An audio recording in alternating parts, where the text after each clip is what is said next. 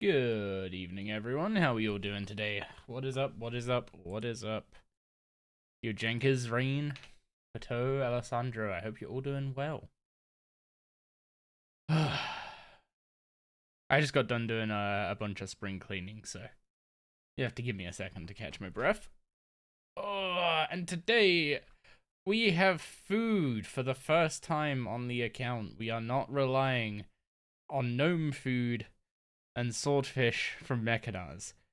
I so wish they were ghostly souls, but I took the understanding L on the fact that I probably wasn't getting 66 fishing and cooking and catching and cooking a reasonable amount of those today. So they'll have to wait. They'll have to wait for now. Probably try and do more fishing as I edit.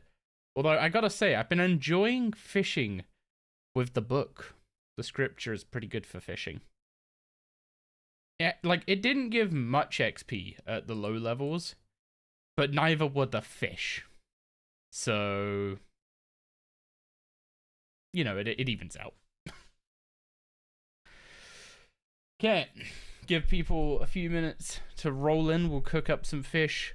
Then we'll go through the 120 construction POH revamp blog preview thing that we've been given. And I haven't read it, but I swear to God, do not just make the RS3 POH the same as the old school POH.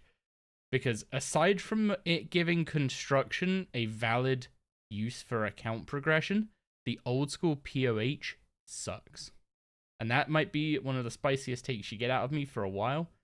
But the old school POH, the way it funnels you through, like, you teleport to your house, you go into your instanced house, you use a teleporter, you go into a boss instance.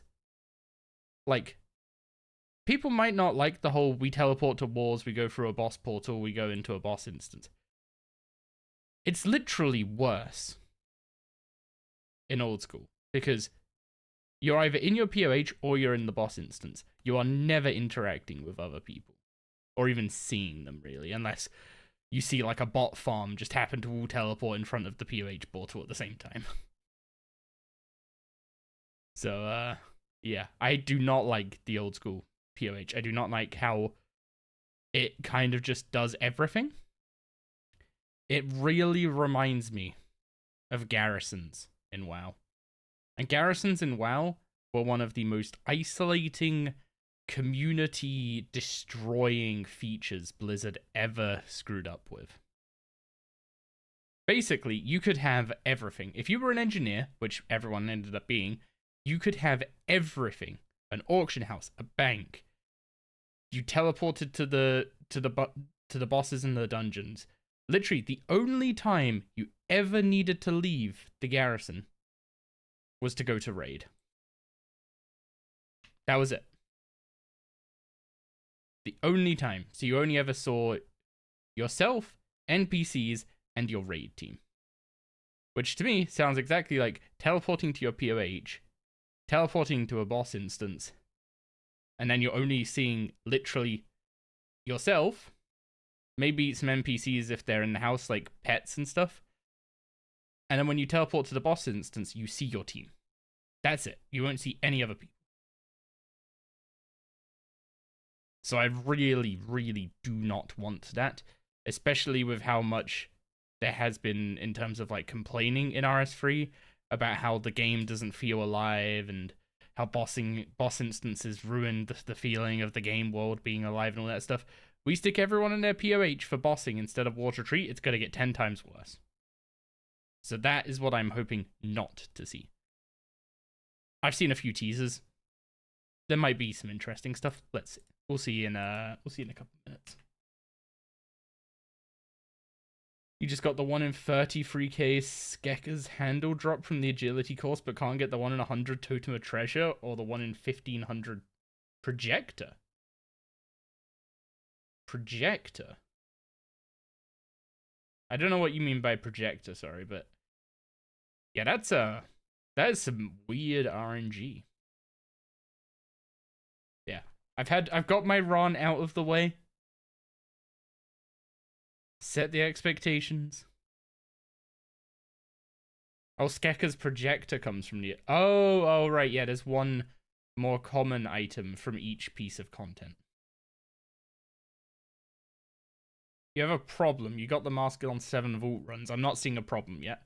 Do you keep your run count low to show the speed or keep going for weapons? You're an iron. You want the weapons. Even if you don't need tier 90 weapons, you want their special attacks to go in EOFs.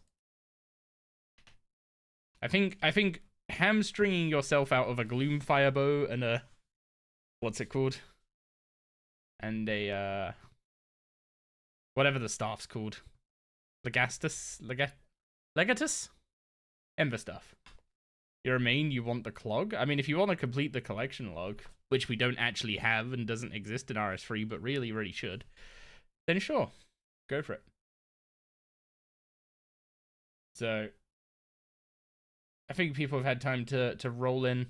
It should take us about 20 minutes to go through the vlog.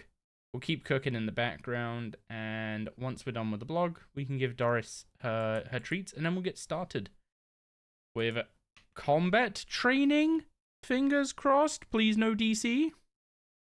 Please, I haven't DC'd all day. I would like not to.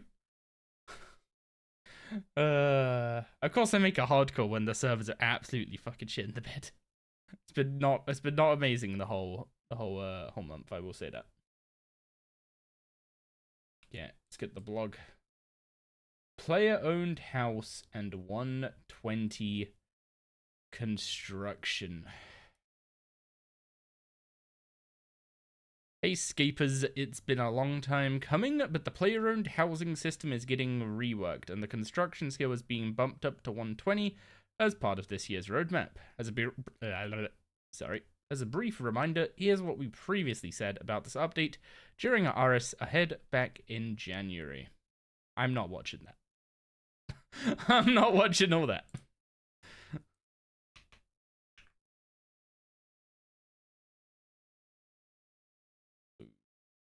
Windows I don't need. There we go. Makes it easier to tab between stuff. Okay, we're all good. Okay, we want to help build a picture of what this update is setting out to achieve by setting out some foundational design details as these have started to come together. With the update being slated to launch later this year, today serves just as an early insight into where we're heading. There's plenty of stuff to preview, though some things may change as we continue through development. Today also includes a couple of opportunities to take community discussions on board and to help shape the aspects of this update. So do stick your oar in on those matters. Don't worry, I will. If you stick us all on the POH as like a between boss thing, I'm rioting. As with our general approach to RuneScape these days, it is our intention to update or implement things in such a way that they can easily be expanded and built upon for the foreseeable future. With that in mind, the upcoming changes to the player-owned house will enable us to keep this aspect of RuneScape integral to the experience and relevant for many years to come. You hope Haven Hive has a heist? That would be fun, but it won't be coming on Monday. On Monday, we're getting the lower level stuff, I think. What is our vision for construction as a skill and a player-owned house? Let's start here. Everything that follows will tie into this fundamental vision. Construction as a skill should remain rooted in the game as the housing skill. Okay, I already like that statement. We simply can't see a world where the construction skill exists, but housing does not. The clue's in the name, after all. I mean, technically you can construct a bridge. So... Either way. It's the skill that allows you to best express your creativity, wealth, and personalization. That's actually a thing that we don't have anymore. There was a bunch of gold sinks in construction way back when. They're not exactly effective anymore, but... Oh, I think old school literally has a gold sink. Like, to be a gold sink. Just nice little win on the old school over there. Old school team over there. Our existing player-owned house, henceforth referred to as POH system, is one of creating your house and then largely ignoring its existence. Or the self-awareness. Barring the occasional niche use cases such as gilded altars or armor storage. Hey, I actually used my POH today. Unfortunately, it's exactly in the kind of thing where I put down a room, I put down a prawn broker, I unlocked a single perk, and then left, and never planned to go back to that room again. So yeah, then hit the nail on the head with that one. As part of the rework, we're setting out to create a housing system that you'll want to return to on a repeated basis and throughout all your adventures in Galen, regardless of whether you're taking it easy or are maximizing efficiency. You'll want to return to on a repeated basis and throughout. When you say repeated basis, I better not be going back there every Raziel kill. Like once an hour. That's the kind of like, that's how frequently I'd be wanting to check into home base, you know? Your visits may be brief, but they should always be worthwhile, and such loops should not just integrate to, but perhaps even embody the very heartbeat of your play session. I'm scared of that phrase. The house should offer you high utility features with functionality that is useful to tap into between most of your other activities in RuneScape. It will also offer you the chance to build and collect hundreds of items for your POH from across the game. Okay, collections. We like collecting stuff. That's always fun. High utility, functionality. I just really hope it's not just a regen pool. Not just don't just give us a regen pool and a portal and a portal to a boss and call it a day. But what does that mean? Think about it this way. When completing a run in an activity, be that Slayer, farming, archaeology, or other, the house could be a place to drop in briefly at before using it to also more speedily access the next part of your run.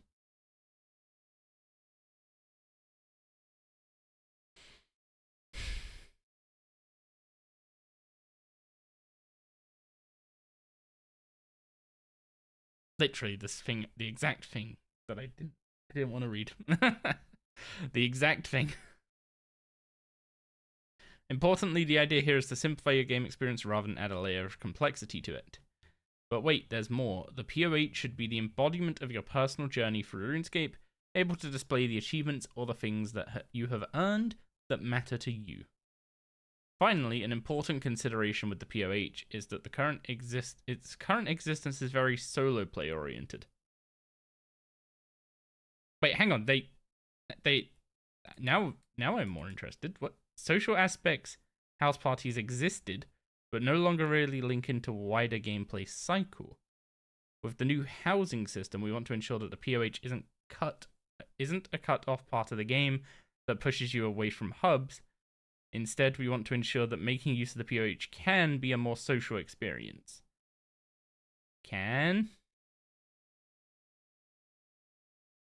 Bearing that in mind, we're not looking to add full bank access to the house or create new workbenches that would otherwise enable skill training as a solo activity. Okay, I agree with that. There is zero chance. Like, there is zero reason you could tell me that a player character, even at 120 construction, could make a better anvil or smithing utility than the artisan's workshop. Or a better, I don't know, assume we get some kind of apothecary guild or something at some point. But a better, like, what are those sets called? Those alchemy sets. They're not called alchemy sets, though. I can't remember the name of it. But you get the thing I'm making. You get the thing I'm getting at, right? There's no way that we, as an individual player character, should have better equipment or be able to create better, like, workbenches and stuff than the literal, like, peak of that activity or that profession in the world, right?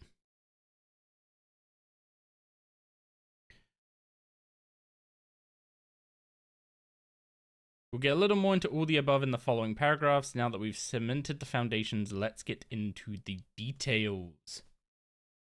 I already like the first headline, I'm not gonna lie.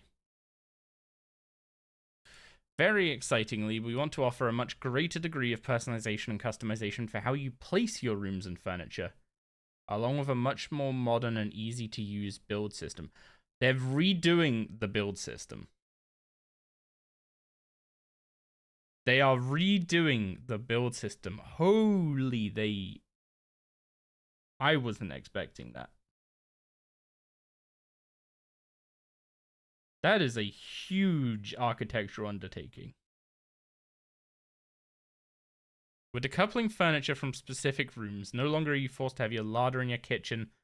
It does make sense, but enjoying quick access from the bedroom for a midnight snack is now possible. Yeah, it is very ambitious. If they deliver on this, I will be massively impressed. Of course, as with anything, there might just be some rule sets we got to put in place just to stop you putting trees in the bathroom. Hey, where's Doris gonna do her business if there's not a tree in the bathroom, you know?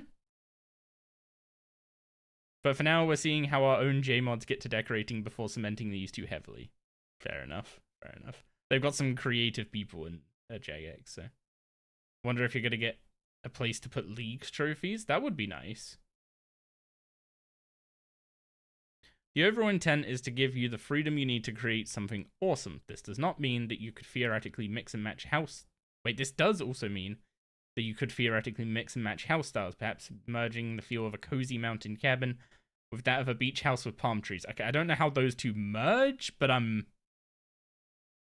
down to see someone try.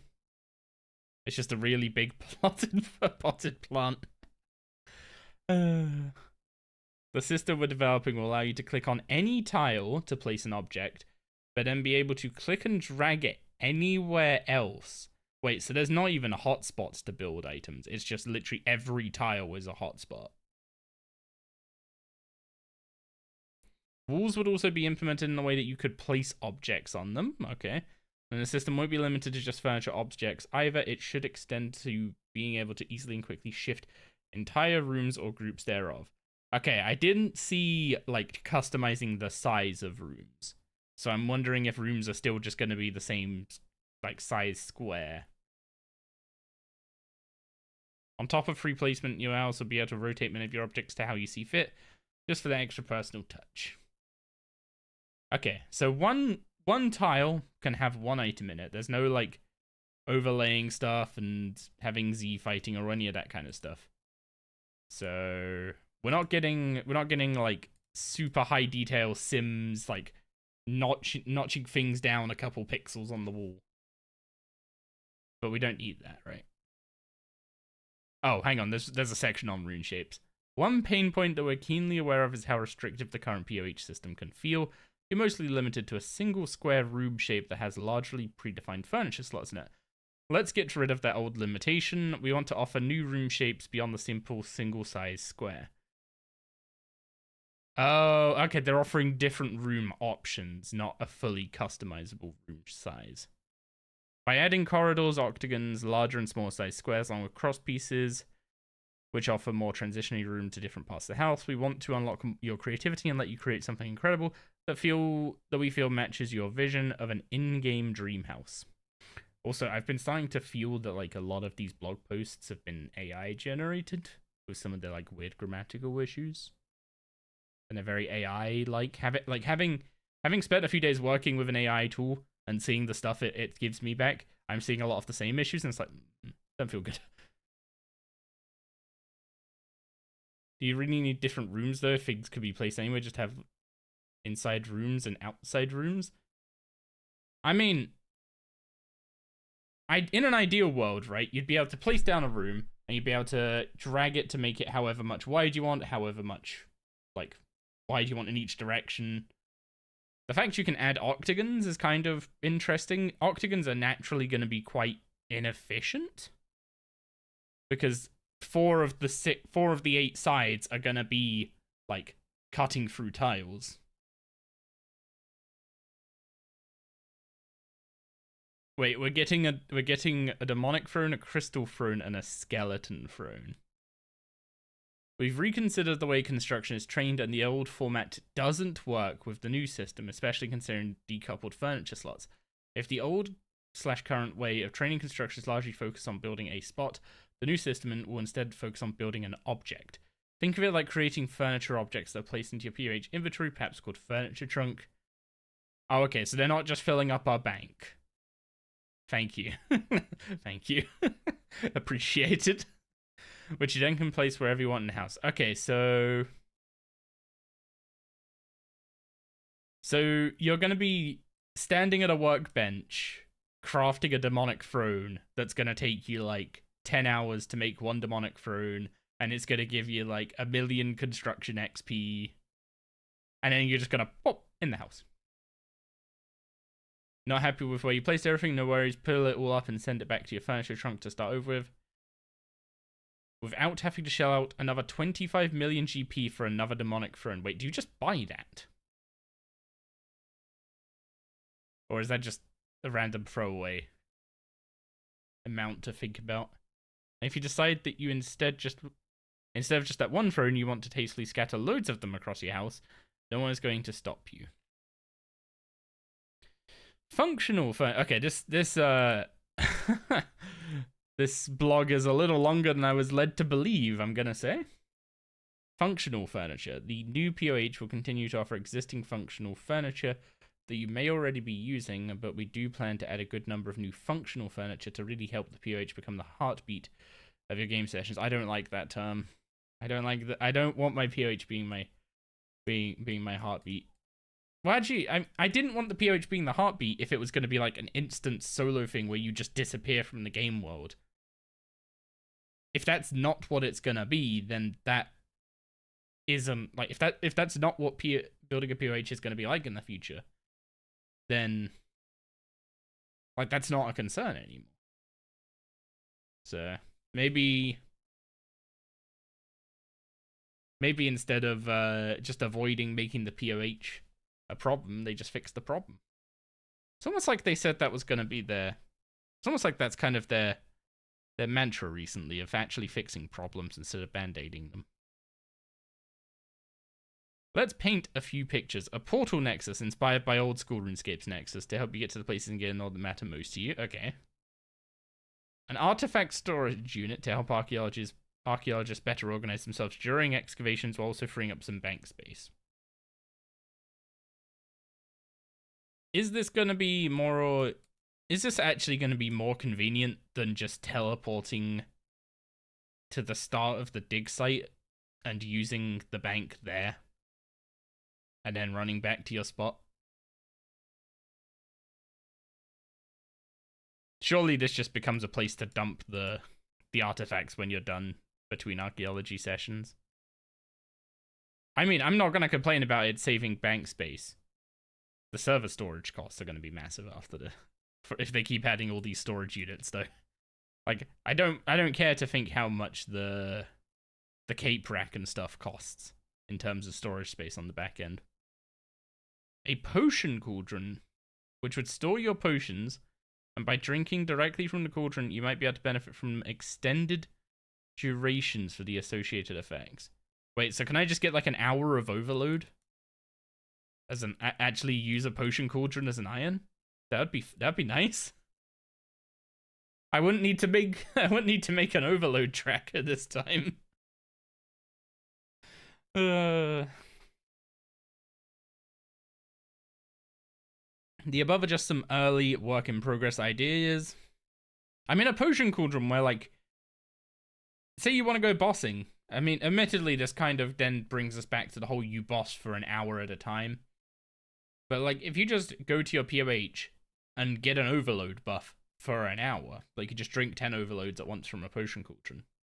That I can kinda get with. So, just some early work in progress ideas, and we can't yet guarantee that they'll be feasible. I mean, potion cauldrons already exist, right? They just need to add a storage thing to actually have you add overloads to them. And what if you want to add different kinds of overloads? Like, what if you want to drink an Elder overload sometimes, an Elder overload salve another time, and just a Holy overload when you're doing Slayer? I guess you could make multiple potion cauldrons, right? You're not limited to just one. You just plonk them next to each other and pour the relevant potion into each one.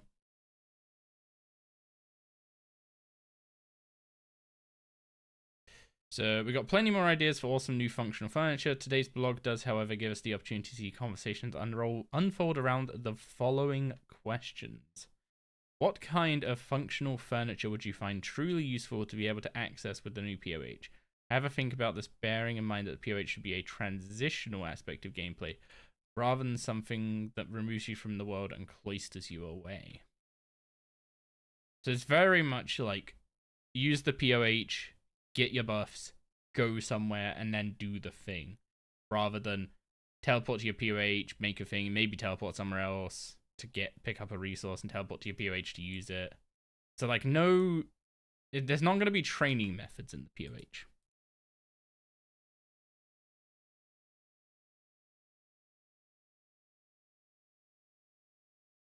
They say potions in plural, so it's saying like, load what potions you drink. But yeah, I think when it says when you store your... Actually, yeah, I guess you can kind of read that as being able to store multiple types in a single cauldron. I almost kind of like the idea of having a cauldron per potion type, and you just click the one you want. Yeah, what's up, Paraby? How you doing? So I said this would take about 20 minutes to get through. We're getting there. We'll call Doris soon, Rain. So decorative furniture, alongside the functional, there is of course the more decorative and flavoursome furniture that really allows your personal character to shine through. The POH will be the embodiment of your journey through RuneScape, so they really like this phrase. Celebrating your adventuring achievements and victories. Think of roaming throughout the lands. Boss pets, by the way. Pets. Have pets. Like, let us put pets in the POH. Just have mini bosses roaming around. That'd be great. Think of roaming throughout the lands, visiting different areas in order to find, unlock, or purchase furniture for your POH. So, WoW kind of did this recently, where furniture items in WoW, for their player-owned housing system, are like, some of them are kind of expensive to make. And rather than just unlocking the ability to build a chair, you know, unlock the ability to craft a chair, and then you can place a chair. So it seems like the POH is going to go kind of in that direction, which I'm kind of down for, actually. As with the functional furniture, we've got a lot of great ideas for what the POH will already include in order to become that embodiment, but this is another opportunity for us to check in with the community conversations around this question. What are the things you genuinely care about displaying your POH? Pets, pets, pets. Whether for yourself or to impress the occasional visitor with. What are the moments in the game that have mattered the most to you and that you would want to be able to proudly place in your POH?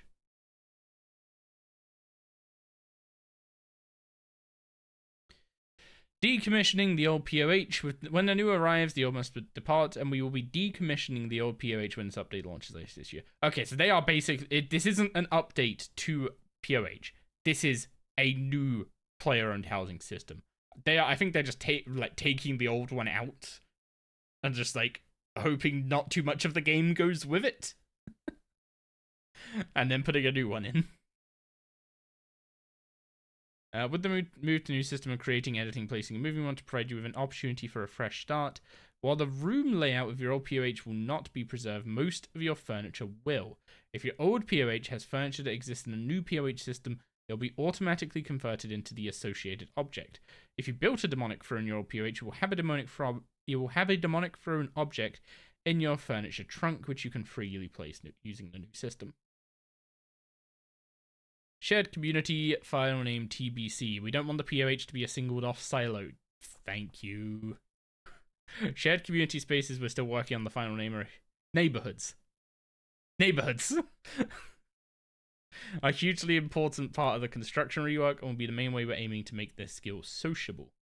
So what are shared community spaces? Consider getting together with your friends, showing off and enjoying each other's homes, all as though you were visiting your friend who just happens to live right around the corner. Imagine being able to see your house nestled in among all your friends' houses. So there's going to be clan neighborhoods, is what I'm getting here. This aspect of the update warrants its own larger blog a little later down the line, so we won't go much further than that for now. We just wanted to mention it today, given the emphasis we want to place on how the POH should not be so siloed off. This does, of course, also affect the POH's placement in the world. More on that next time. You know what? I said I didn't want them just sending us there constantly and stuff, right? Because it would just remove people from the world and stick them in instances, and that's just worse than War's Retreat, and that's something I really don't like about old school's housing system. I kinda like the solution of making them neighborhoods. My initial concern is like, if someone isn't part of a clan or some other kind of community, are they basically going to get the old experience where when they go to their house, it's just their house in a big green space? Want to place bets on what's going to get missed or destroyed when the house changes? So based on what they've said, how old items are going to get converted to new items, the items in your cape rack are not in that specific cape rack. Your player character has a cape rack storage that all your cape racks can access. So that is attached to your character, not attached to the cape rack. And I think that's the same for all the other storage items in the... Oh, you mean due to spaghetti?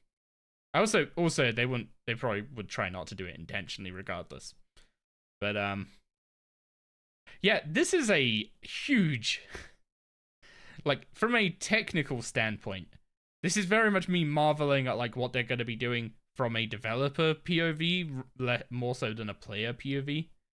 From a player POV, there is the potential not much changes in terms of, like I said, if you're a new player, you're on your own, you don't have a clan, you go to your house, is it just your house in a big green square, like it currently is? That would be kind of sad. I don't know if they can, like, put you in, like just have random neighborhoods until you join a specific one. And then that opens a spot in your neighborhood, so when someone else buys a house for the first time, they get that plot. I don't know. Anyway, ads are about to start. Once ads are done, we will be spending a little time with Doris, and then we'll get started for today.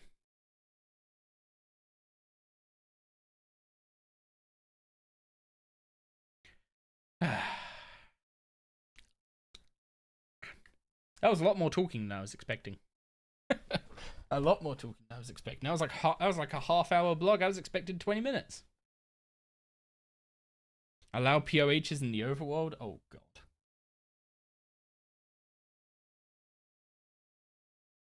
I'd be much happier if there was not a place on the map marked Dick Country in Gillinor. Let's not have that.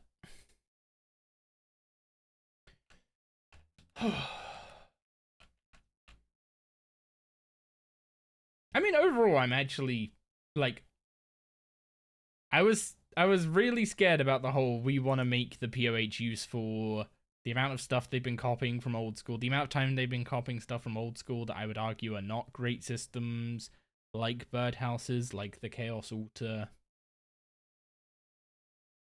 So I was kind of scared we were just going to end up with the old school, like, gameplay flow where you spend like 10% of your time in your POH, 90% of the time in a boss instance.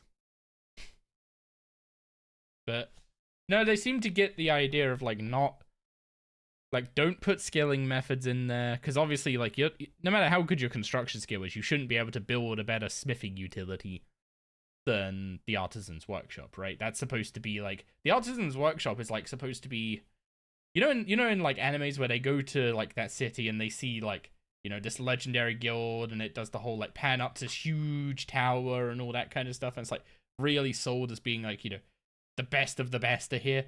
That's kind of like what the Artisan's Workshop's kind of supposed to be for smithing, right?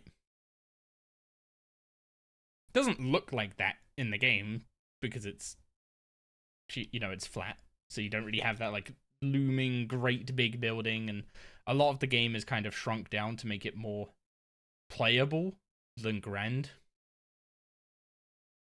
But, like, that's kind of what its, like, lore is supposed to be, right? So I'm glad we're not just replacing outdoor skilling or, like, guild style skilling hubs and all that kind of stuff with players randomly being able to create a better like apothecary bench or whatever. So, should we call Doris? Oh wait, I don't have a treat. Why did Gig put the treats?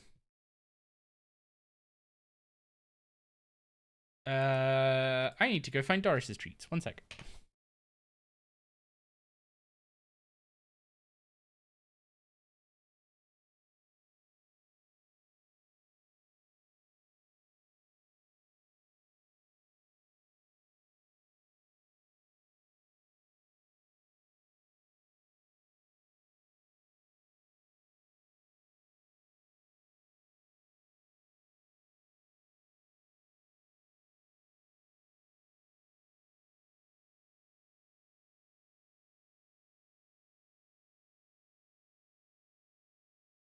One up?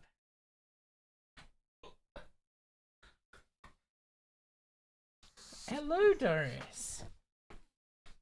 You'd place it on top of barrows and make it a maze to get to each of the brothers' mounds. I would never be going to your world ever again.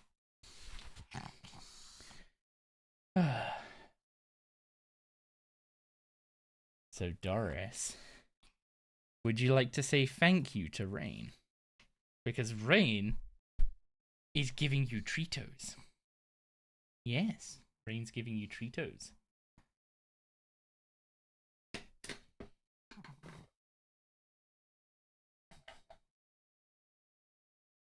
Okay. Oh, good girl. You caught my finger there a little bit. Oh, good girl. Can I get a fist bump? Fist bump? Fist bump? That counts, I guess. Yeah. Smile at the camera.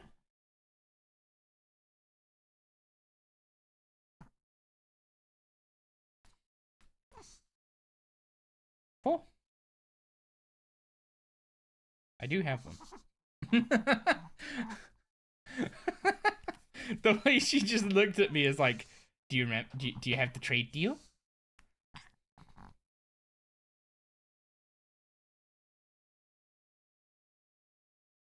Hypo? Hypo? There you go. And one more for the road. Fist bump.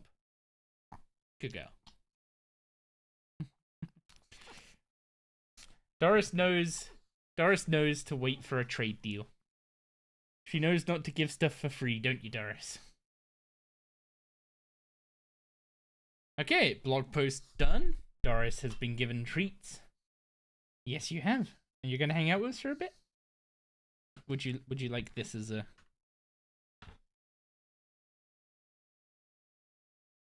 No, you don't want that? Okay.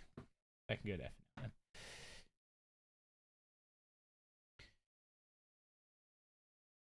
What are you sniffing around for, huh? Okay, let's see how many desert souls we have. 583, and I burnt nearly 200 of them. Jesus Christ. I need to get the, what's it called? The sous chef outfit before we do ghostly souls, that's for sure. I mean, that's the most food I've ever had on this account, right? So I guess we can't really complain. So, I first should get to 60 ranged, I think. I think that's our initial plan. We want to get to 60 ranged. So we'll grab some prayer potions, grab our new food,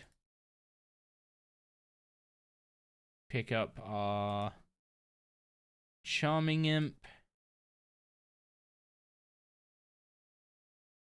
and put one of each charm in our inventory to make sure that it can pick them up.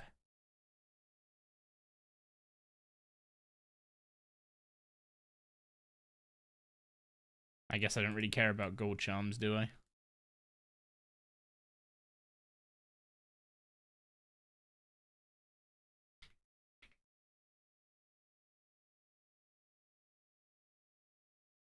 Okay, so we get up to 60 ranged. At 60 range, we could use an Elder Crossbow. Not Elder Crossbow, Elder Shortbow, which we have got from Mechanars. That looks like an Abyss training setup. Yoink. I'm zooming. I'm getting that spot first. There's already someone in this spot.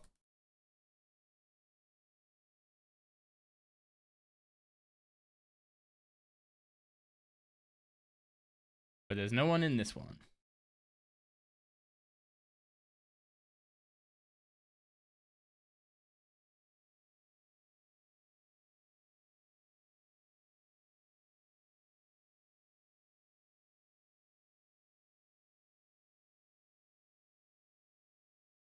Okay. That range XP per hour isn't going to be accurate, is it?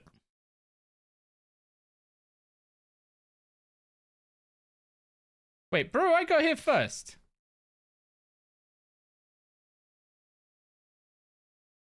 I literally got here first.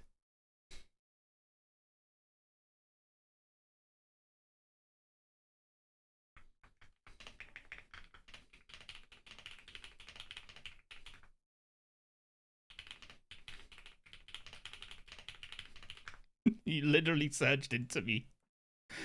The classics are coming out. Oh, I was just banking. Seen it 100 times in old school. Absolute classics.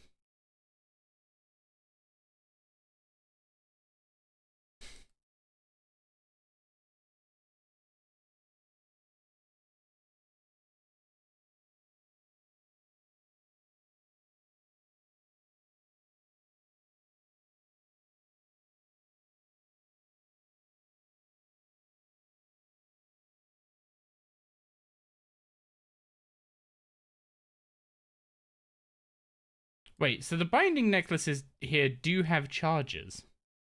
I always thought they were like uncharged ones, so I've never bothered caring to pick them up. But that's not how binding necklaces work.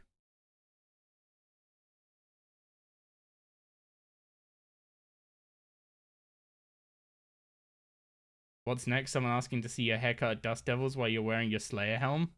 Wait, what? This is my first time hearing of that.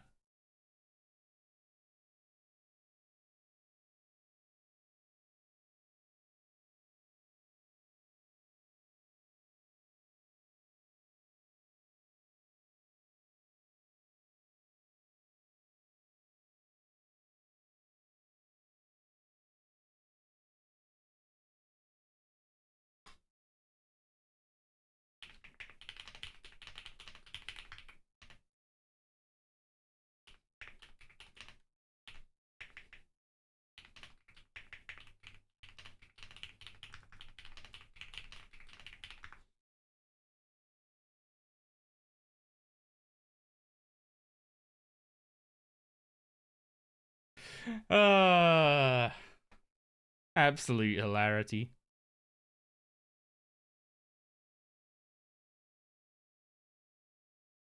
People don't understand how how resource contention in MMOs works, it seems.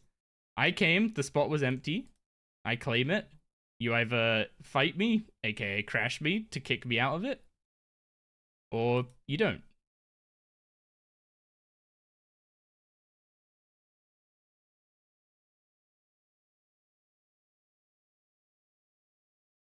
I don't actually win this against a meleeer, by the way. Just to clarify. I'm standing here on principle, not on efficiency.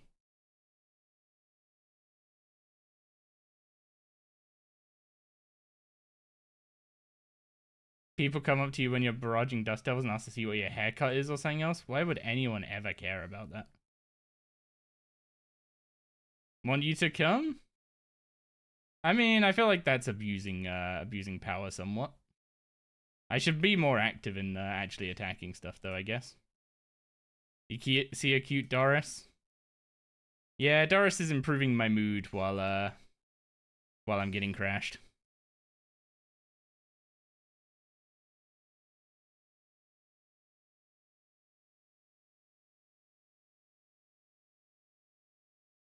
Okay, you'll leave me to it. This is not, like, a good thing to do in terms of efficiency. In fact, I'm basically just burning chins to to be stubborn about it.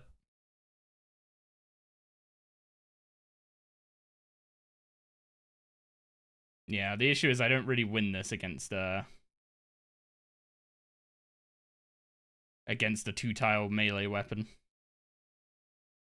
I don't think I'm actually impacting him in the slightest.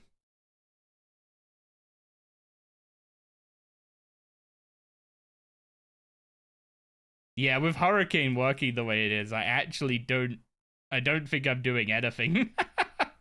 Oh god, melee has ruled the abyss now.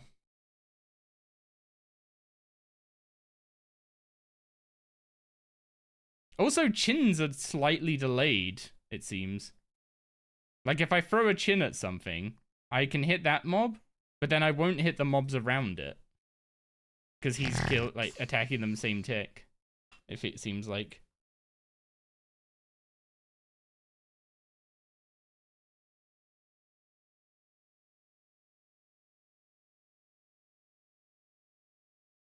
Yeah, with Hurricane being, like, a non-existent cooldown, there is 0 chance here.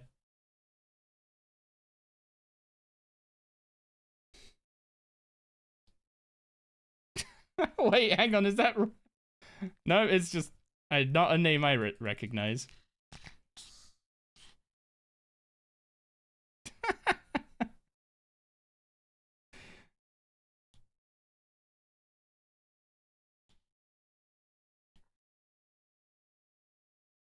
Oh dear, I've accidentally used my influence for bad, I think.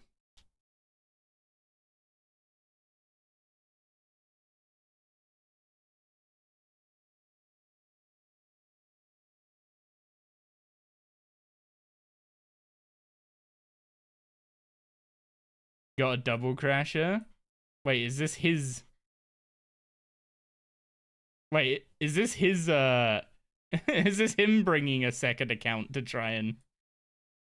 Wait, it is. He's crashing himself. He was actively getting decent XP. And now he's crashing himself.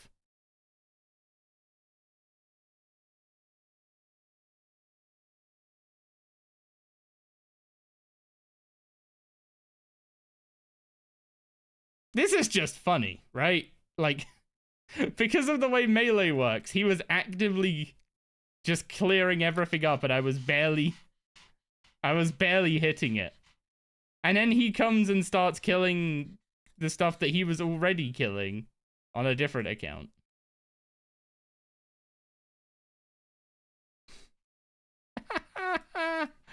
I'm just gonna... I mean, I'm happy for him to just crash himself.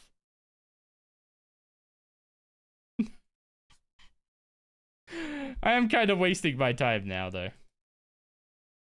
Doris, you're sitting on the keyboard. Let's not do that.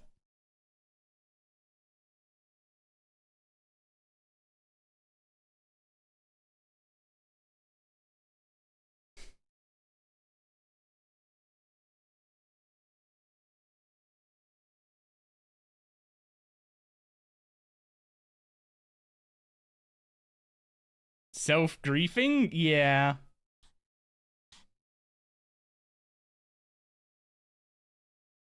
This is actually just kind of funny.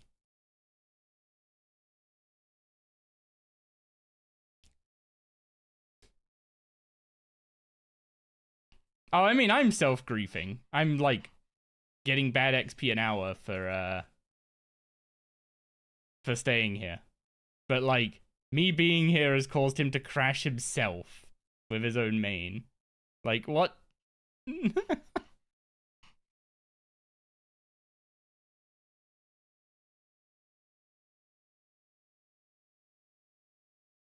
I can't give him the... I can't make him think that he's doing something smart, you know?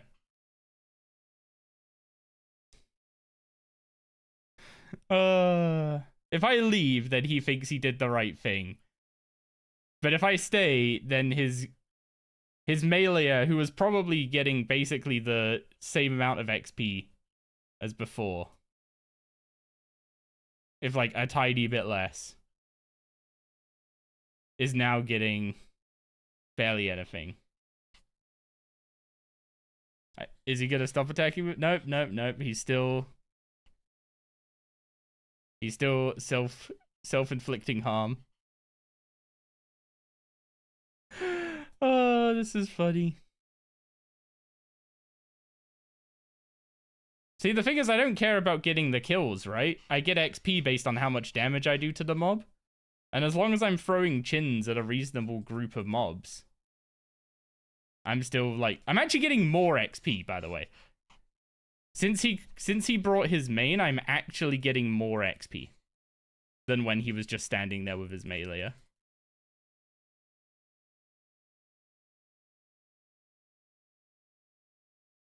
Okay, now he's gotten smart and he's going to a different world on his gim while he just leaves his main here. What do you think his main was doing before this? Do you think his main was making money? Oh no, never mind. He's not smart. He's not hopping to a different world while continuing to crash me. He's just crashing himself again.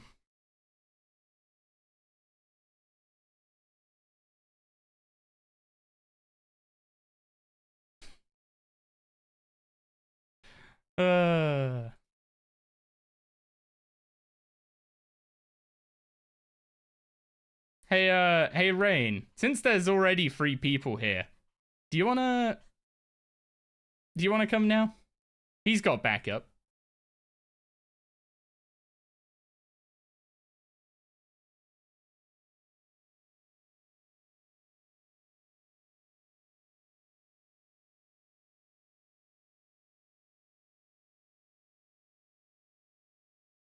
Wait, he actually left. His main left. He realized he was just griefing himself, and his main left.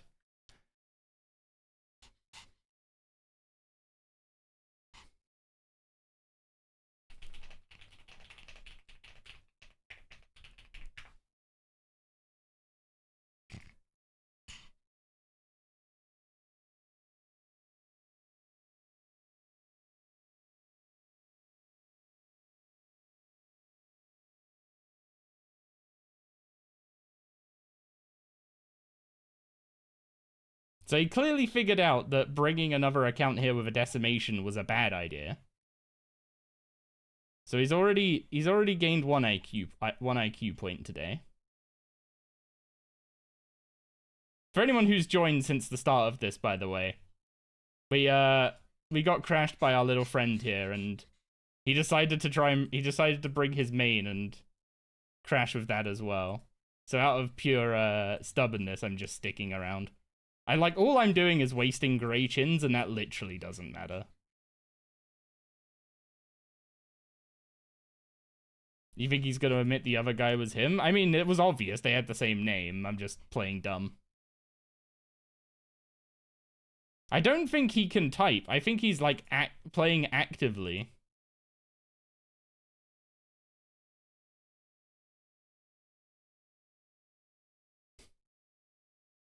I think he's actively using his abilities instead of just AFKing and revoing. Which way did I come from?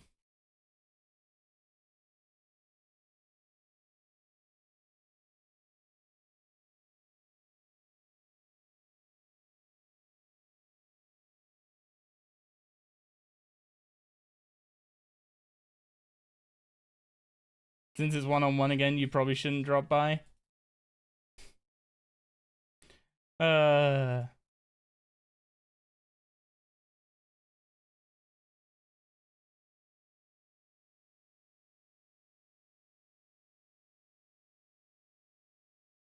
Yeah, the problem is range has gone from the best, what's it called? The best in the Abyss to now probably one of the worst. Doris, please stop sitting on the keyboard. You keep trying to do it. It's like, that is not the comfiest place to sit. There you go. Sit in my lap.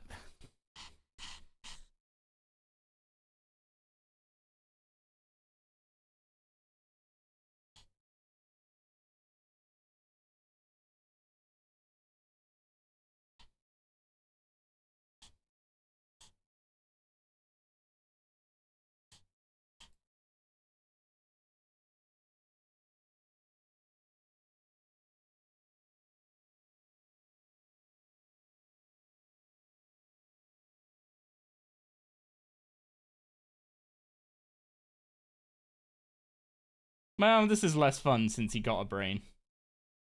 I was enjoying him crashing himself and actively making my XP better and his XP worse.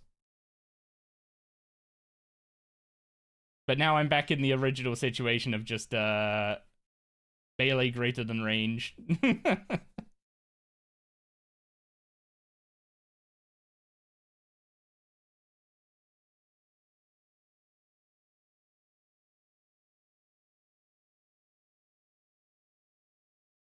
At this point, wait, hang on. Have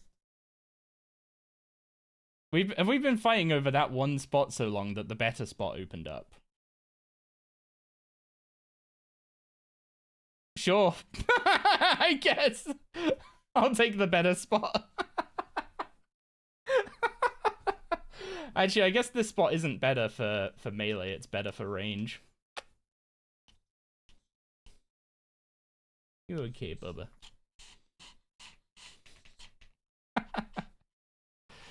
Oh.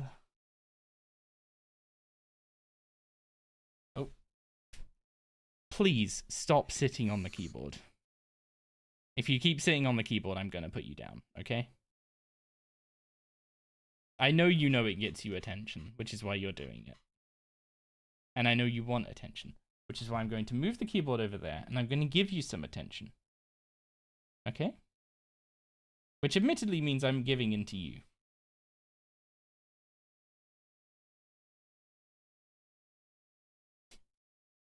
She knows that sitting on the keyboard will get me to, you know, pay attention to her, so she's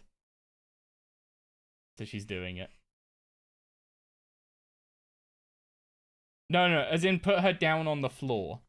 She's currently... Okay, poor choice of words. Poor choice of words.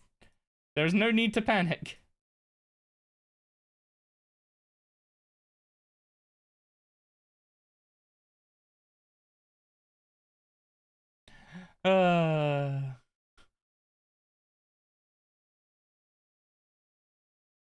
Doris, I accidentally spooked everyone.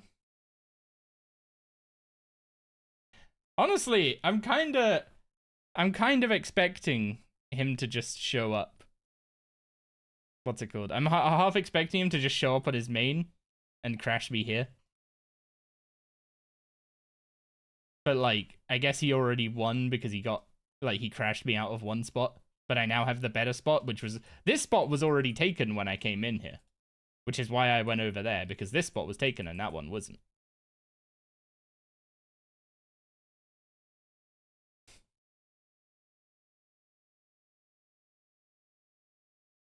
But this is actually the better spot when you have chins. You'll have some random... Wait, nah, man, don't go doing that. Don't go doing that. We've had our fun with him, laughing at him crashing himself. I think we got what we what's the word? I think we got what we want out of that. We got a good laugh. We're still gonna get 55 range so we can bring red chins. We ain't got any reason to make his day worse. Oh, okay, you meant if he crashed me again. Okay. Yeah, rebuttals are fine, I guess, but like, don't go out of your way making someone's day actively worse. Have a good laugh at them if they're an idiot. Like, he crashed us and was then an idiot by crashing himself. Even though he was, like, already winning that with the whole melee versus range setup. So, like, We have no reason to make his day any more worse than he already made it.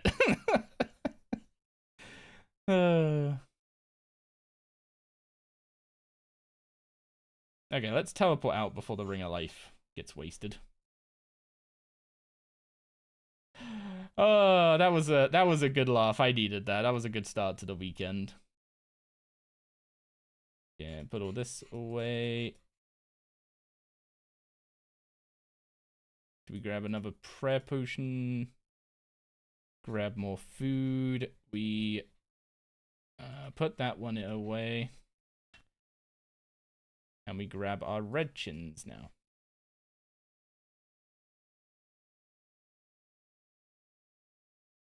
Wait. I need to go to the bank and change my amulet. I forgot I had the salve amulet in this preset.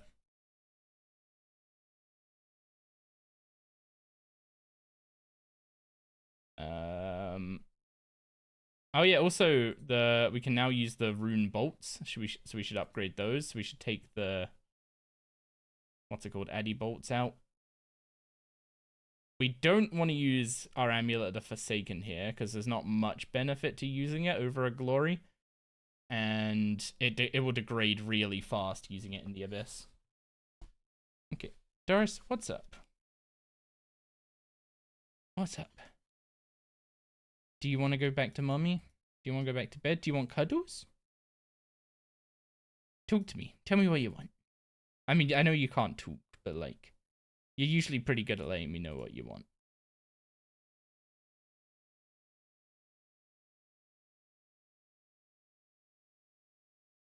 Okay, I put the offhand rune crossbow on. I'm pretty sure by going to bank, we will have surrendered that spot we had for like 4 whole food. But that's fine, because if someone else has taken that spot, it is now their spot. That is how it works.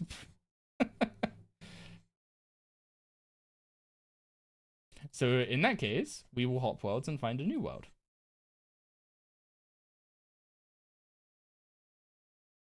That's a crash star. For a second then I thought there was a wildy event going on.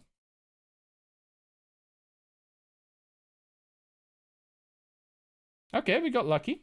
The spot is still free.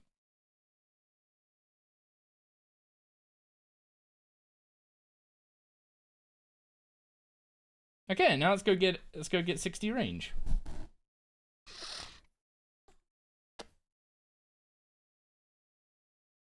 Okay, here's your cuddle stars. Here's your cuddles. Would you like? Were you wanting some cuddles?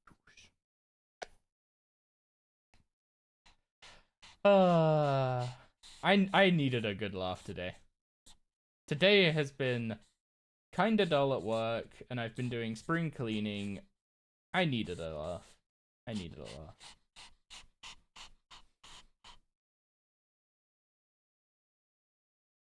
Well, I gotta say, I'm kinda sad the current state of, Wait, hang on.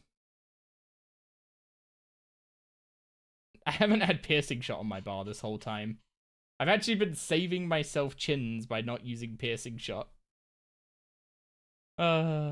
Anyway, now we're on red chins, so it's time to actually start losing supplies we care about.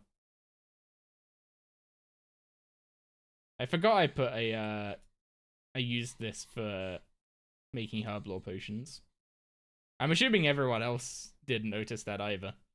The fact there was a green unfinished potion on my action bar among a bunch of green range abilities. Okay, when do we actually get something new to put on the bar? Because I'm assuming bombardment is not worth pressing compared to just snapshotting with chins, right?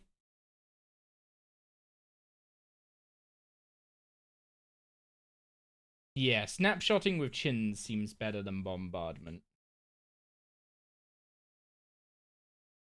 Would you agree?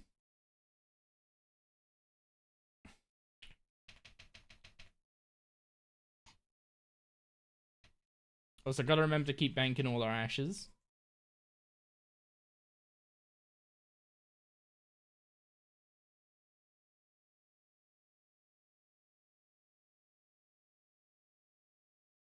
Hey, Doris. Who's a good girl? I'm gonna do an ear check and see if you're hot, okay? Okay, you're not that hot. I'm gonna ask you if you want to go back to bed, yeah? Do you want to go to mummy? Do you want to go to mummy or do you want to stay with daddy?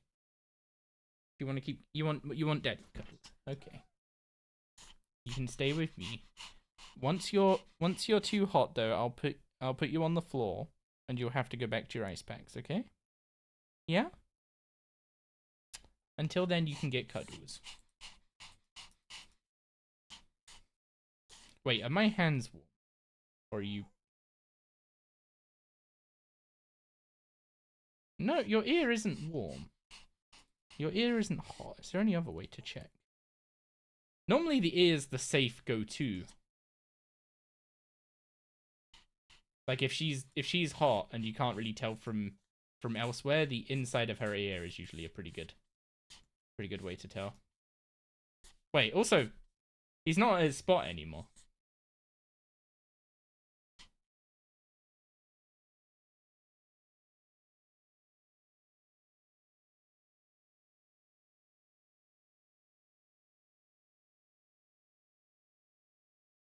He spent all that time crashing me. And he's not even... Oh, no, there he is, I think. There he is.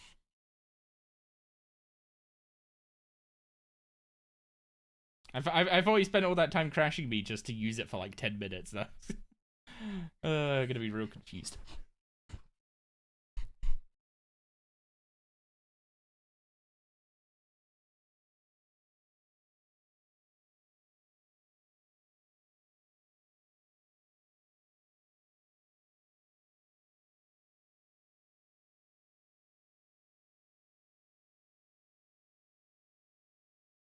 So I'm going to keep doing this to 60 ranged, and then I'm going to swap over to doing Slayer tasks. The reason being is I want to start getting some Slayer points so that I can make Rings of Slaying for enhancing components and precious components.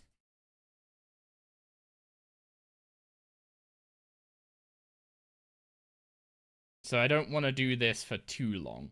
But also, until we get to 60 range... I mean, I would say 60 range is when we get access to a decent weapon in the Elder Shortbow. We'll only have broad arrows, which are tier 55 damage instead of tier 60. But, like, does anyone know any tier 60 arrows that aren't, like, dragon arrows? Because I don't. Yo, what's up, Trucks?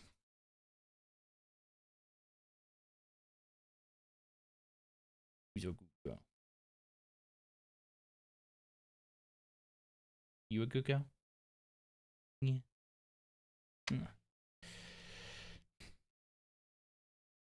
Okay, may I see your tongue?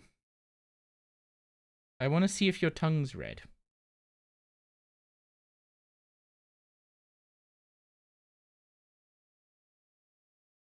Your tongue is pink. Your tongue is pink and your ears aren't warm, yet you're panting. Are you hot or are you not hot?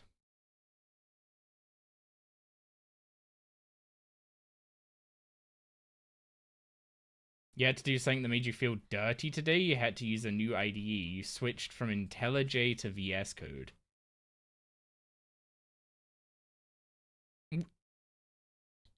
Are we calling VS Code a full IDE now?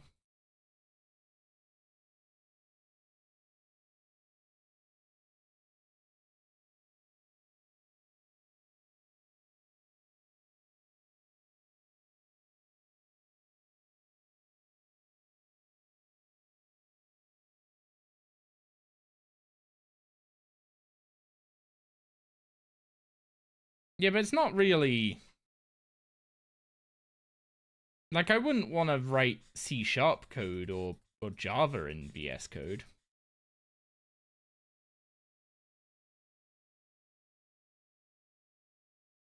I guess if you just run all the other tools via the command line, then the built-in terminal in VS Code can count to cover them, but you're only using because it's the only way your company has your Salesforce deployment set up.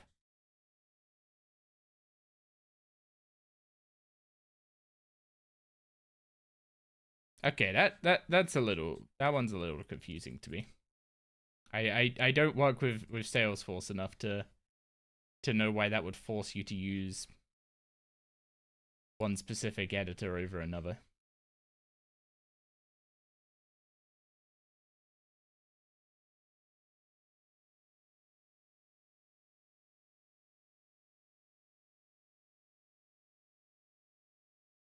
Would you like to get down? Are you getting hot? I'm gonna do another ear check. Actually, I'm gonna do it with my pinky. You're still... How are your ears still not hot? My fingers aren't hot. How are your ears not hot? And yet you're panting. Never thought you'd hear Salesforce brought up in here. I mean, some people at work use it, and clearly Trucks uses it as well. I guess we're all, what's the word? We're all cursed.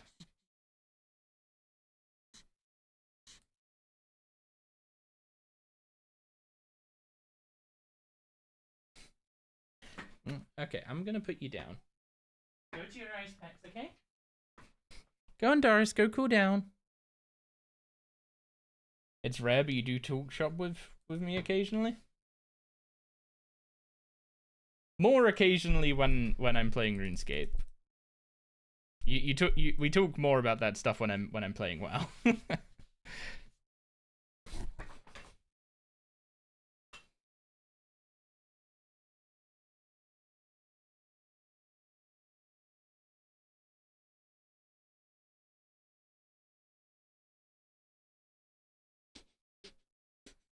I think Doris left a parting gift.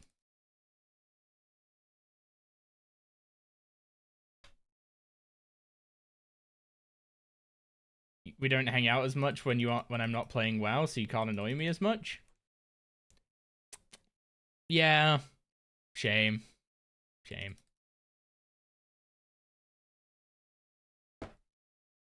The moment you hear Magstar, though, you know we're all screwed. Okay, I have never heard of that one.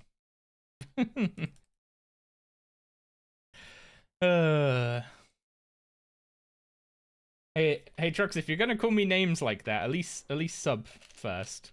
At least pay me and make it worth my time to be abused. You are subbed? Wait, what? Why am I not seeing the sub badge next to your name? You hadn't renewed it. Oh.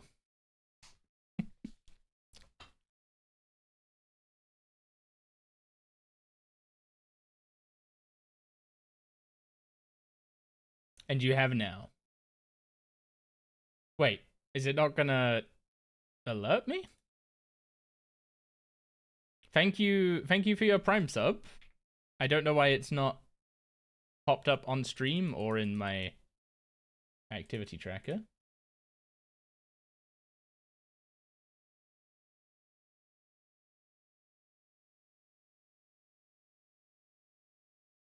Ah, dang it. Oh, I need to retake everything out. I always click the preset number instead of a transfer number.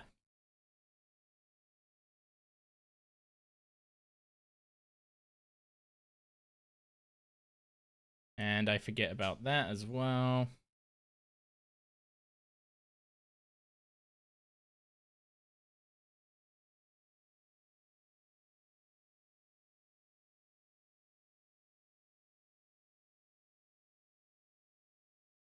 Oh, and it put my old gear back on. I should remake my preset.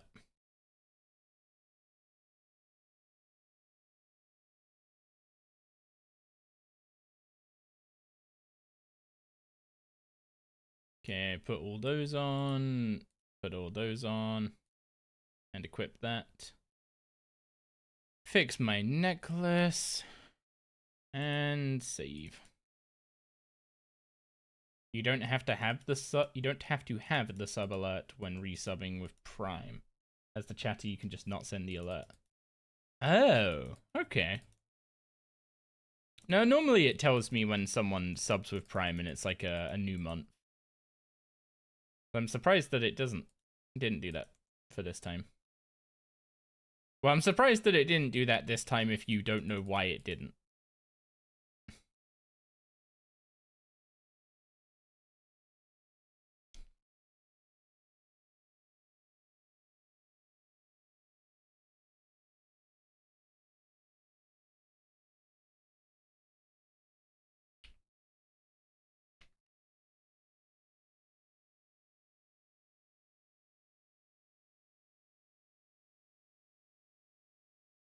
Or, you know, is you get the pop-up every time and you can choose not to send it? Wait, so you could choose to give me money and have Twitch not tell me that you're giving me money? That seems like a raw deal for you. I mean, why would you... I was about to say, why would you give me money to begin with, but Trux is giving me money to have free reign to a boost in chat, huh?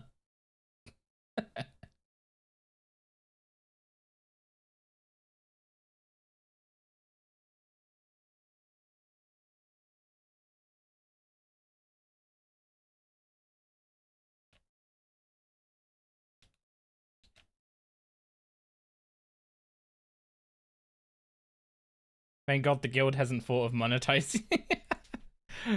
Just me then, huh?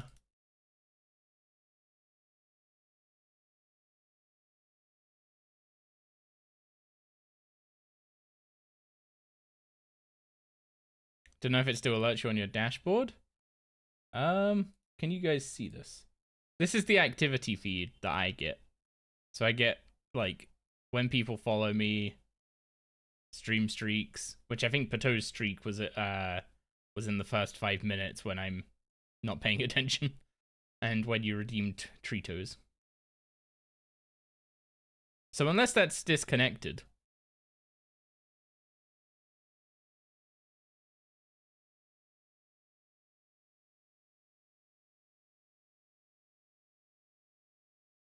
Also, how is my internet doing today? It doesn't seem to be having any random issues.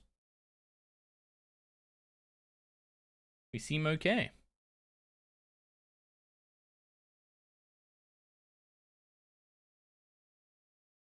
So we just need to... I mean, we're almost level 58. We're not going to be in the abyss much longer at this rate.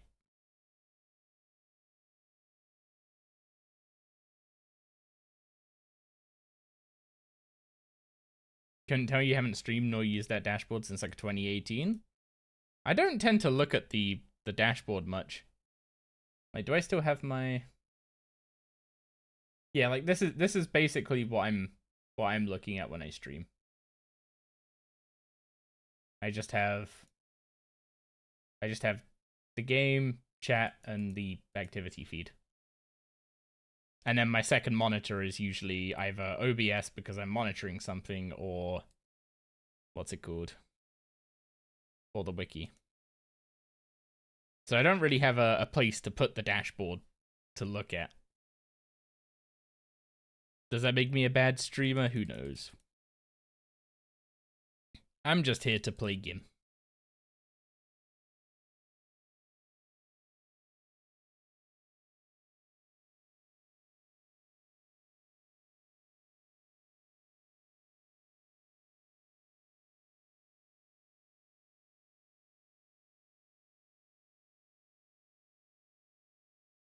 I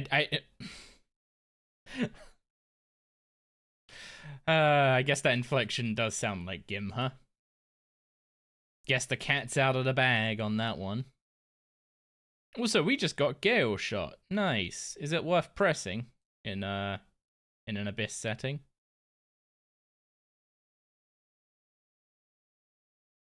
I'm completely butchering my action bar just to see what Revo can actually do with range. So surely it's like Gale shot is like now most important button.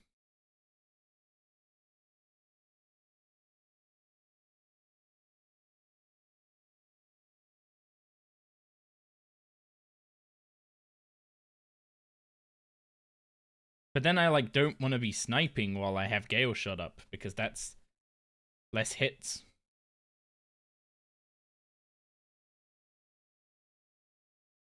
I don't know if Gale Shot's actually doing anything with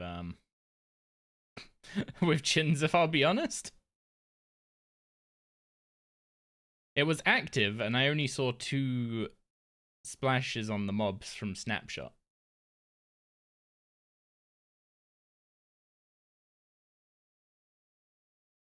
So I don't know if it's actually doing anything.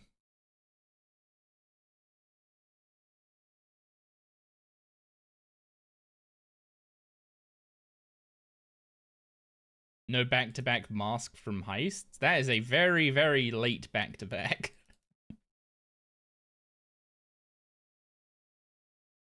You gotta send the Insta for the back-to-backs. While the luck is still hanging around from the previous drop, you gotta take advantage with the next one.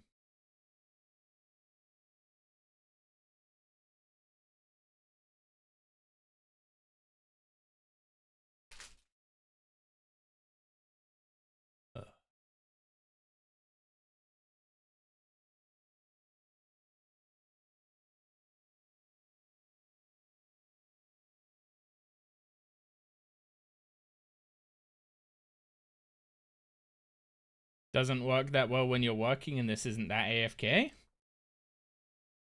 Wait, so you were... Wait, how did you get the previous drop then? Did you run a sneaky heist while working?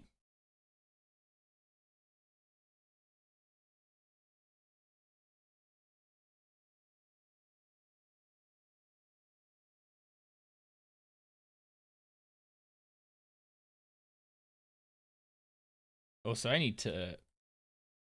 Wait, how did this get squished? I could have swore this was wider than this. Also, I don't really care about seeing damage row, if I'll be honest. Oh, can I not hide a row in the middle of combat? I guess that can stay then.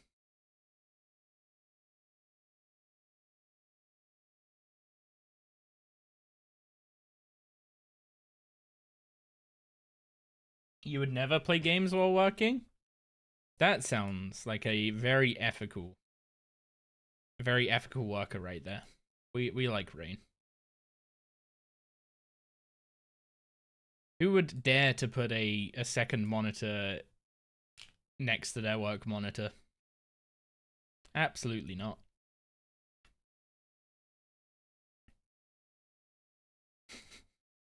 I mean,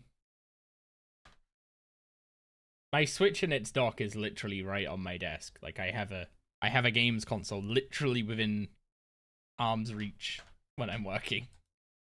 So I guess I can't really talk.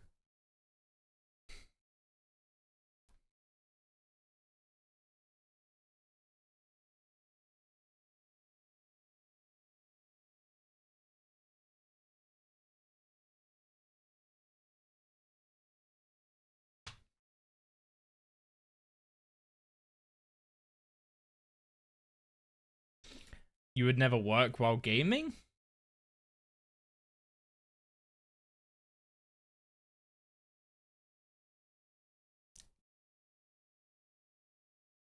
If I read that in a certain way, that is also ethical.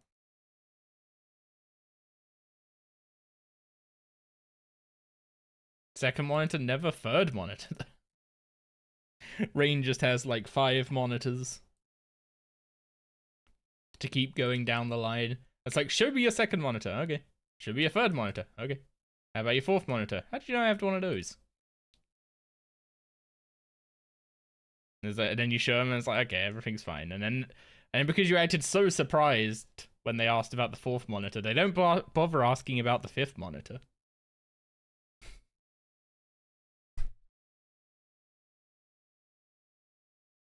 Oh, hi Doris. Do you want to come back up? No? No? Are you just here to see if you can con me out of more nice things? You want cuddles? No? I took you down for I took you down to do your business before streams. You shouldn't need that already.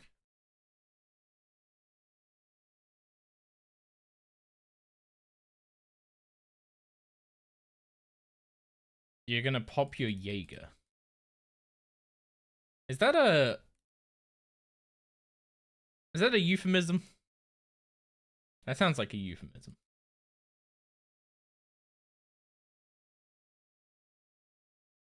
It's not a monitor, it's on the TV that's hooked up to the computer.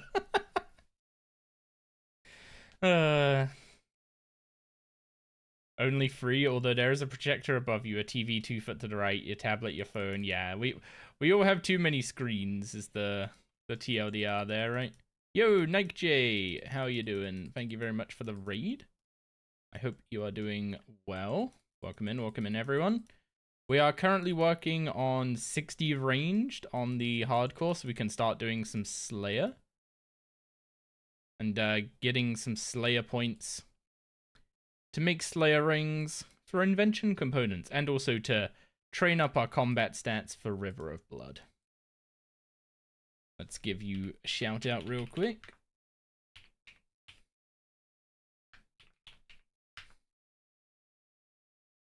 So what were you up to? What were you up to in your stream? It won't let you unmute the stream. Oh boy. I was about to say, am I just muted? Have I just been like? I don't know how the others would have been hearing me all along, but I wouldn't put it past Haraby having snuck a camera in, or Rain having a camera in here to look at Doris when I'm not streaming.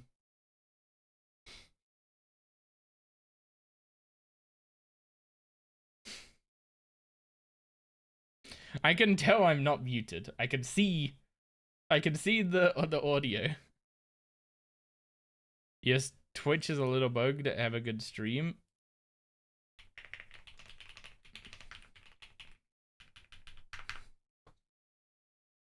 Give him a TY for the raid before he departs. Are you about to boof? Were you about to boof? Oh, now you're huffing. And now you're boofing. Go ask Gig what she set up last time you let her be streamer. Man, every time I let Gig stream, I have to coax everything out of you guys. Oh, here come the boofs. The boof train has begun.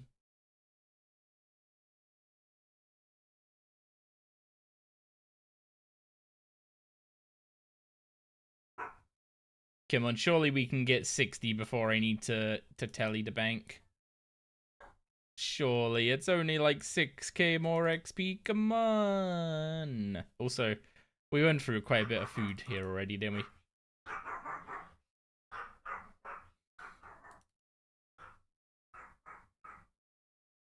The dog's going wild. Is that right, Doris? You're going wild?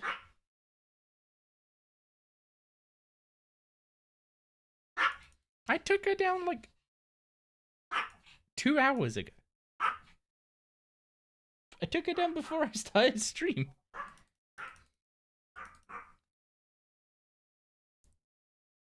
Did she hold something in the tank? Is that what I'm getting?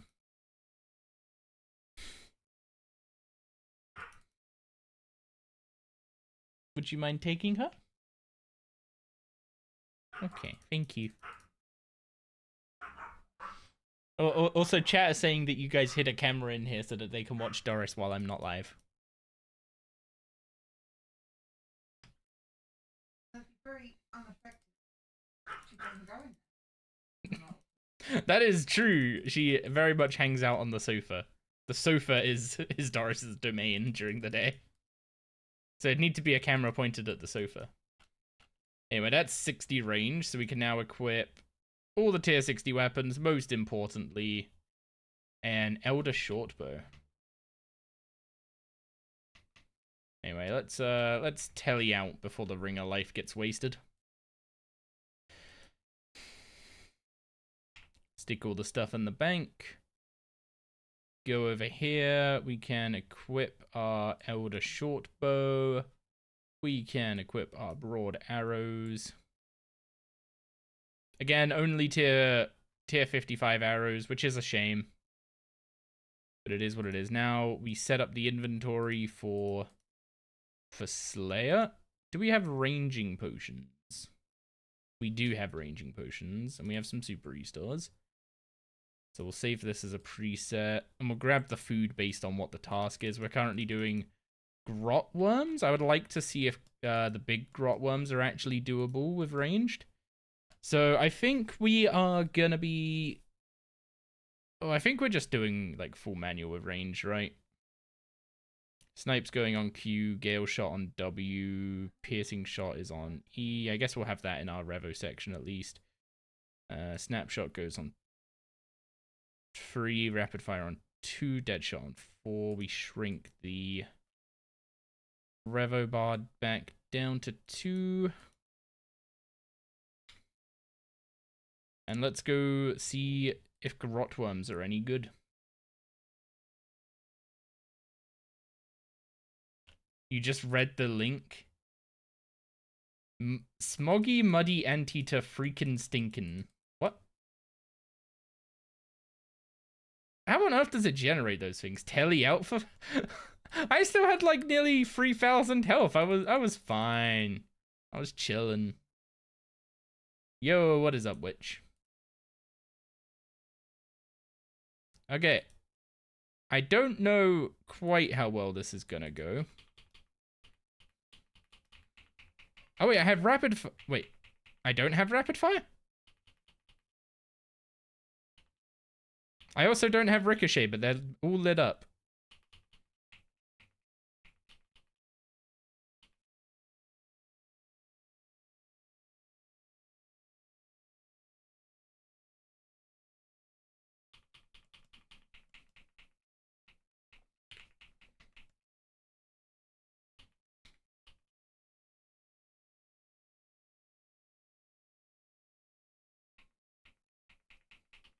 Moons is causing you heavy depression? Oh dear. You only need 1 HP, everything else is superfluous? That is correct. You guys have seen Nightmare Mode, right? You could just play the whole game with a single... What's it called? You can play the whole game with a single hit point. I don't know how much that applies to a game where you don't have 100% protection prayers that make the game easy mode, but... 1 Runite Stone Spirit. What a drop. We're absolutely loaded now.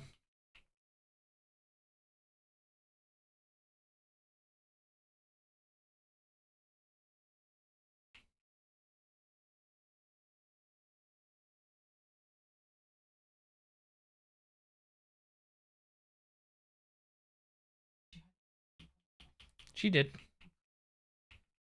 Hey, Fellstalk seeds off these guys? That's huge.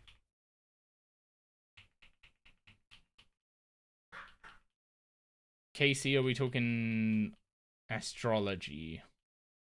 Oh, because moons, yeah. You went 81 dry for first drop, got 3 between 81 and 90. And now you're 175 without another drop. What's the drop rate supposed to be?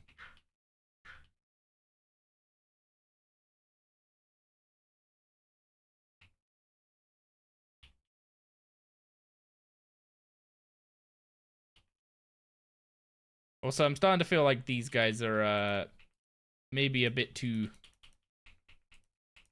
Maybe still a bit too beefy for the tier 60 range setup.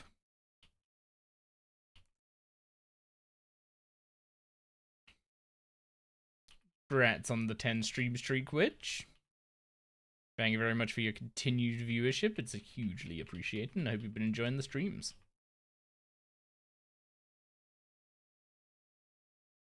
Oh, apparently you should not go into melee range of those guys. Good to know.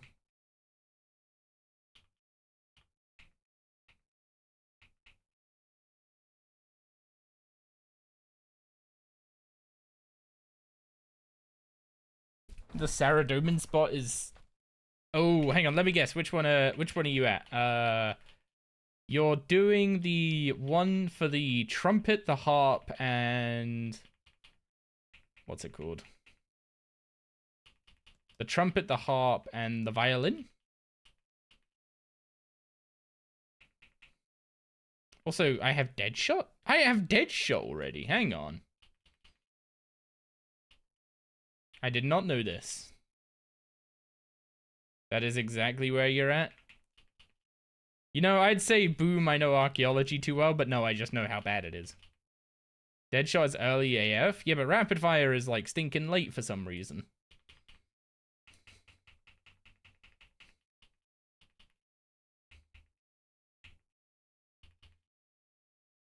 I mean, at least Gale Shot, Deadshot is still a reasonable combination of buttons to press early, I guess. Defender of Arok is needed for gold rune caches. That is correct. There is at least one, I'm not going to say decent, but passable artifact spot that gives gold rune at a reasonable rate. That makes that not super painful, but it's not exactly great.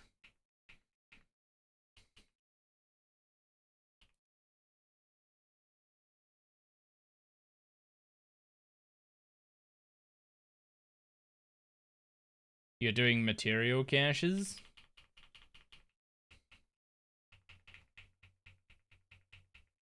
Oh, did I do the quest to get gold rune caches? Nope.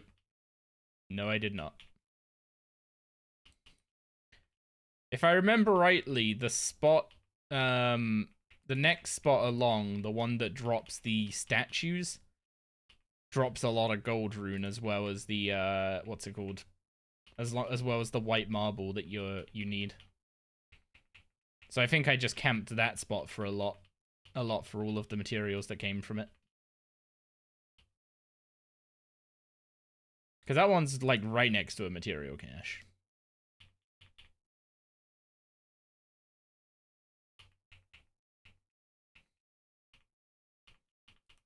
Also, remember, don't be in melee when you're praying magic, because that is silly.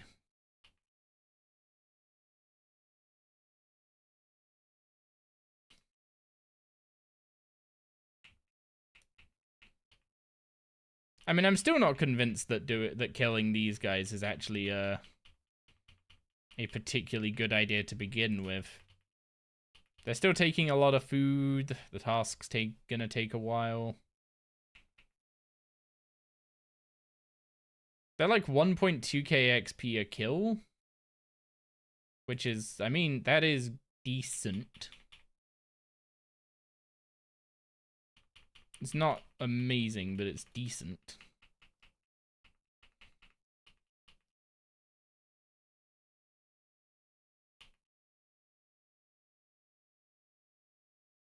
You just do the middle ones? Yeah, my problem with the middle ones is that they're terrible in terms of XP. So you may as well just do the little ones, and then if you do the little ones, you're basically just skipping the task with extra steps.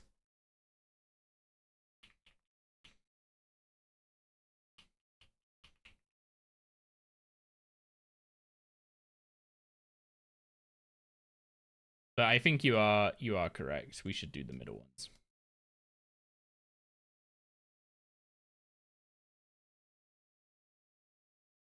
As much as I hate to admit it. Can I literally just one-shot the little guys? I don't even one-shot the little guys. That is kind of sad.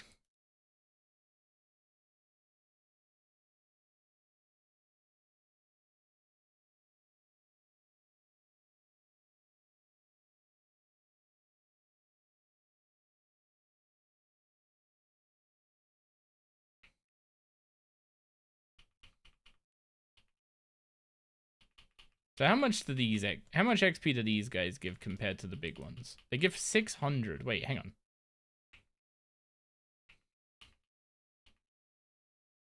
They actually don't give atrocious XP.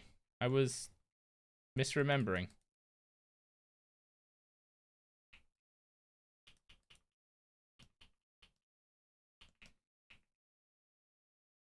I need a better area to kill them, though. Because this area's got a lot of obstacles.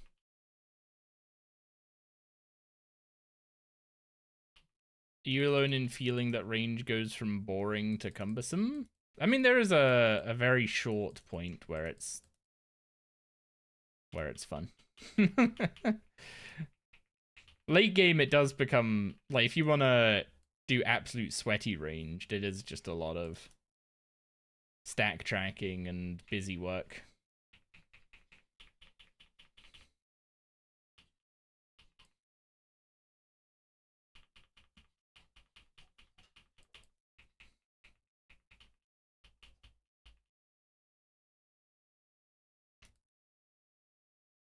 I think what's it called? The most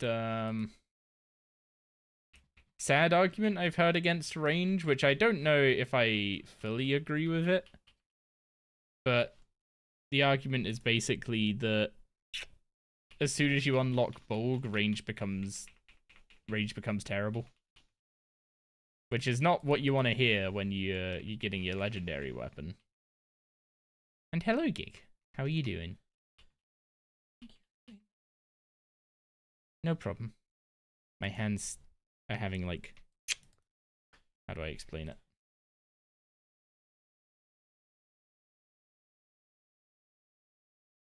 Like, even though I've washed my hands, like, 4 times, they still feel like there's grease on them, but when I look at my mouse, there's no grease there. So it's like... I have, like, phantom grease on my hands from cleaning them out. Which feels weird. I don't like it.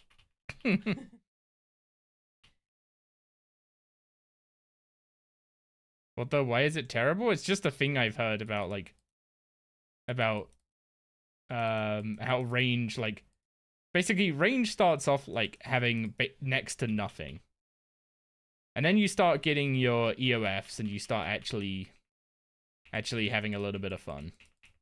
This isn't my opinion, by the way. This is just like an argument I've heard against Bulg existing in the way it does. And then by the time you can, like, afford a Bulg or kill Zamorak to earn a Bulg, ranged at that point basically has Bulg stack tracking, EOF switching, arrow switching, and, like, the whole shebang. So, like, it's not that I don't think the argument is saying that Bulg is a bad weapon. I think they're saying that it's just, like, by the time you get it, range stops being fun and it just starts being spinning plates.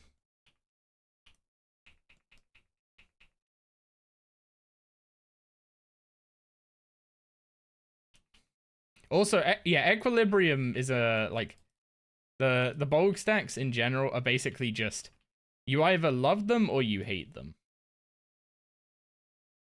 Personally, I'm not the biggest fan of how much of a pain in the rear they are to track, because they just keep jumping around your buff bar.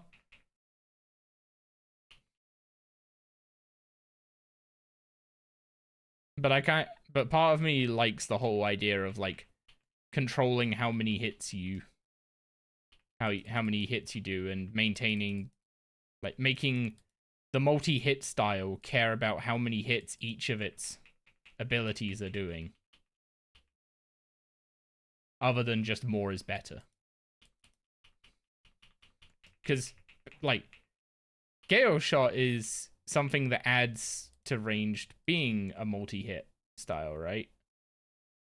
Also, that's a mushroom spore that I very much would like. Like, Gale Shot is basically saying, hey, ranged is an on-hit style, but all it's saying is press me and then press a load of on-hit buttons. Also, if you're wondering why I'm not pressing certain buttons, when I use a ranging potion, it shows that I can rapid fire and Gricko, and I do not have them unlocked, so I can't actually be pressing them.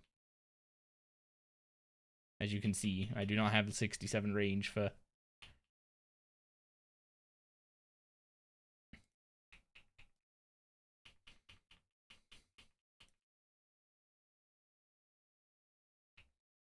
Yeah, I think one of the main complaints is coming from people that kind of like the feeling you get with Fasoa. Like when you get Fasoa for magic, it makes crits way more valuable.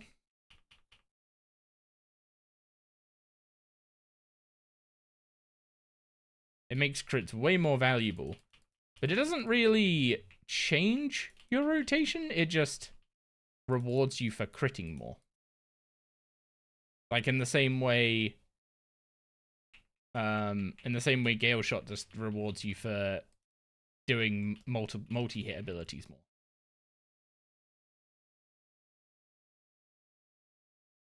So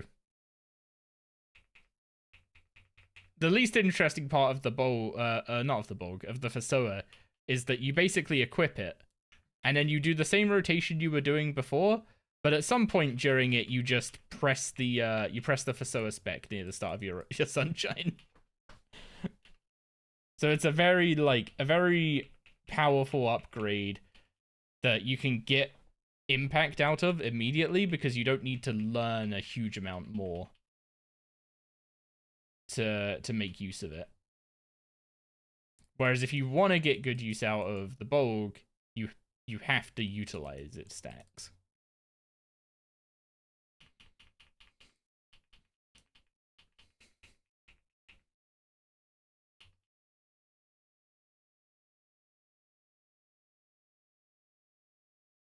Also, yeah, the fact that Snapshot now doesn't have a cooldown does help the EOF situation a lot. That is true. Also, I should be praying magic.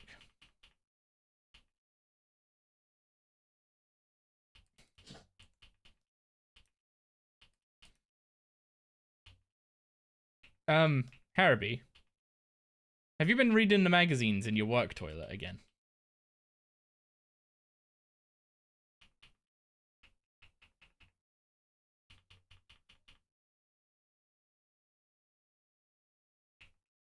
I'm actually kind of surprised that Deadshot didn't just immediately kill that grot worm, I'm gonna be honest. Wait, Adamantite Stone Spirits suck. I don't care about those. I need to remember to bring, what are they called? I need to remember to bring Elk runes. You think range feels bad now and before because it requires the most effort and skill to use, and it basically does the least damage for the most effort, is what you're getting at. Whereas melee is currently Unga Bunga overpower 5 times, boss die.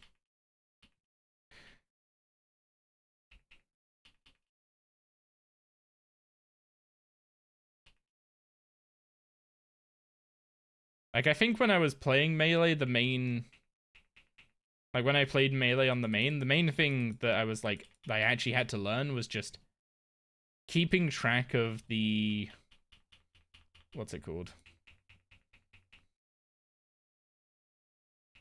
Keeping track of my Bloodlust stacks? Yes, I keep wanting to call it Blood Fury stacks, but that's a necklace, not a mechanic. But by keeping track of your Bloodlust stacks so that you generate a 4th one with, what's it called? With Fury, so that when you spend them, you have the Fury buff when you're spending them.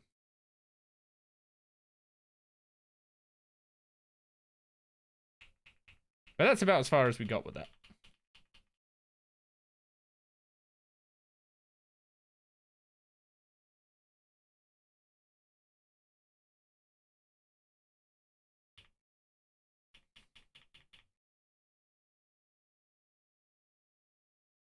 In a similar vein, the other styles have ways to increase damage in a Bolg-like fashion, keeping stack a Bloodlust stack, Zerk timer, fitting in Flurry, I'm assuming that's supposed to be.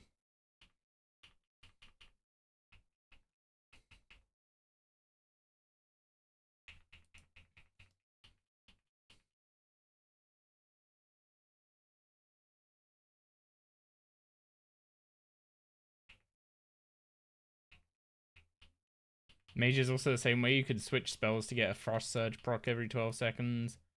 Weaving in boosted basics. Wait, boosted basics? What do you mean by boosted basics, exactly?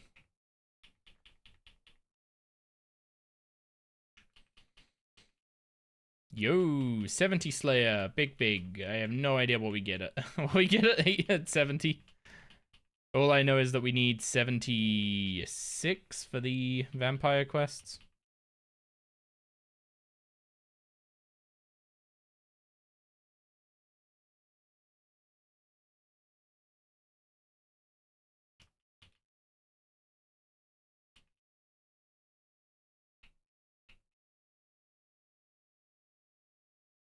Damage boosting basics. Oh, okay, I get you. I get you now. I thought you meant there was some way to have, like, boosted basic attacks.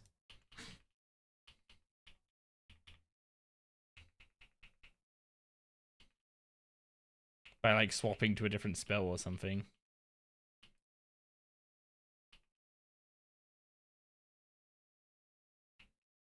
Yeah, okay, Doris. Need 78? Oh, it's 78, not 76. Either way, we have lots of combat to do, so we'll end up getting it. I just need to hope that I don't end up getting... What's it called?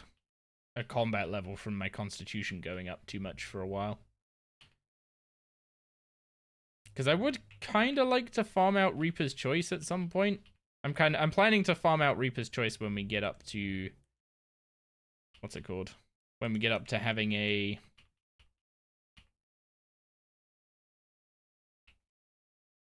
Black Salamander. Although that's assuming that Black Salamanders aren't atrocious on the ammo front.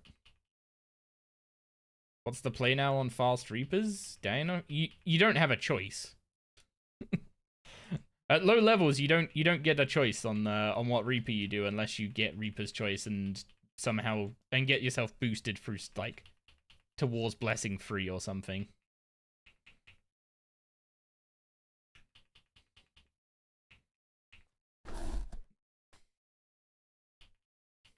Once you get Tumicans, all theoretical complexity is gone because you just press this fix and that's like half your sunshine. It does a lot of damage though, doesn't it?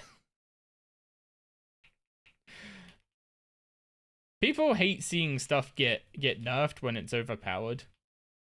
But then people also hate stuff being overpowered because it makes other stuff underpowered by sheer comparison. But then if you nerf the overpowered thing instead of buffing the weaker thing, everyone complains. Even though the one thing was definitely too strong, rather than the other thing being too weak.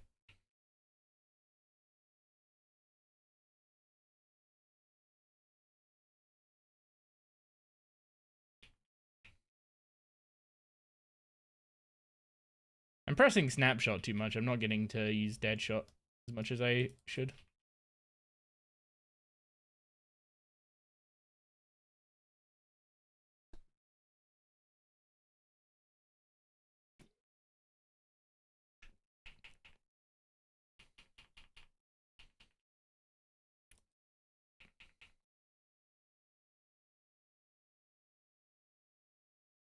They fixed Salamander ammo. It was spending 1 on each hit, not each ability. Now it's 15% chance to remove.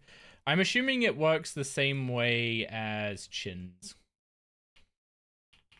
Because Chins, when you use an ability, you have a 15% chance to spend as much ammo as there are shots in the ability.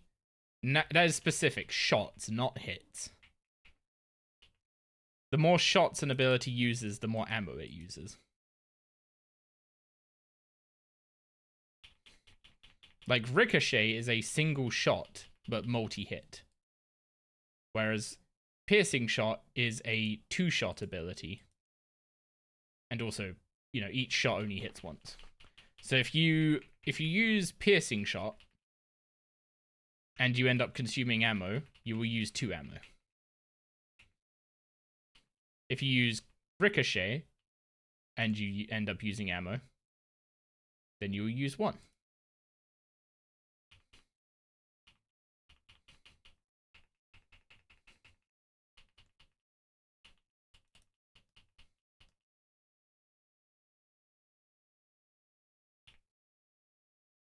I'm just glad they fixed it because you used 100 tar without realizing in half a flesh hatch kill. Jeez.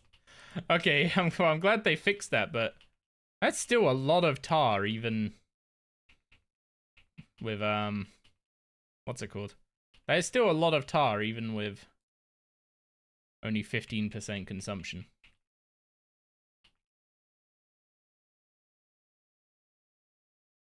Man, if I could just pick Flesh Hatcher Reapers, I'd be so freaking happy.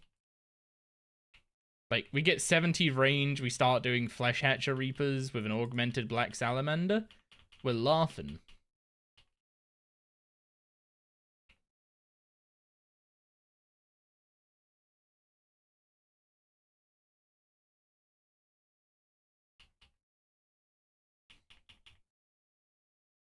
This was before it's not consuming.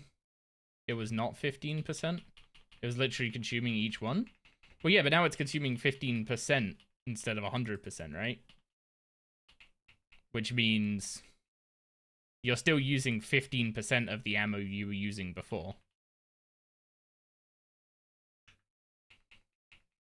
Please tell you what mods were thinking. Nerfing range by gutting when arrows required the most effort to bounce around the other switches. And then a few months later, they turbo buff melee with 120k easy K spec and then turbo buff mage with 2 mechans. I wasn't playing the game when all that stuff came out, so I have no idea.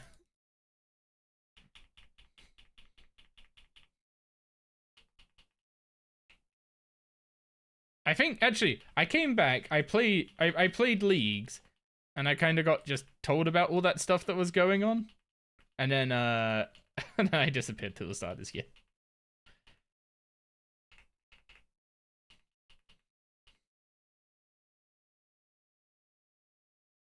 Still 31 grot worms to go.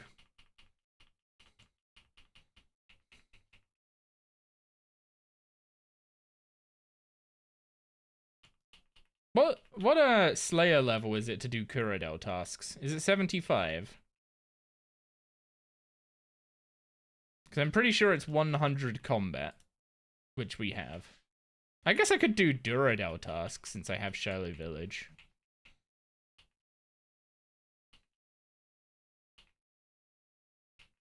The problem is fetid zombies are just like easily the best option of task, and Raptor has so many ways to send you to fetid zombies.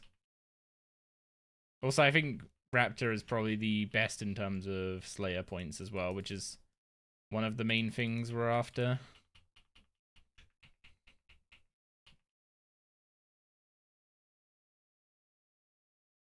I swear I'm only seeing 2 hit splats. Like, I'm pressing, what's it called?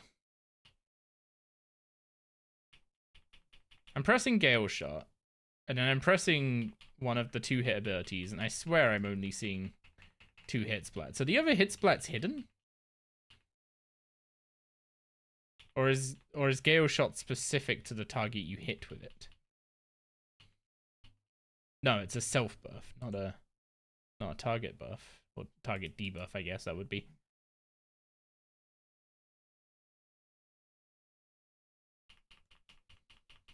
Isn't it a damage boost?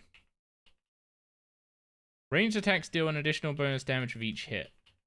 Oh wait, did they just make that increase the hit splat? Because that's on the combat beta, it didn't work by increasing the hit splat.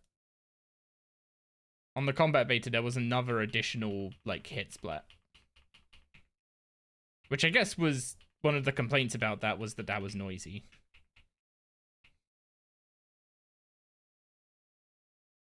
Which version of the beta? I think literally like the first one was the one I played with range, and then they barely changed ranged from then on.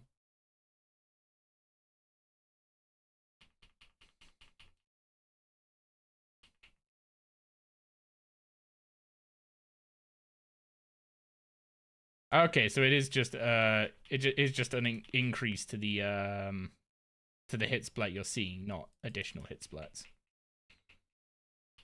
Okay, I was confused about that for a second.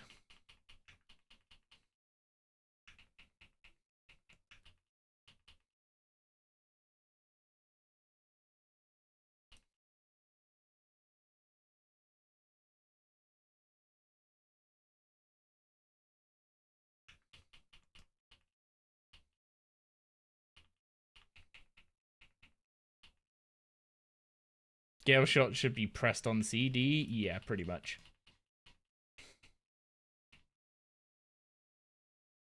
And then once we get up to 62, we get rapid fire, which makes it even better.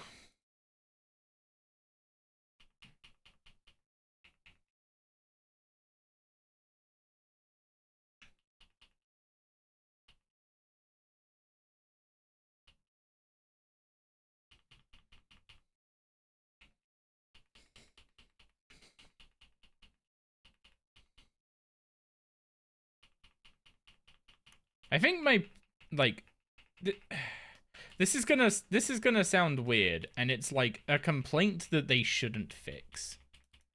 Because it's very much like a, I don't have all my buttons, I wish I had all my buttons complaint, right? That's the complaint I am that is currently going through my mind is, I don't have all my buttons, and I wish I was pressing Greco, and I wish I was pressing rapid fire. I mean, I guess I can now press rapid fire.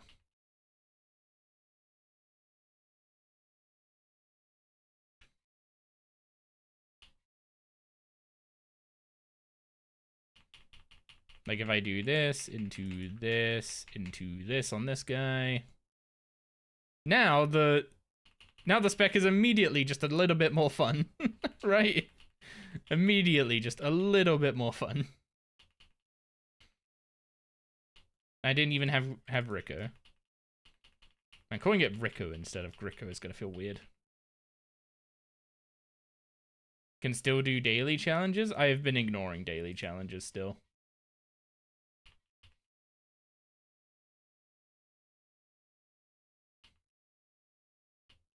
Do I have a real reason for doing that? That I don't like them is the TLDR of it.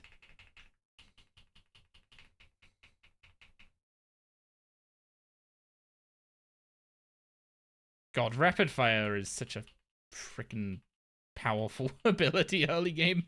Everything else I've been pressing has felt terrible compared to just pressing that button.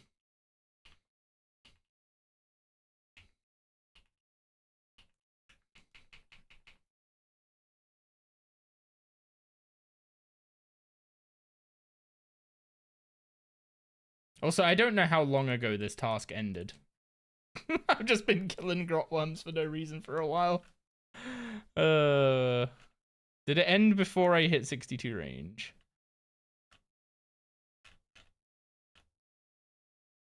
I have no idea because my entire chat log is just ability not ready yet.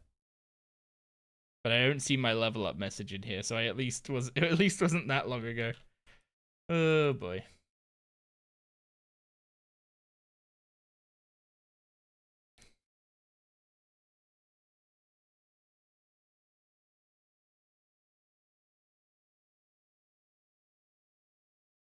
$79 cow fights.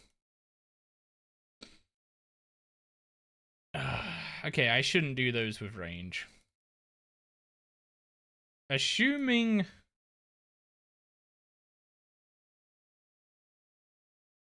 like, I need to get all the styles up, right? Not just range. Range is the one that gets invention done, though.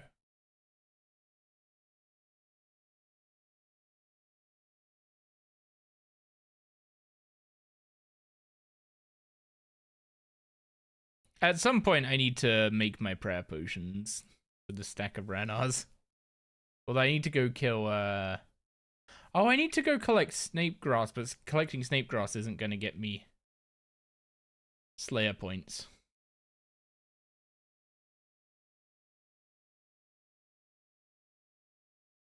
Also, remember to bring Elk runes for this. Guess I should always remember to bring Elk runes.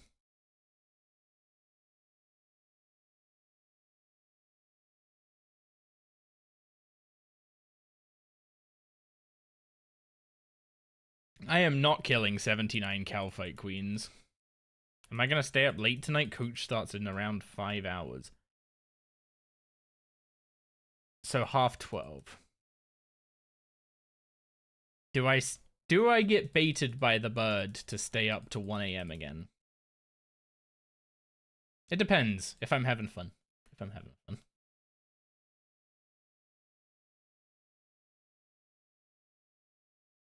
The only point to stop streaming is I'm too tired to do anything. Like, the reason I'd stop streaming is I'm too tired to keep doing anything interesting or just keep chatting, and I'd rather just... What's the word? And I would rather...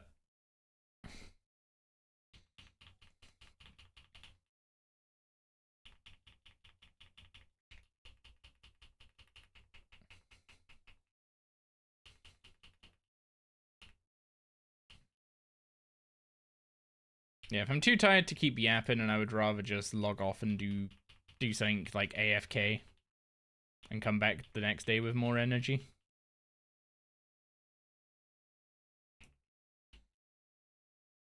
Or I've like run out of some kind of supply.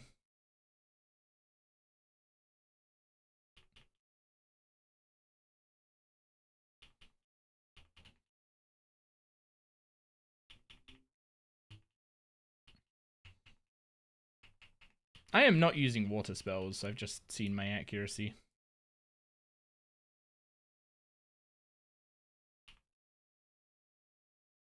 Wait, actually, is there any point using... No, there's no point using Water Wave. And runes actually matter now, so...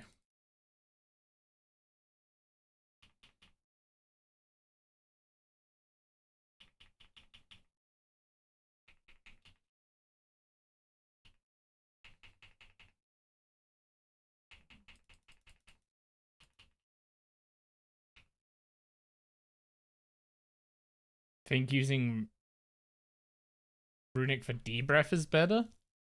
Fair enough.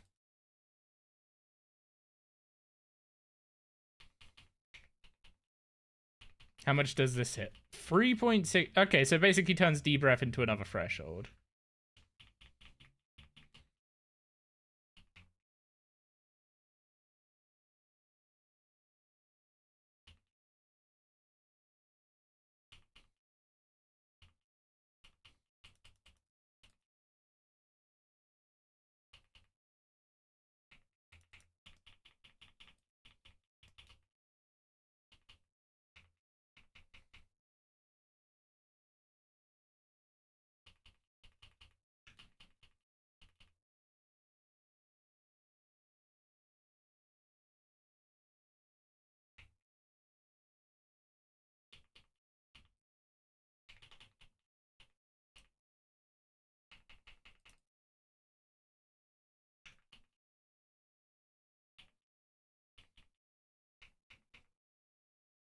The combusted debrief is quite nice.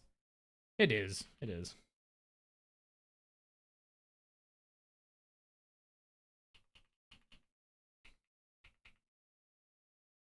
I kinda... I know it's the definition of like a maintenance debuff, which is typically something I wouldn't say I was a fan of.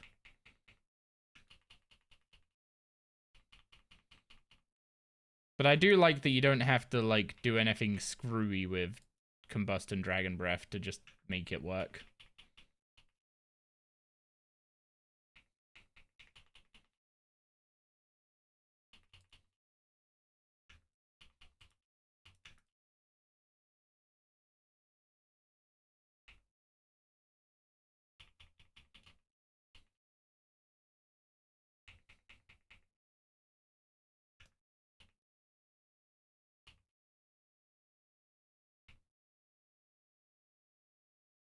It's fun one-shotting Barrows Bros with it.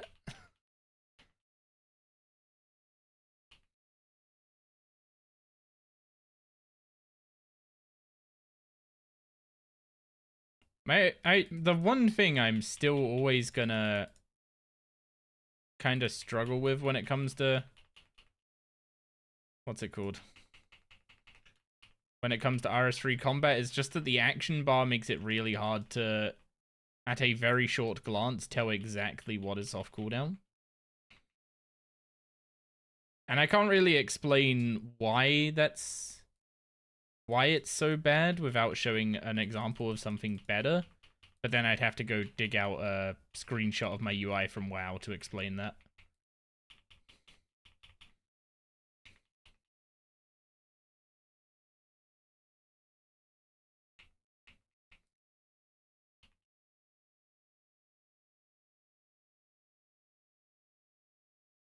But it's a combination of the fact that everything is the same. Everything's the same color is one thing.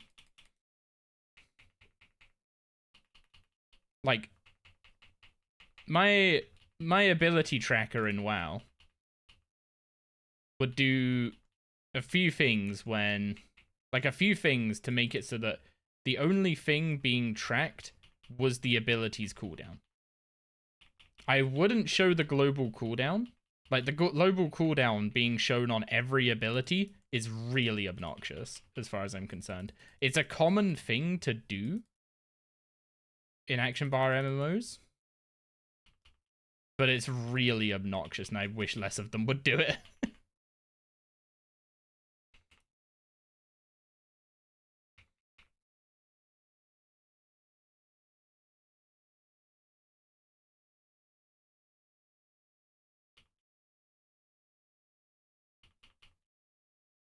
Yeah, you kind of just build up muscle memory for cooldowns. It's just the cooldowns are now different, so I don't have any muscle memory left. And also, I'm not using the same, what's it called? I'm not using the same style over and over again. I'm using, just whatever's good at the mob I'm killing.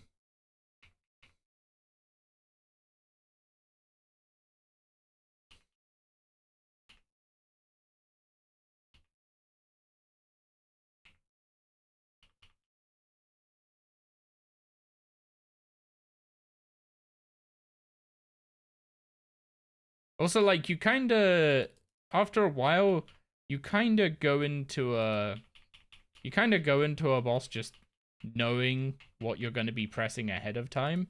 So you don't need to look and see what's off cooldown, because it doesn't matter what's off cooldown. You know what your next button's going to be.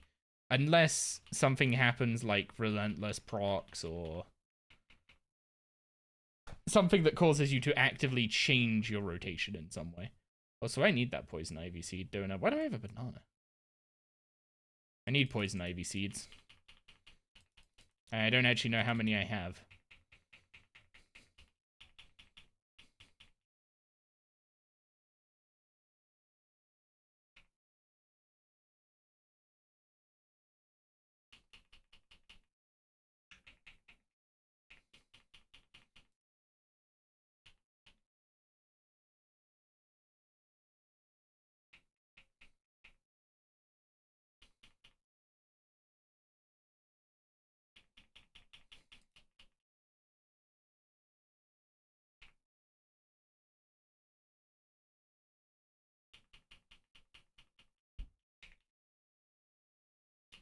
Also, I see the, what's it called?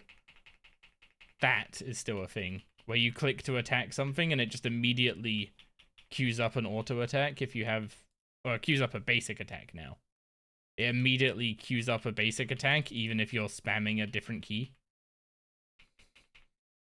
That's only an issue because I've not disabled basic attacks automatically firing. So, like, that's something I could just fix by disabling those.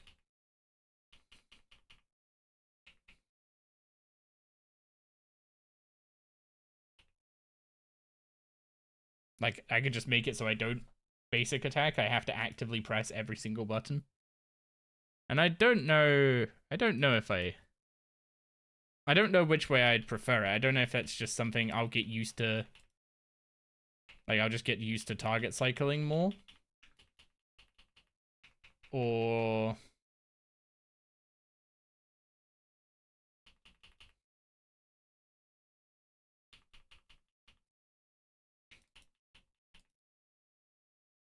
Wait, I didn't combust him?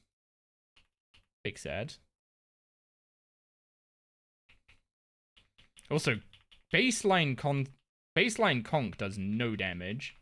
I keep, like, waiting to see if it's gonna kill something, and it just never does.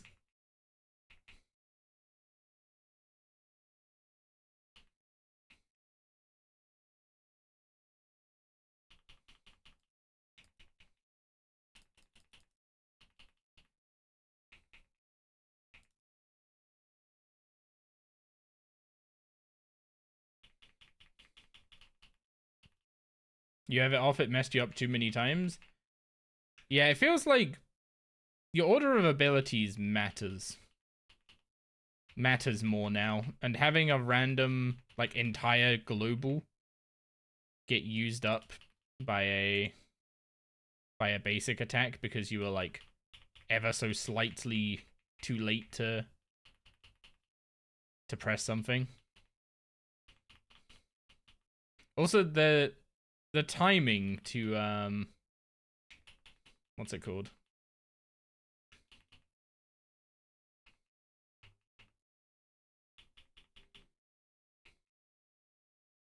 The timing to use something after your asphyx without also cancelling the last tick of your asphyx is really tight, it feels like.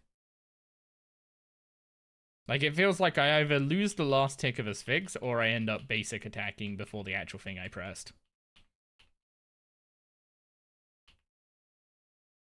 But again, that's something you can disable. It's just I'm trying to see if it's something I'll get used to and not have to disable, or if it's something that I just am going to disable.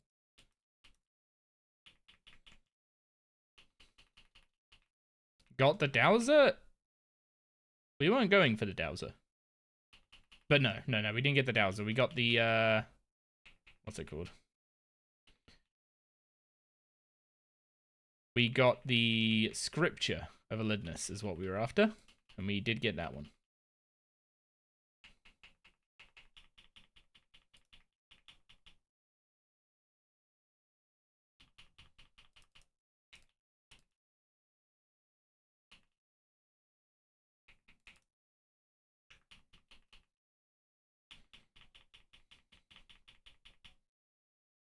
This might sound weird, but I kind of wish Combust had a shorter cooldown.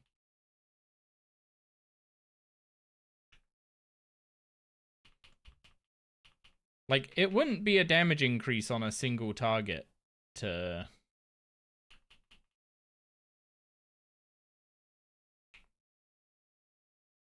It wouldn't be a damage increase on a single target for Combust to have a shorter cooldown. But it would make getting boosted Dragon Breaths a little more worthwhile in Slayer. Because if you put Combust on something in Slayer, you just end up... What's it called? You just end up killing it with the following Dragon Breath.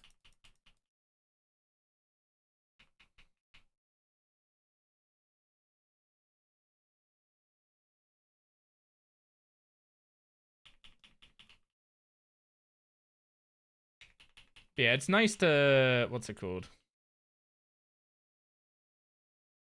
It's nice to have something that, like, when I'm dragging... What's it called? Like, when I'm dragging something to alk it, it's nice to have something actually just automatically fire off, even if it's only a basic attack.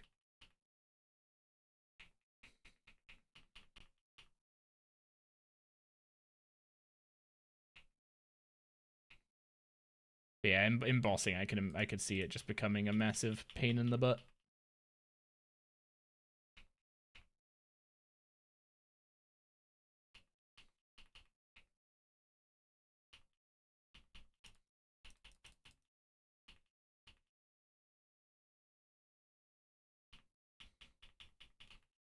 Also, I need to move this slightly. It's a bit too far off.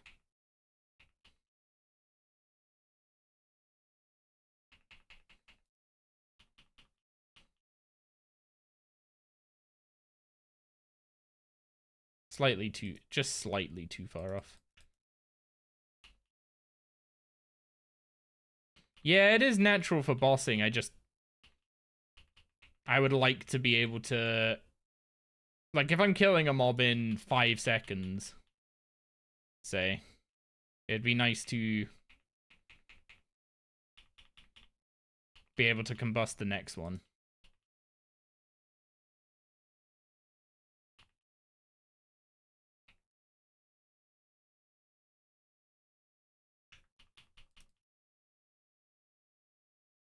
And then stuff like that where I pressed target cycle and I didn't actually end up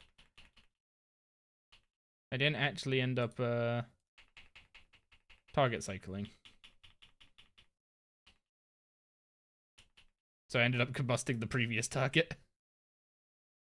I don't think I had line of sight for the target cycle is what happened.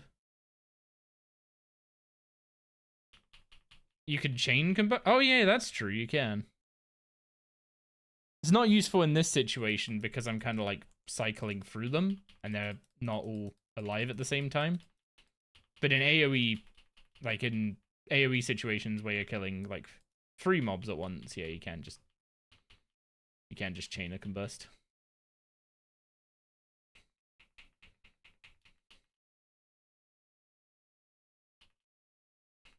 Actually, if you have what's it called? If you have Raw and Ode, chaining a combust is probably pretty high value when you don't have many stacks.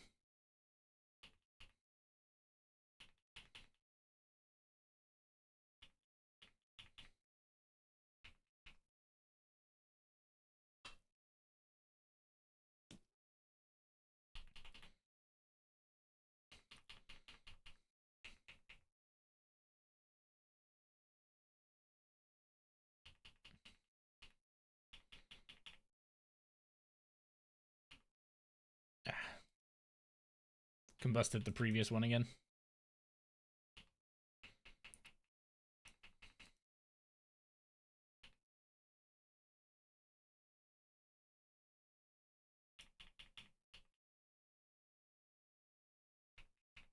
I mean, you can also chain, what's it called?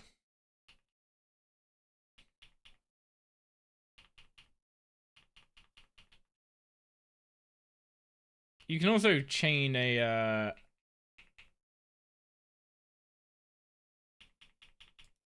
juiced up Omni, right?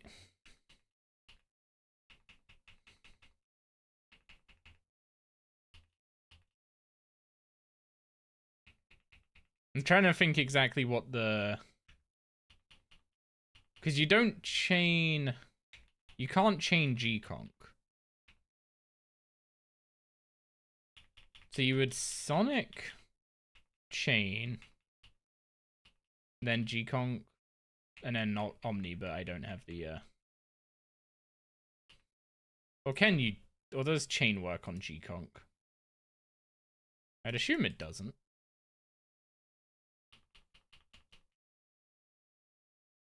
It doesn't work on Dragon Breath, I know that much.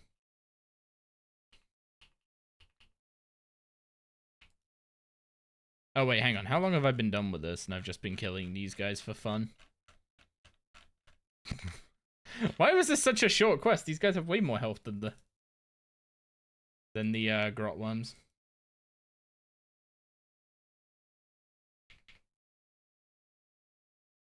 It doesn't work on AoE, should work on G-Conk.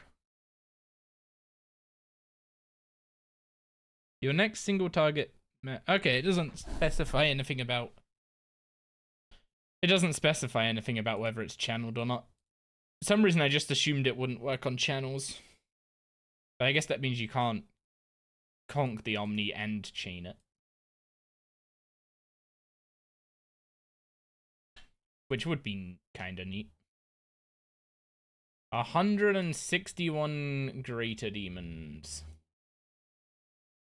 We are not at a point of being able to do berserkers, but we are close. Ooh. Can I do Reaper tasks with 62 ranged? Or is that a little ambitious?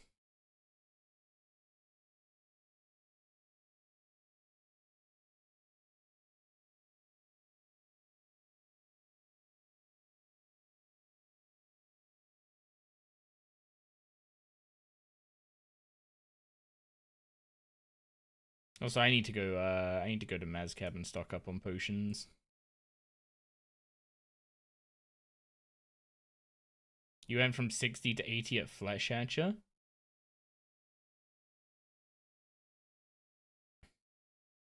Wait. Oh, I didn't update the group. I hate this UI. It's the worst teleport UI we have in the game.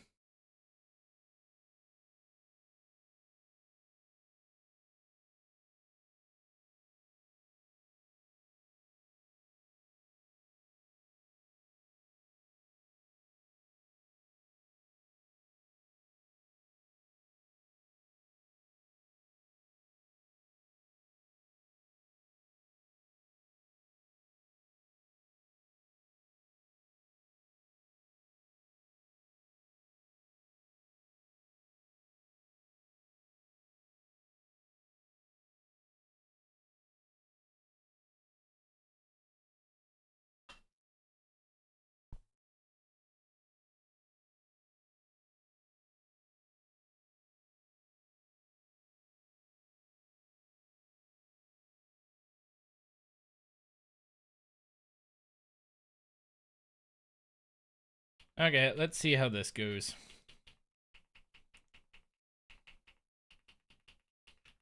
Wait.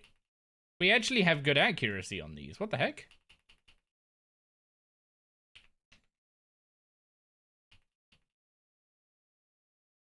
Oh wait, hang on. Why did I press rapid fire without Gale Shot active? That was a waste.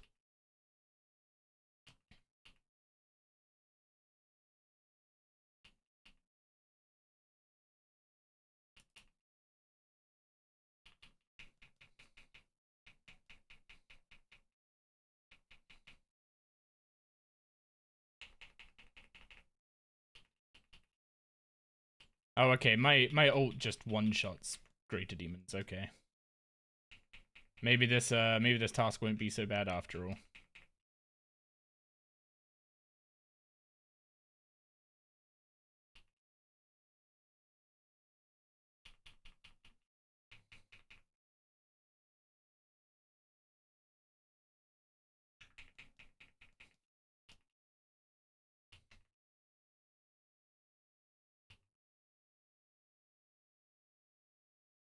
Finally finished the instrument spot.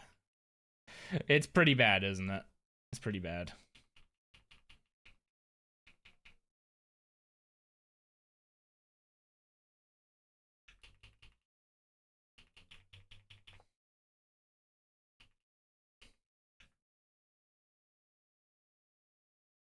Wait. Oh man, the basics do so little damage compared to the thresholds for ranged.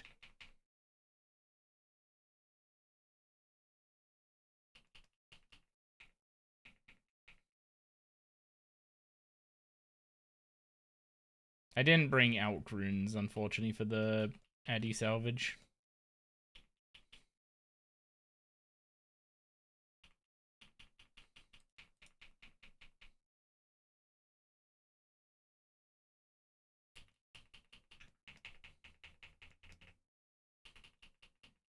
Oh, that didn't finish him off in one hit.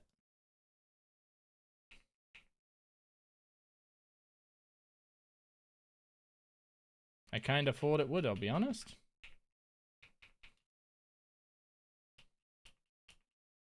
I should take the Goldstone Spirits at least.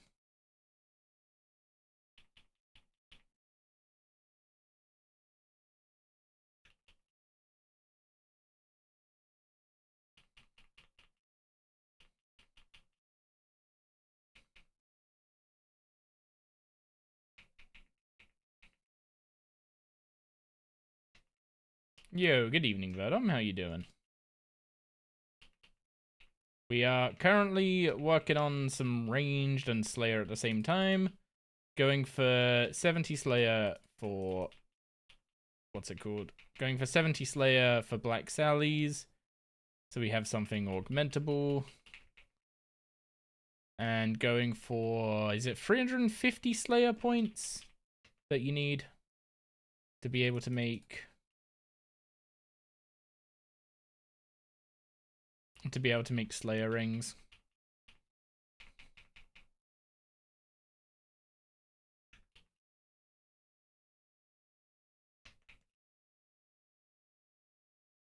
Oh, I'll take the pure essence for sure. One rule, you can never have enough pure essence. Never. You think you have enough? You look at it, the stack again in 1 month and you change your mind.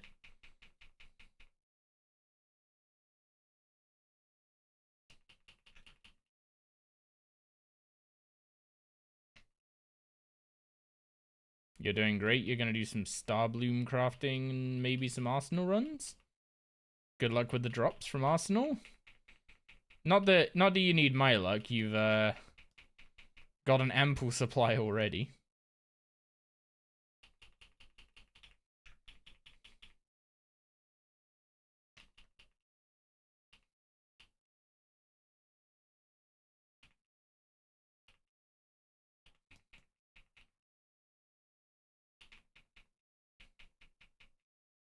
Oh. Okay, I guess I pressed those in slightly the wrong order. I could have swore I pressed tab then 2.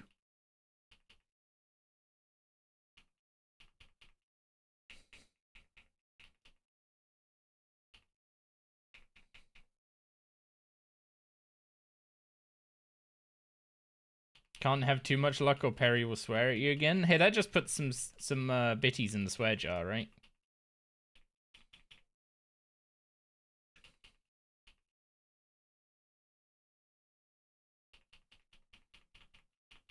Is that some brawling gloves for little old me?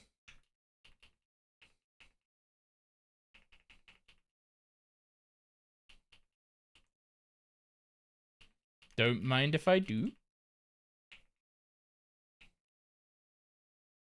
Put the money in the Pateau Foundation. Hang on, why is there a Pateau Foundation? What's... It will go to the burb. But what about going to Doris?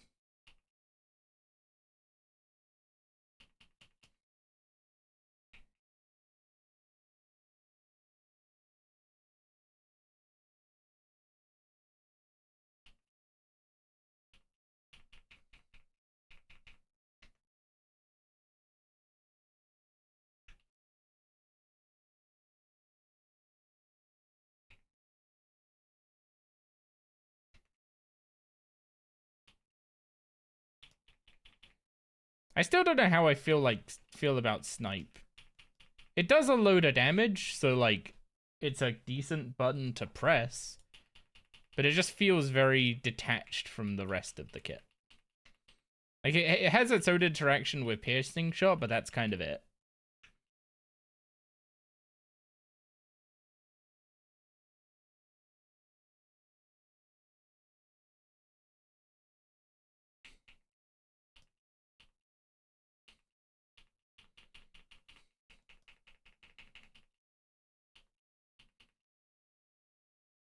Oh, I did not have enough adrenaline for that. That was a very, very sad... What's it called? Gale shot.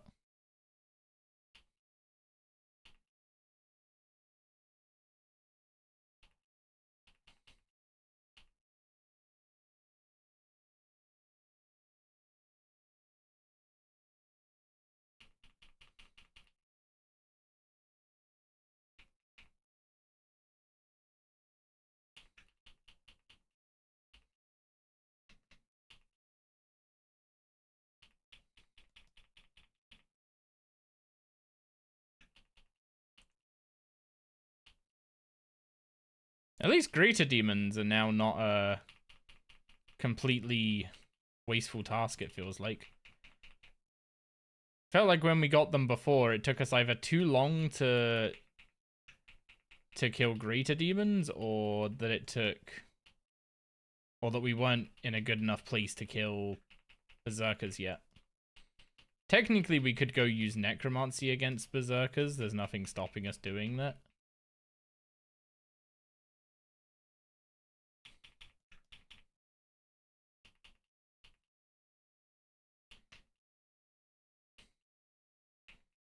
So we now have the option to just kill what's it called? Kill either Greater Demons or Berserkers, although I would prefer to get a Vanquish unlocked so I could kill Berserkers with something that isn't Necromancy. I don't really want to be getting Necromancy or defense levels at the moment. If I can hold myself just below 105 combat, that would be ideal.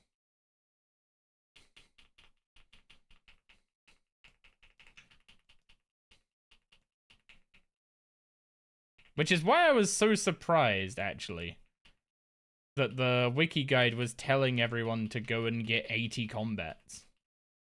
What's up 105 combat? You get access to Rex Matriarch's Reaper tasks.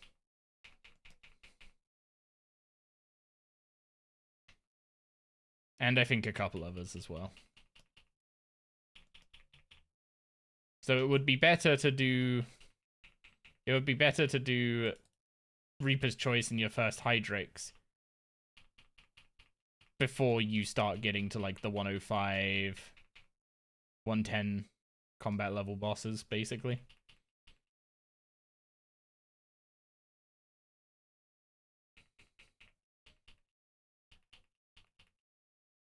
How much is a Hydrix? 300 points.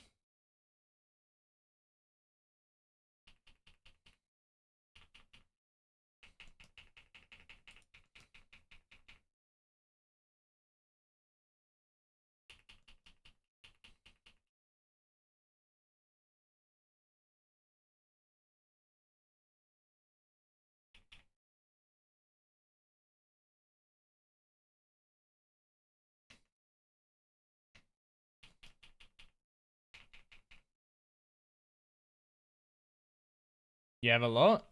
I mean, Reaper's Choice is 250 as well, if you want that. I am...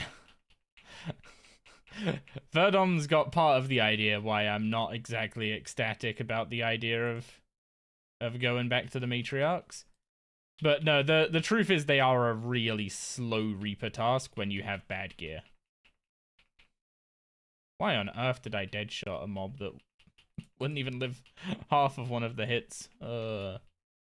Autopilot is not very good at the game.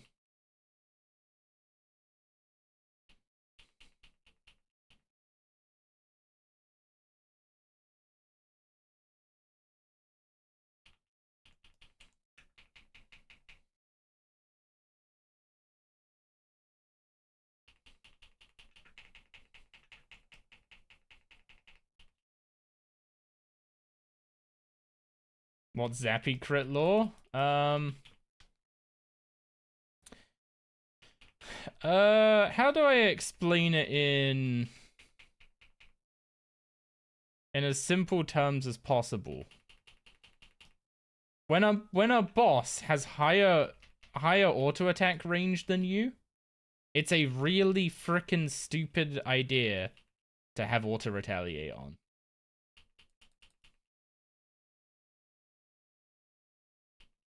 That's the TLDR of what happened.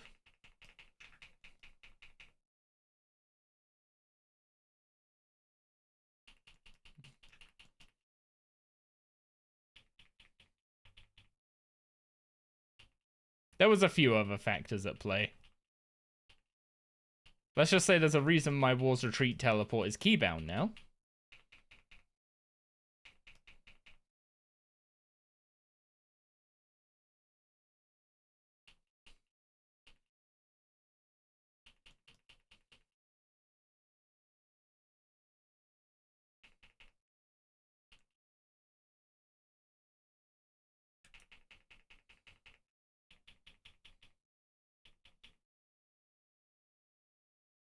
Wait, what? Why did snipe cancel?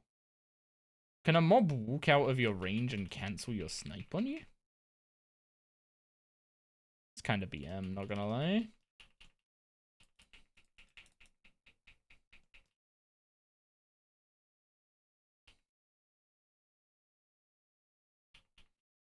Pretty sure the footage could be found on YouTube of the exact moment. Oh boy. The thing is, I know it can be found on YouTube because I've recently had to go retrieve it to put it in the first episode of this hardcores. No, the first episode of this hardcores series. So, I know it's there. It pains me every time I see it because I know every single factor that went into screwing that situation up.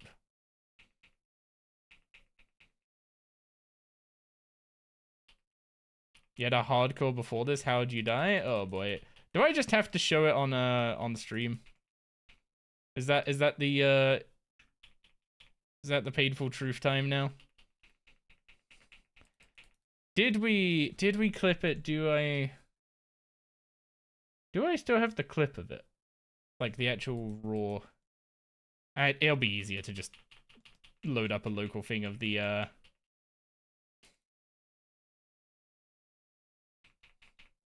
Actually, I could literally just watch the video on YouTube. Yeah. Fine, after this task we'll oh, he's already linked it. He's ruined it. I was gonna say after this task we'll go laugh at past me.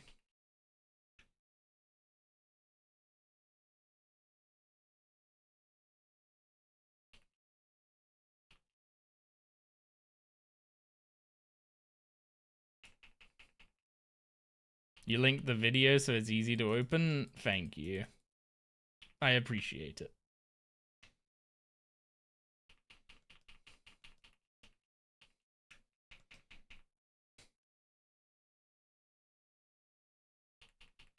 Protect from Necro is huge. Do you want to know why it swapped? Because it was on Protect from Range.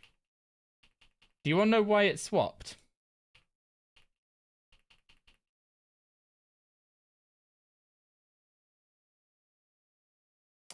No, it's because my keybinds were different.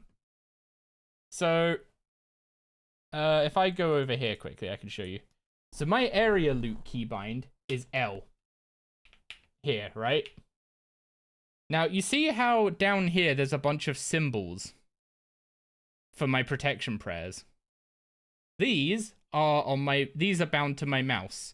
1, 2, 3, 4, 5, and 6 on my mouse are random symbols from the keyboard. Because you can't use number pad 1, 2, 3, 4, and 5, and 6. So I can't, like, if I use 1, 2, 3, 4, 5, and 6, it conflicts with the number row and wastes keybinds, basically, right? So what I had Pray Necro set to semicolon, which is right next to L. So the plan, what I was trying to do, and what went horribly wrong, was I dived out of the AoE on the ground. Okay, screw it. I guess we're just opening this. We're just opening this, and I'll just annotate over the video.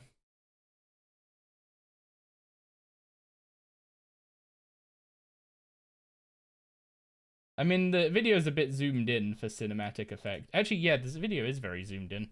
Do I have the original clip? What? Oh, I'm gonna have deleted the whole clip, aren't I? Because it will have gone with my old ones unless I pull it off the NAS. Hardcore. It was episode 7. Raw? Wait, was it episode 7?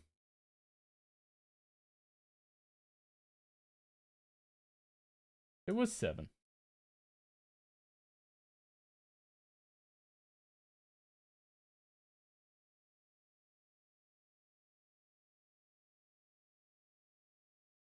I don't have the full screen clip of it anymore.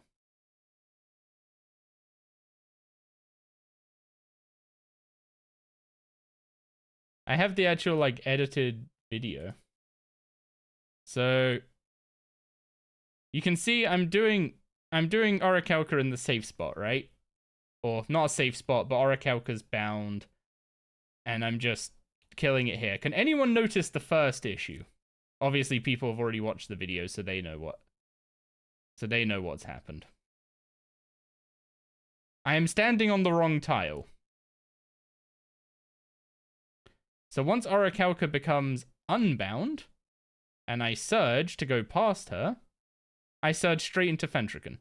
This should be an immediately just press your telly right now. But I don't do that because naivety. I think, oh, Orichalca's got 9,000 health left. I can pray magic, dodge the lines, loot Orichalca and telly. So, pray magic goes up. Find Orichalca and finish it off. Then the lines are going to spawn. I'm clicking in a safe place to loot Orichalca. I am out of my attack range of Fentrican. Fentrican has an 11 tile attack range. So Fentrican's about to attack me, which is going to cause me to auto-retaliate. Also, I walk into it like a dumbass, but...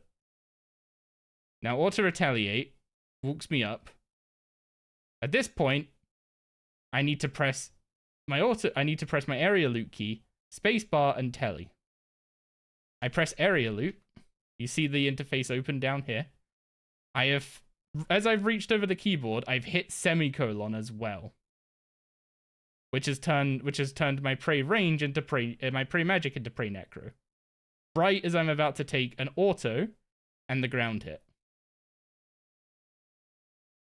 The ground hit does about 2,200. I don't know what the auto would have done without protection prayers. But if my protection prayer was up here, you can see I've taken the loot. All I have to do now is telly. I would have lived and tellied out with the loot. What I should have done here is ignoring all of that. As soon as my surge went awry here, telly. That's just it. That's all I should have done. But you want to know the worst part? I hadn't bought all the lives. I hadn't bought the extra lives on that account. Because you know what I was supposed to be doing at that point?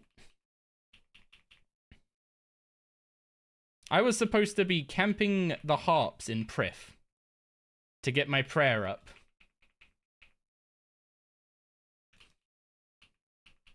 I was supposed to be camping the harps in Prif to get the, what's it called? To get the crafting level to make Ganodermic and the Amulet of Souls that I had the Hydrix ready for. And you know what I decided to do? I decided, oh, I should probably keep doing my Reaper tasks so I can also get an amulet, not an amulet, a Ring of Death along with the Amulet of Souls. So I'll just do a Reaper task. I'll just do my Reaper tasks off stream. They should be safe, right? I'm not that high combat level, so I'm not going to get anything too dangerous. Oh, it's just Orichalca. You can... TPing with 9k HP left is a bitch move. You did the right thing. I mean, you can see all the things I did wrong, right? I had auto-retaliate. On. I was spam clicking like an idiot. Actually, I was spam clicking because I had auto-retaliate on. I was making sure I didn't run over to Fentrican. So I had to spam click to counteract auto-retaliate. And as soon as I stopped spam clicking, auto-retaliate pulled me to the AoE. Hardcore Iron Man kind of forces you to be a bitch. I mean, there's two ways to survive, right? You either never put yourself in dangerous scenarios, or you play well. That's your two options. My plan at that point in time was to not put myself in dangerous situations. So I hadn't bought the extra lives because I was saving money for the merchant. Like, I looked at the merchant and there were a load of livid plants coming up. So I was like, I'm going to be doing nothing but... What's it called? I'm going to be doing nothing but... Why does snipe keep cancelling when I target cycle snipe? It keeps cancelling. Yeah, merchant's gone now. This was years ago. This was 2 years ago. that this happened. But I was saving money for the merchant. Because I wanted to get what's it called? It was like it was a specific period of time where there was like 9 livid plants in like 3 weeks or something. It was stupid. And I was doing nothing but harps, so I wasn't making any money. So I was like, oh, if I'm just sitting at harps, I'm not gonna die. So I'm gonna spend my money on the livid plants and not worry about getting the second life, and I can, or not worry about getting the last life. And yeah, not worry about getting the last life, because I mean, I'm just sitting at harps. I don't need it. Until I wasn't sitting at harps.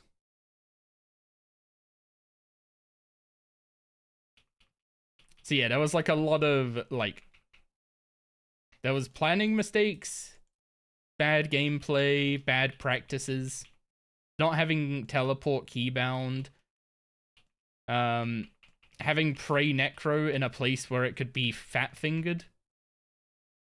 And fat-fingered while pressing a key that is quite consistently going to be fat-fingered. Like, reaching over to L, you're quite likely to miss it and hit one of the keys around it. So none of those keys are bound to anything. Not anymore.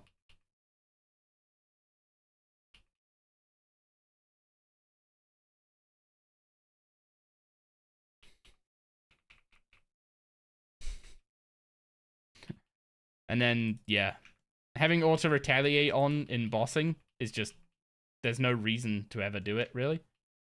Am I lagging, or was I just stuck in an animation there?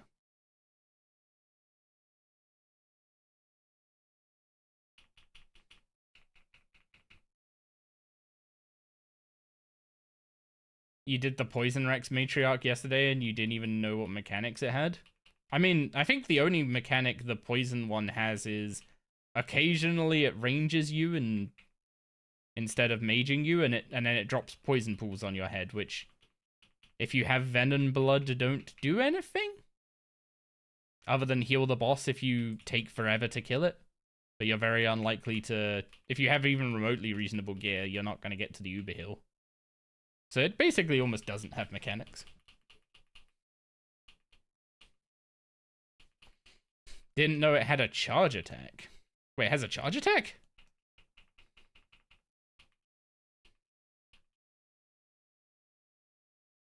Oh, also, I meant it sometimes melees you instead of ranging you, because its base style is ranged.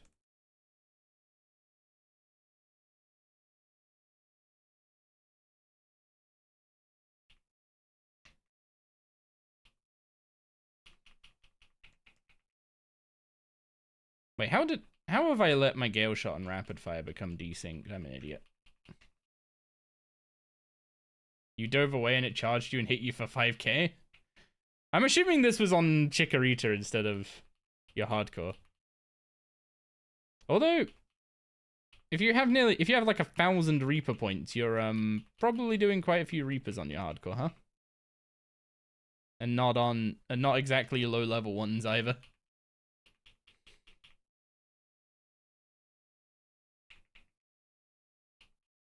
Wait, how do you have like 1,000? You must have been doing daily tasks literally since the account was made, and then you've got the 2 weekly. Even without the 2 weekly caps we've had so far, that's still like 400 Reaper points already. It's actually kind of cracked.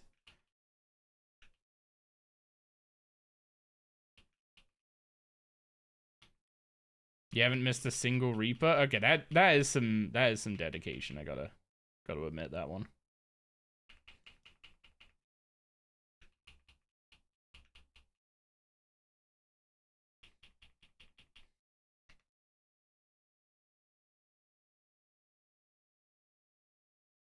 Okay, 5 more greeters.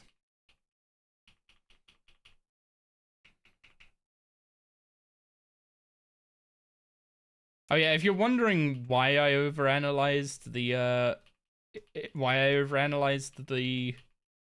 clip, it's because I already did the analysis when it first happened.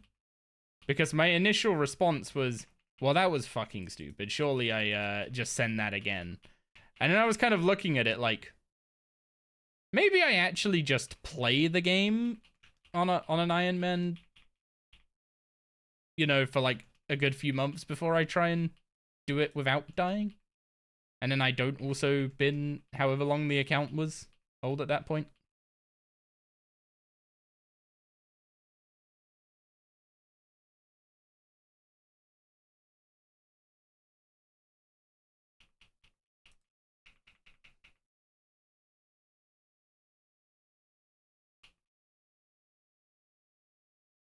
Okay, we're done with this task.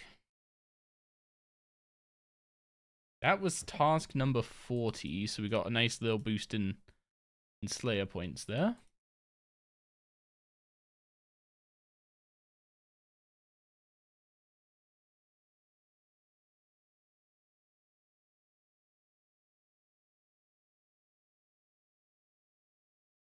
I'm debating currently between just going in the abyss for about an hour it would take. Just a bit over an hour, actually. If we went in the abyss for just a bit over an hour. Well, that kind of made my mind up. Do I have Vamp Aura yet? I'm not buying auras.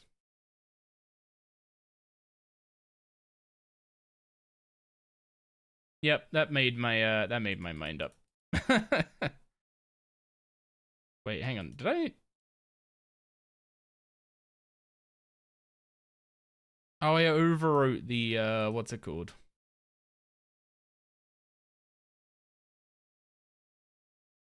I overwrote the Abyss preset.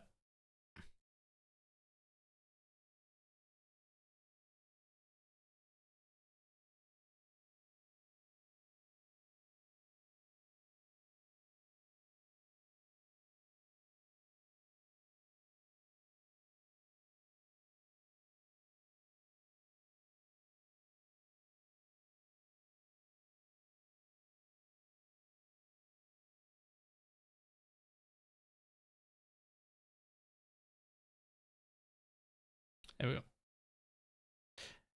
Yeah, I don't want to. ICBA doing grot worms. ICBA doing grot worms again.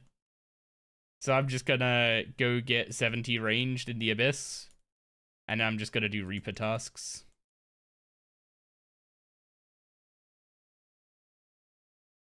Black demons were the task I blocked, but I want the Slayer points is the problem. And I don't know how many Slayer points we get from... What's it called? I don't know how many Slayer points we are currently getting from Reaper tasks, because apparently the Slayer points I was getting before were bugged.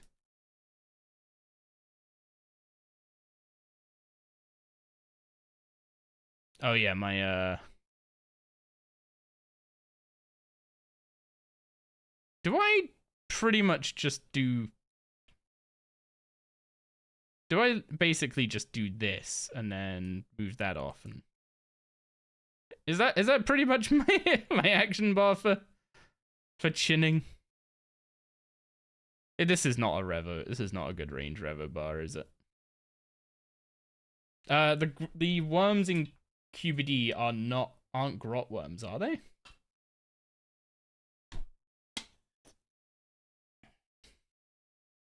Brought Ring of Life? Yeah, it's on.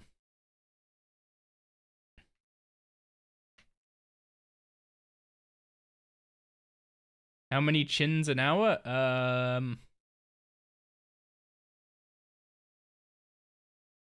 Let's set a timer. We are starting at 5547. So we'll let this timer tick up to 10 minutes and then times that by 6.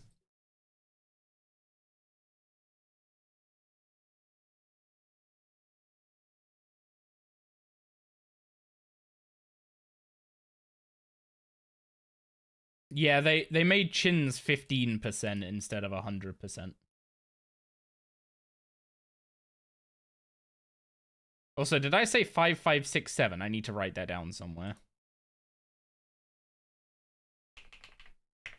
There we go. Your PM is being used for note taking. Oh, 5547. There you go.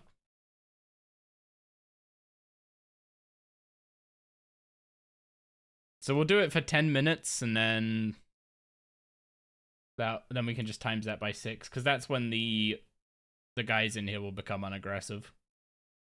It's around 250 chins an hour. That's not actually atrocious. This Taskman clan you're in has a lot of Dutch people.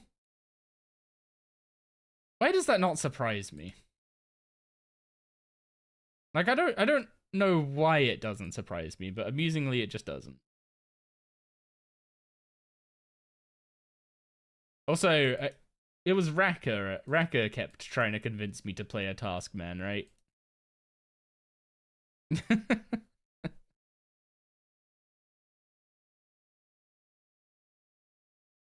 Also, just to confirm, I did not send you my pin.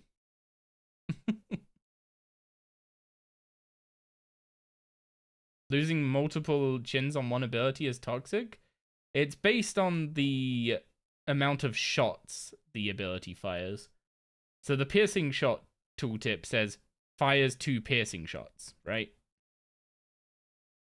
The snapshot one says fires 2 shots.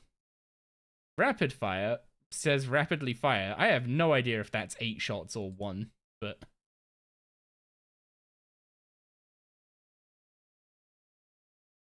and then Gricko is fire a shot. So I keep calling it Gricko. That's just not gonna that's just never gonna not be what I call it, even though it's not greater for a long time yet.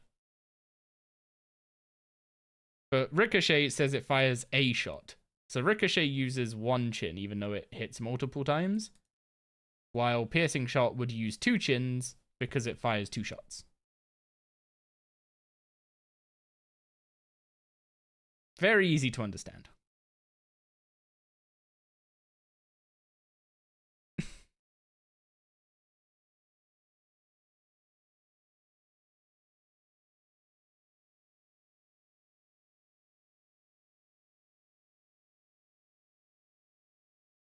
And the chat's in Dutch now. Let me know when you guys are ready to include me in the conversation again.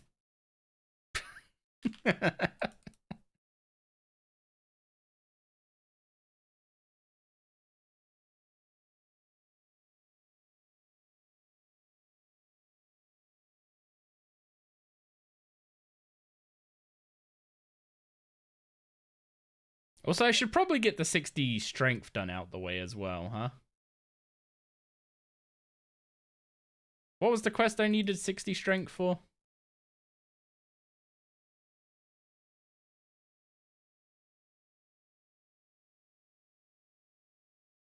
Was it? I think it might have been Curse of Arav.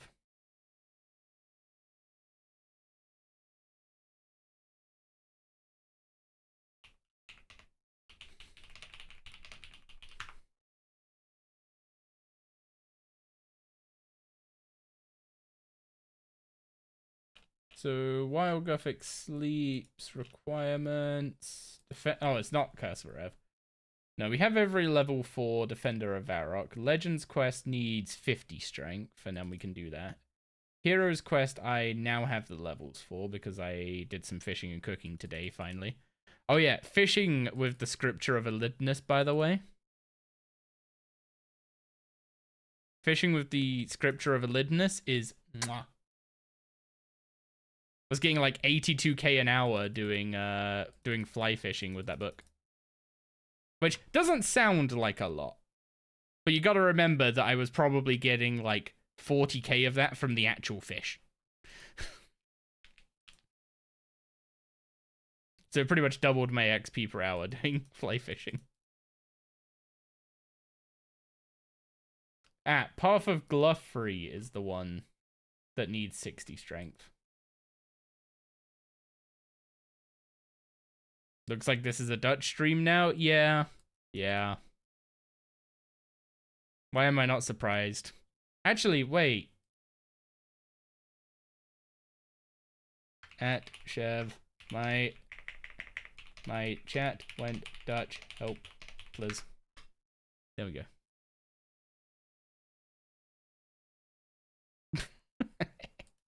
I'll just get Chev to come help.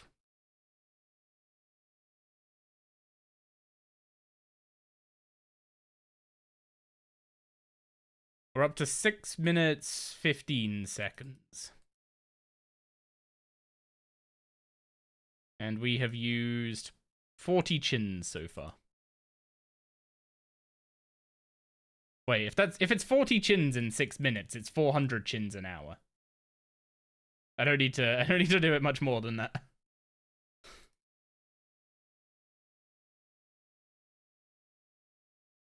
Chev is retired, he won't respond. Why is Chev retired?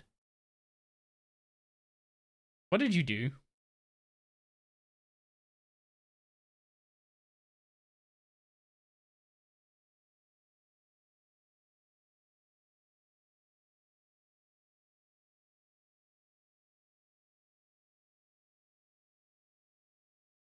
Also, I'm kind of... I was about to say I'm kind of impressed that this action bar is working. It is literally just basics in a row and use rapid fire before snapshot and never use dead shot. Actually, is it impossible for this bar to ever use dead shot? Yeah, I will never manually use dead shot. I think it's genuinely impossible. It doesn't matter if snapshot is before or after it. I'm just never gonna get above like 50% adren, so I'm never gonna be able to dead shot.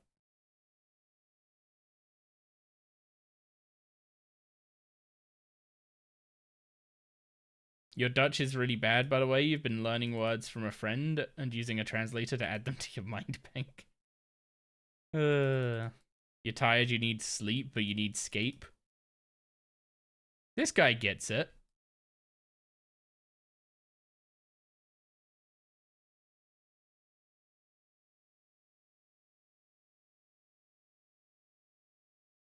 Sleepscape? That's called macroing.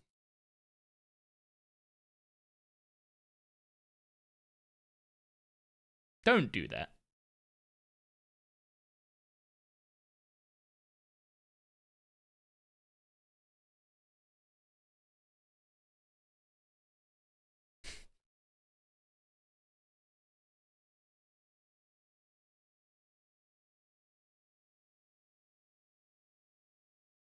Ugh.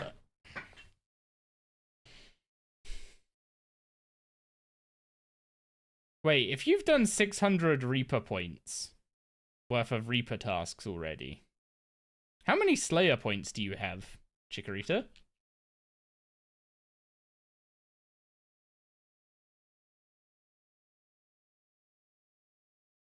Also, it's time to tally the aggressions. The aggressions down. Wait, did I actually update the preset? No, I didn't.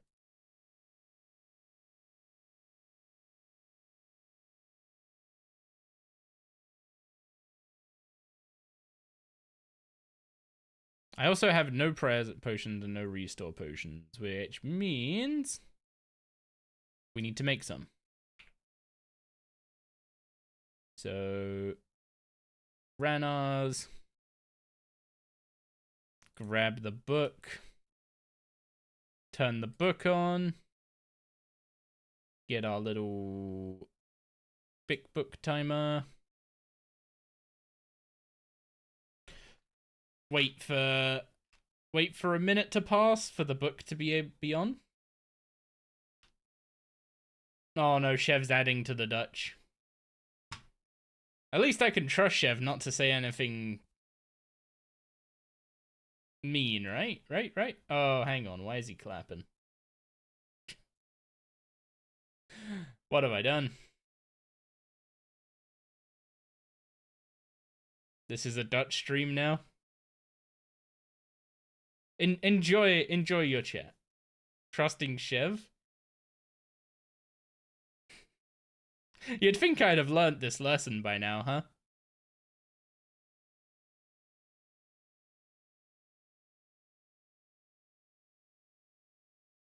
I'm fine? I can't read what you're writing. I've got no idea if I'm fine or not. You just go lurk and play the secret. You have a secret account? What the heck? When do I get to find out about this secret account? Anyway, scripture. Wait, I just. Oh, I'm up. Okay, I have to wait another minute. I hate this 1 minute warm up on these books.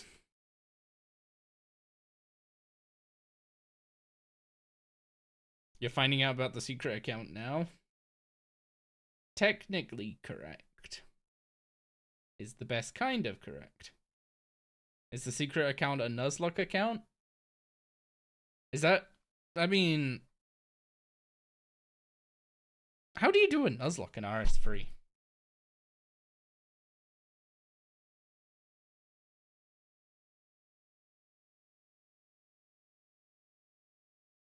If you die at a boss, do you have to give up all the gear that you took to the boss? Oh wait, no, that was just the old hardcore mode.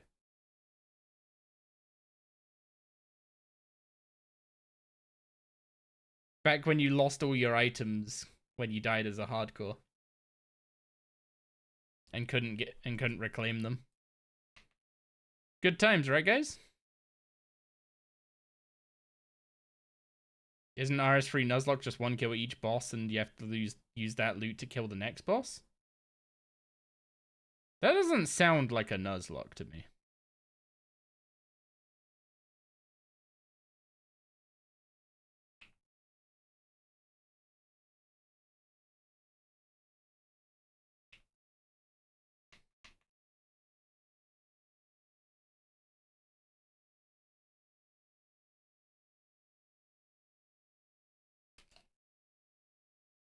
It's an RS3 Tileman account. Yeah, that's gonna take a while to happen, I'm afraid. Someone will probably start it by the end of the year. Also, Reg, thank you very much for the 20 stream streak. Appreciate the continued viewership and support. Hope you're doing well and hope you've been enjoying the streams.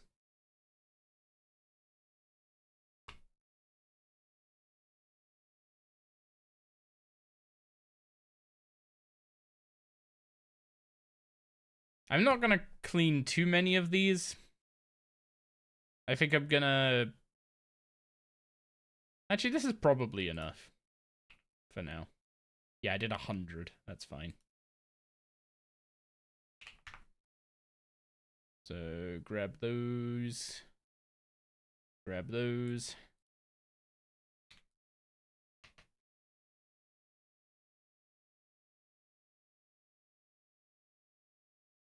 Also, someone said these spirits can spawn in War's Retreat, and I hope you were truthing.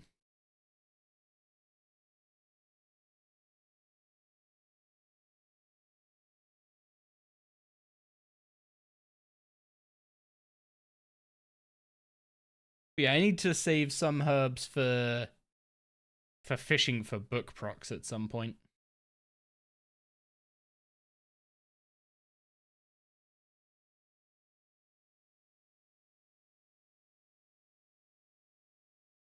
I haven't had a single book proc here. Bad luck or not? Did they not spawn in War's Retreat?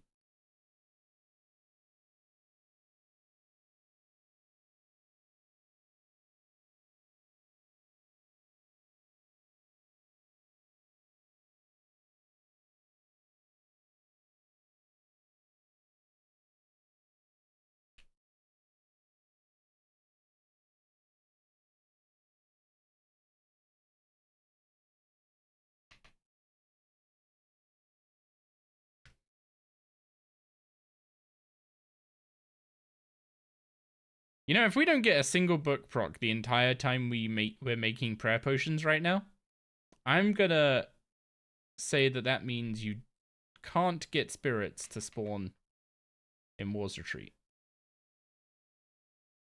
And as if on cue. There we go. That was the lowest XP one, sadly, but it is what it is.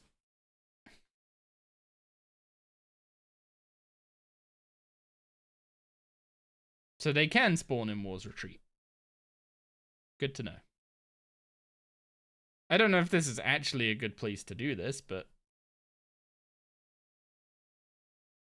I guess you have somewhere to run for the angry one. Everywhere around here is pretty much accessible by dive. Did it proc it all for mud runes? I don't think so. I pretty much did. I grinded mud runes the entire time we were doing Lunar Diplomacy. And I didn't get a single spirit to spawn. So I'm gonna say probably not. It did proc making unfinished potions though, so it wasn't an issue of the XP drop not being big enough.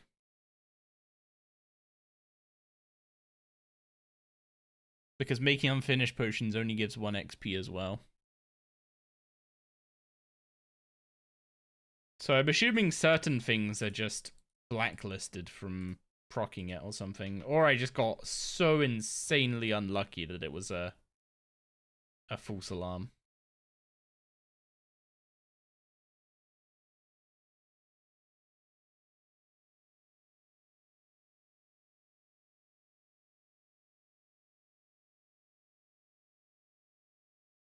Not sure which one.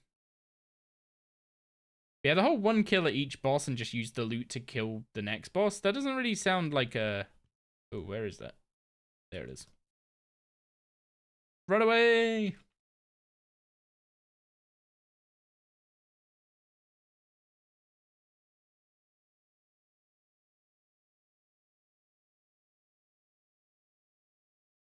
That one was 3k XP.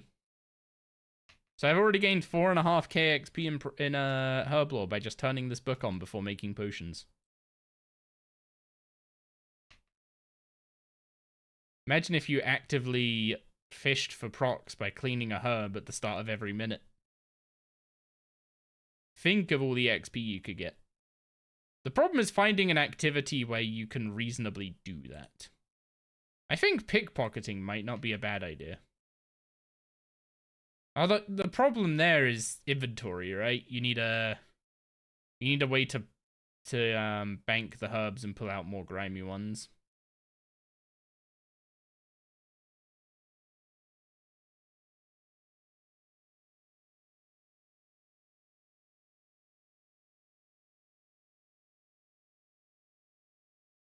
Okay, we'll wait for the next minute to make the last potion. Agility is good. Anachronia anyway.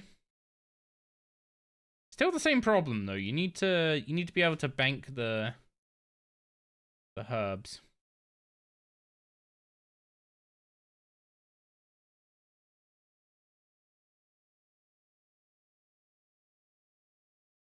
It sucks on a lot of courses you can't go back on.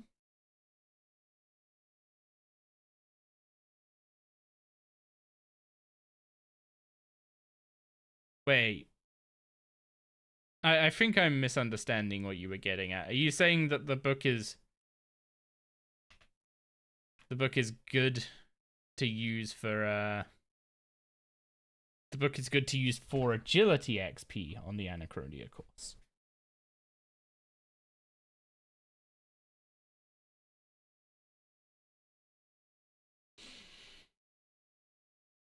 Because you are pretty much screwed if a Vengeful Soul spawns on the Het's Oasis course. Yeah, I'm trying to think of activities that I can... What's it called? Because the soul gets stuck. Oh, could it just spawn behind you? I see the problem.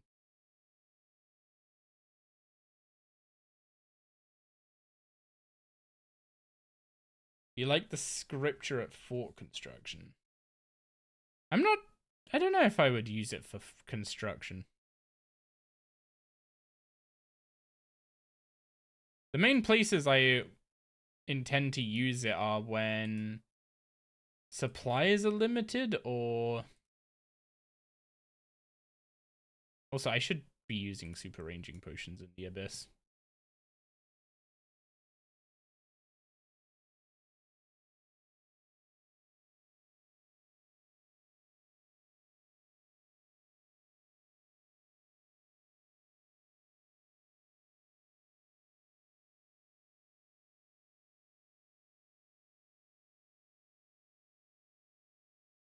Think you built 100 of tier 3 kitchens, you think it'll be a small benefit?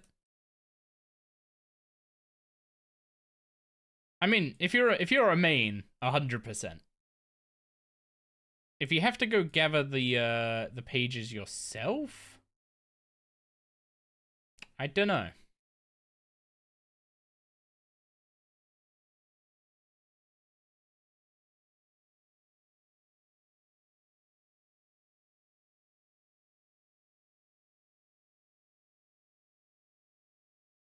There we go. Abyss setup saved. Let's get back in there. I think it's pretty good for contracts.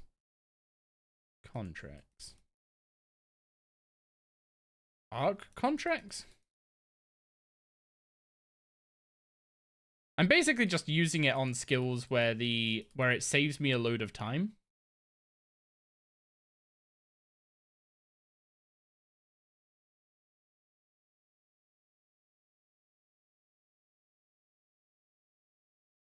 I'm basically just using it on the skills where it either saves me a load of time, or it's something like Herblore, where the materials to actually train the skill are a massive, massive time sink to get. Admittedly, that would help if I kept doing my farm runs, but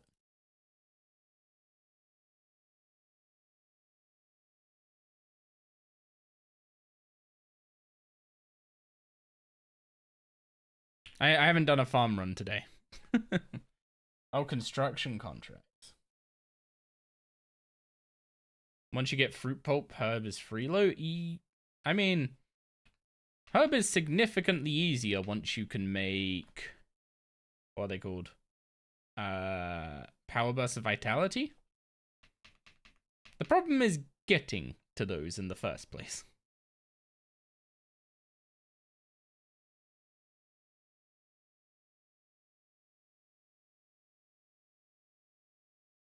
And we don't have Jack of Trades anymore. You don't, on a new account, you don't have weekly reset or monthly reset tokens for penguins and what's it called? Troll Invasion anymore.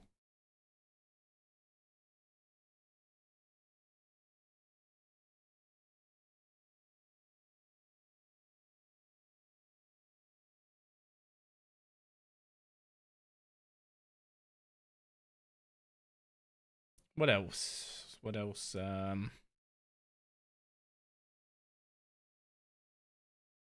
You don't have weekly or monthly resets, so your XP from penguins and troll invasion is halved.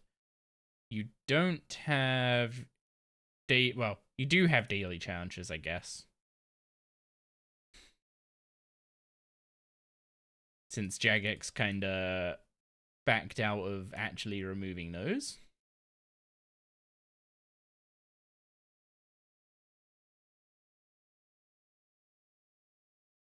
.65 range for the Elder Shield Bow sighted.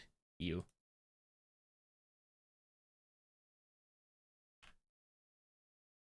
Wait. Revolution is trying to use an ability I don't have unlocked. I need to take Ricochet off my bar because Revolution keeps trying to use it instead of basic attacking.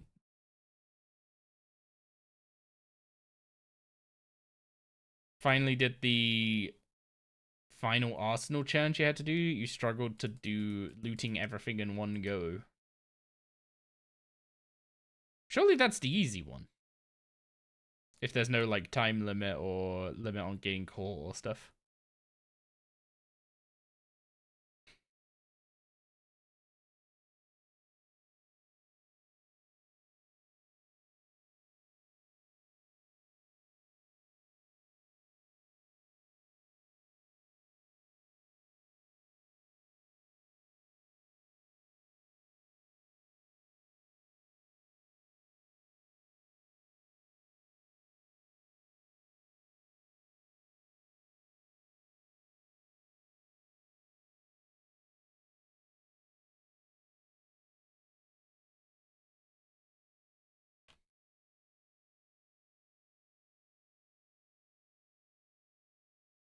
Okay, how much XP do we need for 70?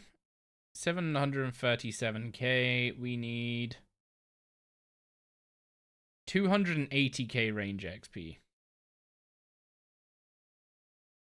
Which, looking at my XP per hour graph, is going to take about an hour. But then we can augment a black salamander and start actually training invention.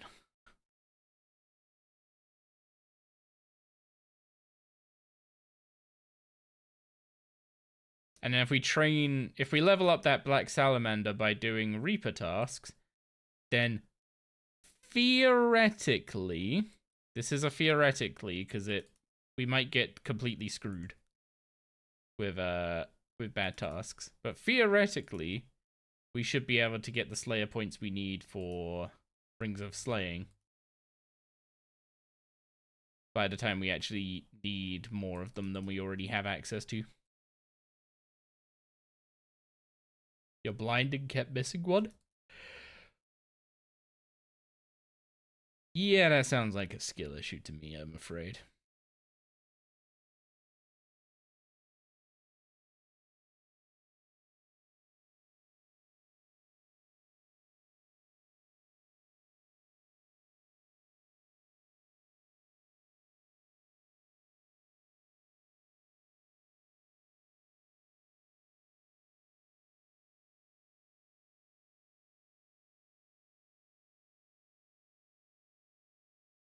Man, the problem is I can't do something else while doing this. I guess I could start hunting a shiny Squirtle again, but then everyone's gonna tell me to learn RNG manipping, which I can't do while doing the Abyss.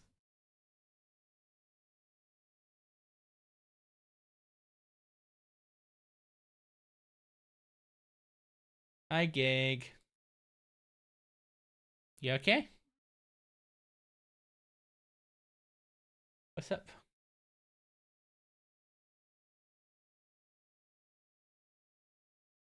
Thank you for the cuddle.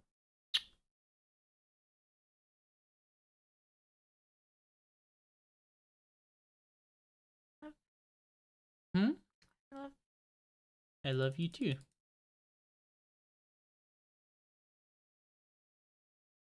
You just felt like coming in? Mm-hmm. Okay.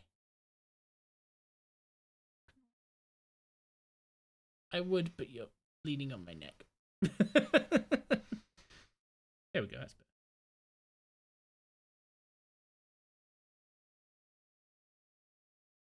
better. Techie says hi, Gig. Hi, Techie. No Techie? Techie! Hi.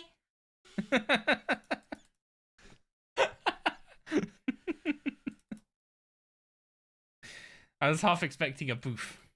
I was really snuggled. Mm? Like, thank you. So where is Doristy Doug? Oh. Is that why she didn't come a running? When you not a wooed. Continue to storm Silver Nuzlocke? That's not quite as low effort / low focus as I need for the Abyss. I can't have something that actively diverts my attention away from this, because then that's how I get myself killed, right?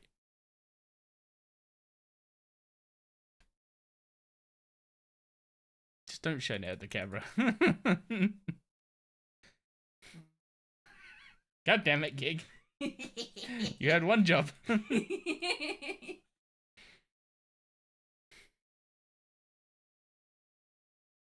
Gig's playing with my little torch. Well, pen. Gig got me a very nice pen that has a compass on that end, a torch on that end. He likes his multi-tools. And then, oh, that's the battery compartment.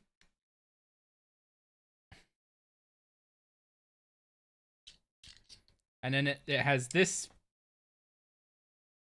How many tools can we fit in a single tiny piece of metal? Tool.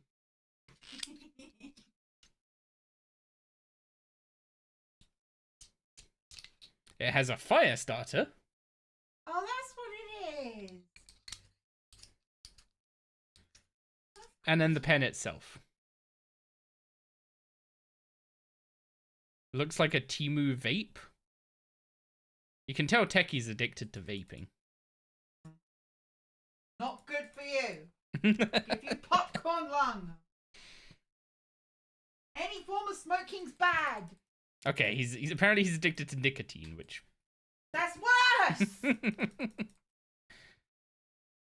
Gig sounds like Gig is prepping me to be lost. She's gonna just drop me on a remote island somewhere. When I could join you. Because how would we guarantee food for Doris if we did that? Someone's got to be here to be able to buy her food from the shop. Just fishing. A fish. She does like her fish. She likes everything. If it's done correctly. You'd kill someone if you didn't smoke. Sounds like someone needs less sources of stress in his life.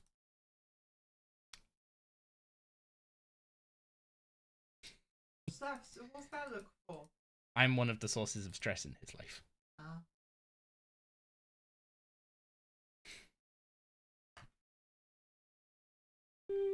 Also, I introduced him to Arkham Horror, which is definitely a source of. I am listening.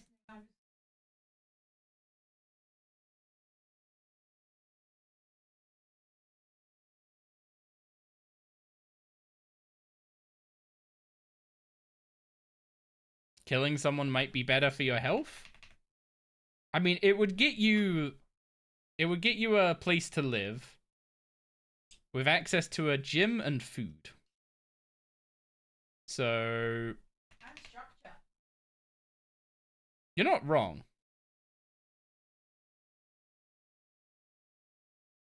Where's my crackers? Aren't they in the what's it called? The big one of these in your room.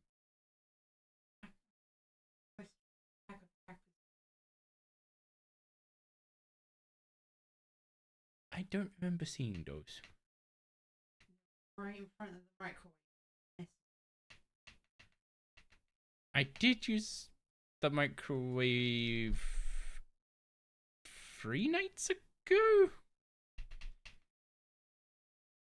Aaron, you cleaned the drawers of the fucking air fryer and they're sitting in front of the microwave. Where are my crackers? I did not. Well, I mean, you could look through the bin, but I wouldn't want to go through that. But I also didn't put. There weren't any crackers there when I started cleaning the microwave. My crackers.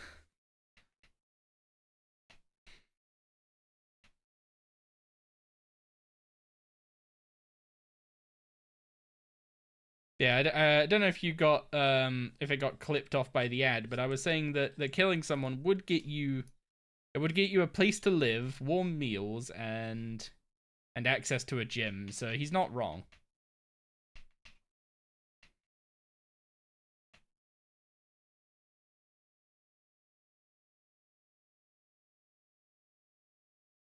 Also, Gig's got me now fidgeting with the pen.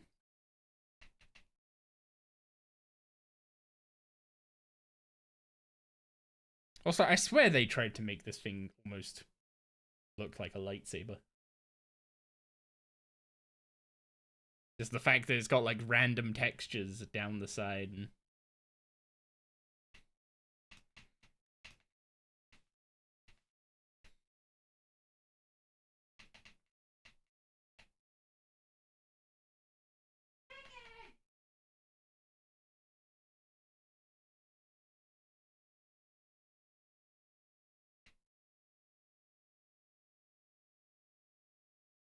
is rapid fire a DPS loss?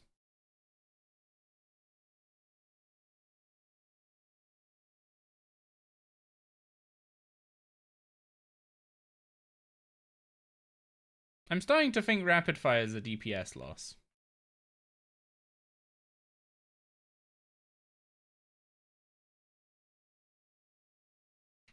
The accuracy would be pretty bad.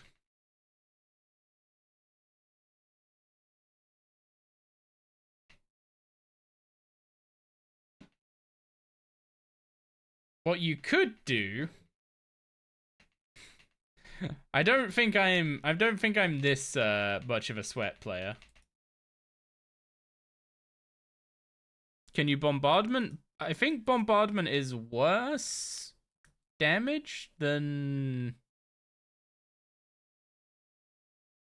I think bombardment is worse damage than just snapshotting with chins.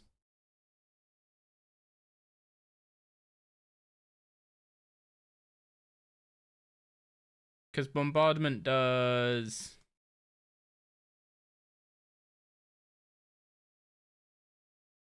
Bombardment does 240% average, while snapshot does 290% average.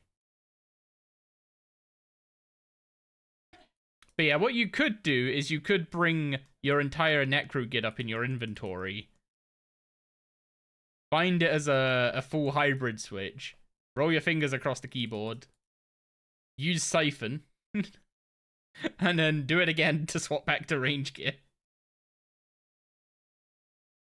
But, that might be a little sweaty. One thing I did do on a different account was I had a Scrimshaw of Vampirism. I had a Scrimshaw of Vampirism for melee, and what I would do is I would put on a Dragon Halberd, turn on the Scrimshaw, AoE with melee until I was full health, even in range gear, and then swap back to chinning. But it wasn't very good. It just meant I didn't have to bank, and it meant I wasn't using food, because if I remember rightly, that was on the Group Iron Man actually, and the Group Iron Man had a bit of a food shortage.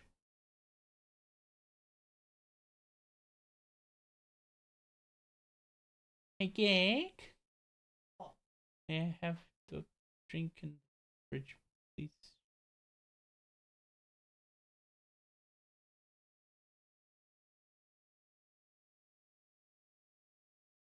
I think I've moved something of gigs, and I must have done it in the past few days. They were there this morning.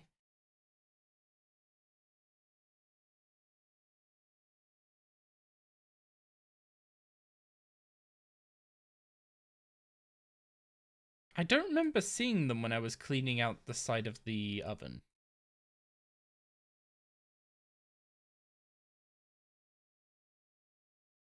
Did they end up getting bundled up in everything when we threw stuff away, when we were throwing all that stuff away?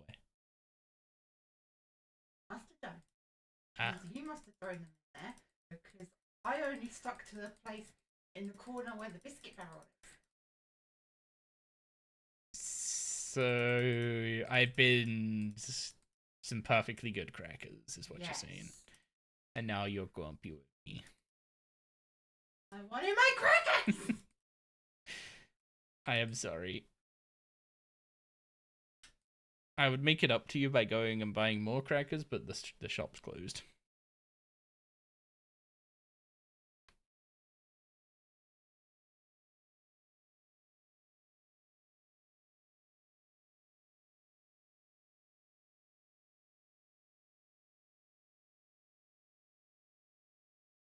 Whoops.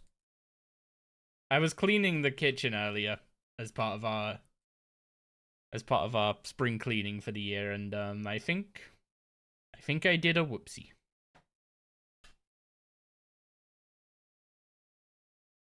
You must be thinking of Combat Beta 2 when Bombard was insane. I mean, I can stick it on my bar in place of Snapshot, and we can see if it's actually any better.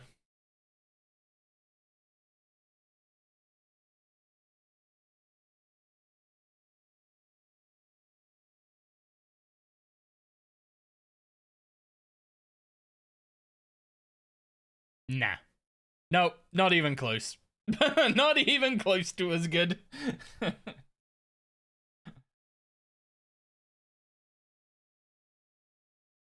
Snapshot spam is the way to go.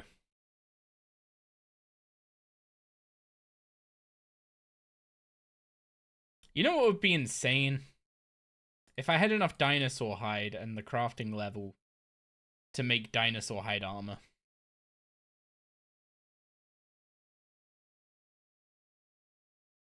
That would be nice. Wait, actually, now I'm thinking about it. How hard would it be to get 5 more dinosaur hide? What is the drop rate of dinosaur hide from all sources?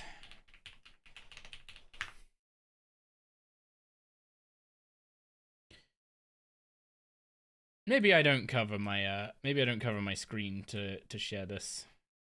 I just make it smaller. So dinosaur hide just comes from BGH. Is the TLDR of it. It's a 1 in 10, so I would have to hunt 50 BGH dinos. But in return, I would get tier 85 augmentable ranged armor?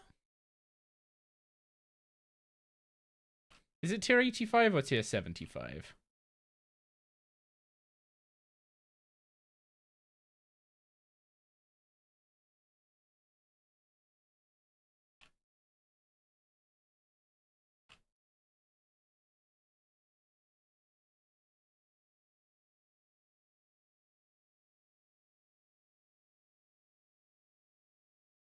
$75.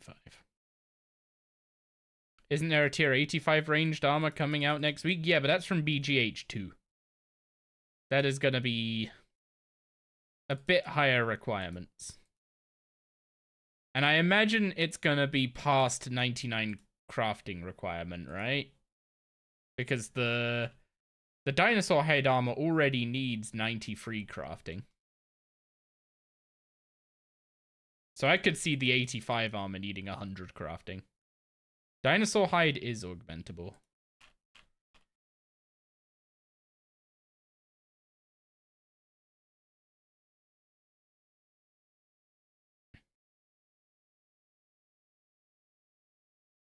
There's going to be trim requirements on Monday? Obviously.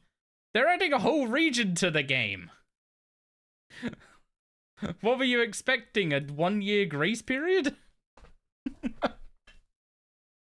There's gonna be some kind of grace period. I don't know how long though.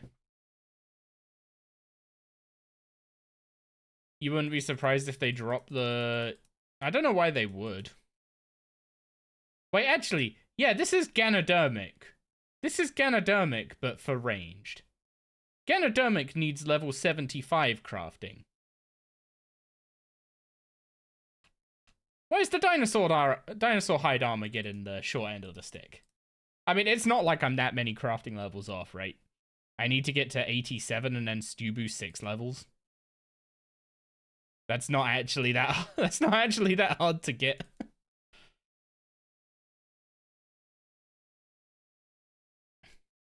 Oh, if you're wondering why I went to 84 crafting, it's so I can make all the urns. I can now make every urn, every decorated urn. That's why I went to 84 instead of stopping at 80.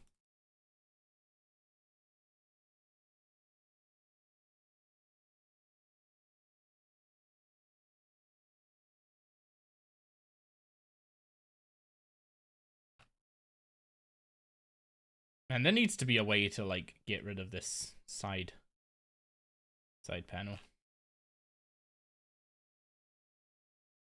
Are urns worth it, the time spent making them? Depends on the skill. Mining? No. Fishing? Yes. Cooking? Debatable. Fire making? Yes. Wood cutting? Yes. The wood cutting's debatable because you need the logs from the wood cutting, right? So even if you get your wood cutting level up higher, I mean, I guess then you could chop the logs with a better hatchet. So maybe on the wood cutting. I don't know if I'd bother. Smithing 100%, because smithing is resource locked, not time locked. The problem with the mining ones isn't actually the idea of decorated mining urn, or the idea of mining urns is bad. The problem is the balancing of decorated mining urns. Also, what the wiki does not behave well when it gets shrunk down, huh?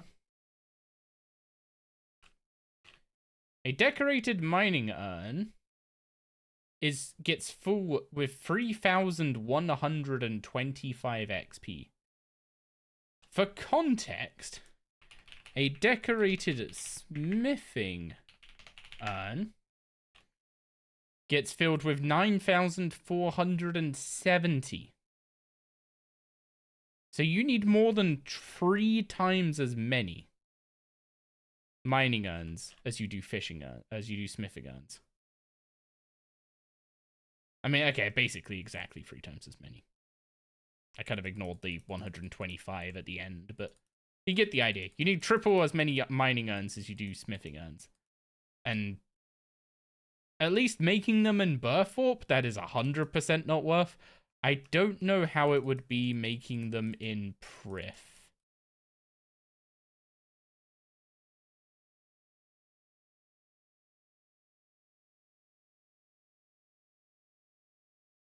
Also, I guess it might not be worth making fire making ones. Actually, I guess fire making ones save you logs. So if you want to use wood cutting ones, you should use fire making ones as well. Ugh. Mining guns may be better now with stars nerfed XP. I mean, mining is still not the slowest skill. And the thing is, getting 80 mining, I still just barely got enough ores for 80 smithing, even though smithing was using urns and mining wasn't.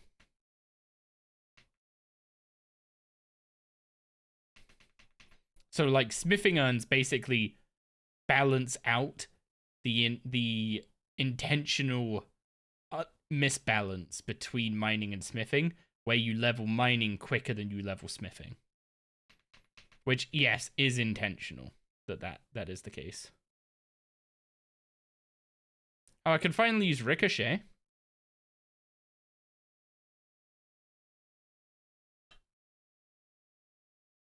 I don't know if Ricochet is actually worth it for...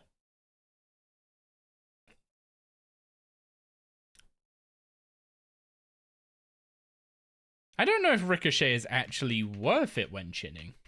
Because the initial hit is gonna... Only the initial hit will AoE, right? And the initial hit is less damage than a basic attack.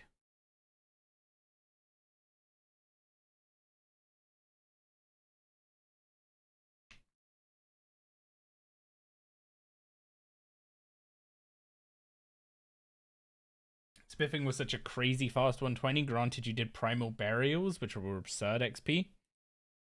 To be a main, huh?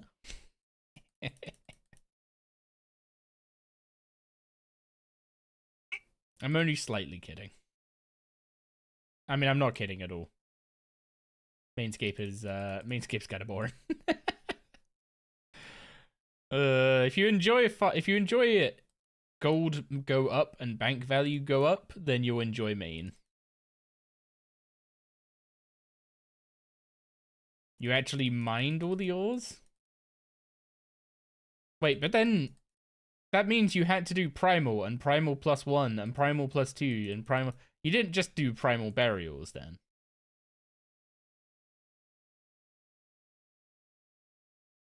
Also, I have an excess of prayer, so I'm gonna use it up real quick. It all ends up just boss farming or clue farming. What do you think Iron Man's end goal is?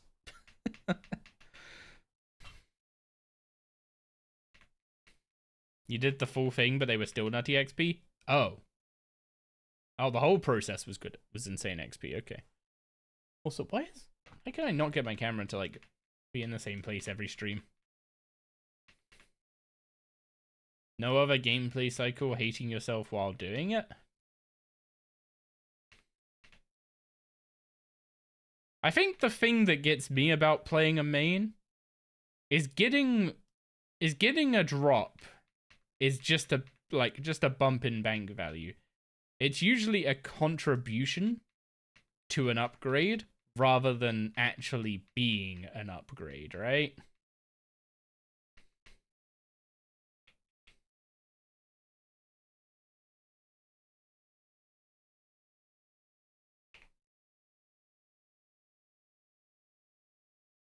Like if you go to a boss, like say you go to Zemi, right? And you get a Vestment's robe top drop as a main. That drop is as good as the price tag. Because it's either given you the money to have basically been able to buy a Vestment of Havoc robe top, or something else is better than it, / some other... Wait. Oh, I haven't gone south yet. I was about to say, this looks a bit different. No, I didn't go south.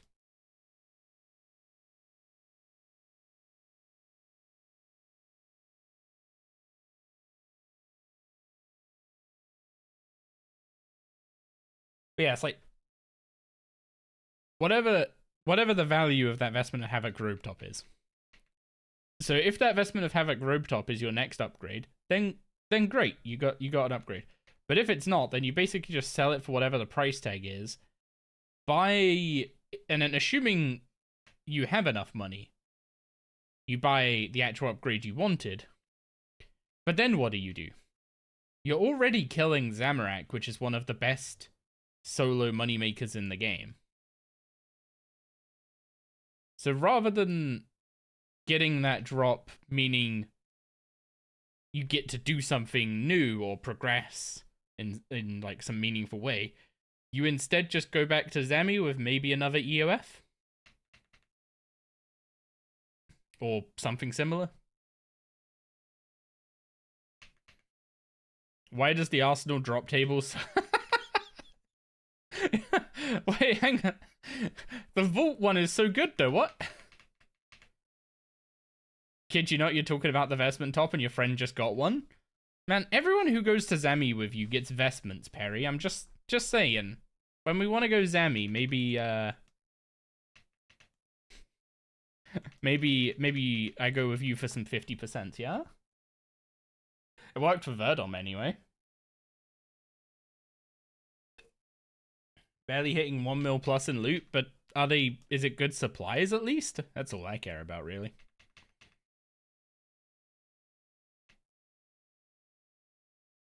You're not doing Zami, you're doing fire making? Oh. It just happened to be a broadcast, I guess, then. Fair enough. Wait, fire making's your next 120? Wow, you must be bored.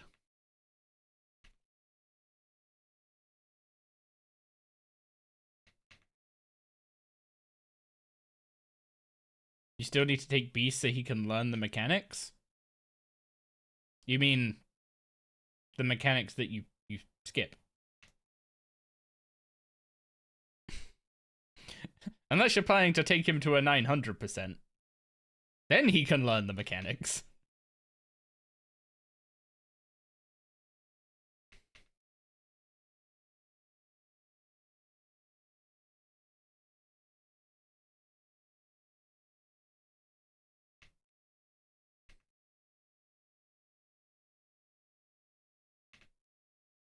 You're not wrong. You're not wrong. That will actually be, because, like, I've never done Zami past the point where you skip all the mechanics. Which means, if I'll be honest, it was usually, the literal, like, the noobiest way to deal with Zami, if you just want to kill him for some money, is If you don't know what the mechanic's gonna be, just press your teleport button. Not very good for learning the encounter, huh? So I should probably go on my main and actually just do the mechanics correctly. So then if I end up not skipping at any point on when I go there on the hardcore, I don't just sit there floundering like an idiot.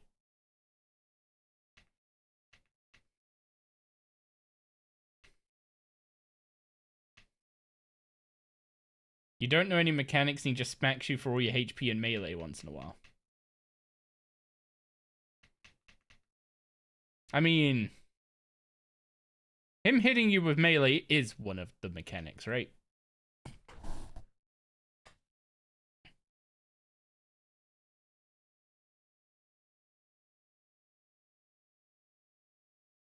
It's okay, bro.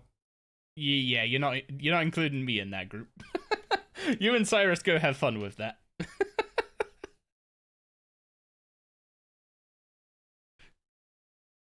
You do not want me dragging you down there.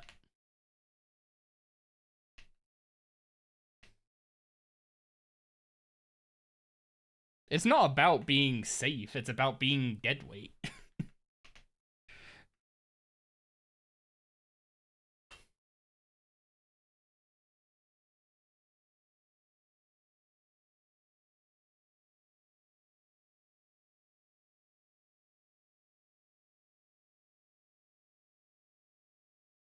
How do I keep randomly hitting that one?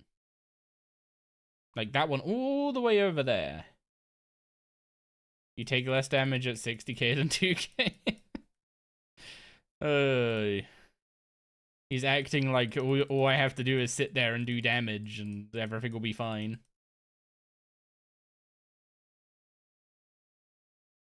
Because if you do it wrong, you're just dead. Actually true. Just don't do it wrong. Is chin usage still like 610 minutes? No, it's about 400 an hour.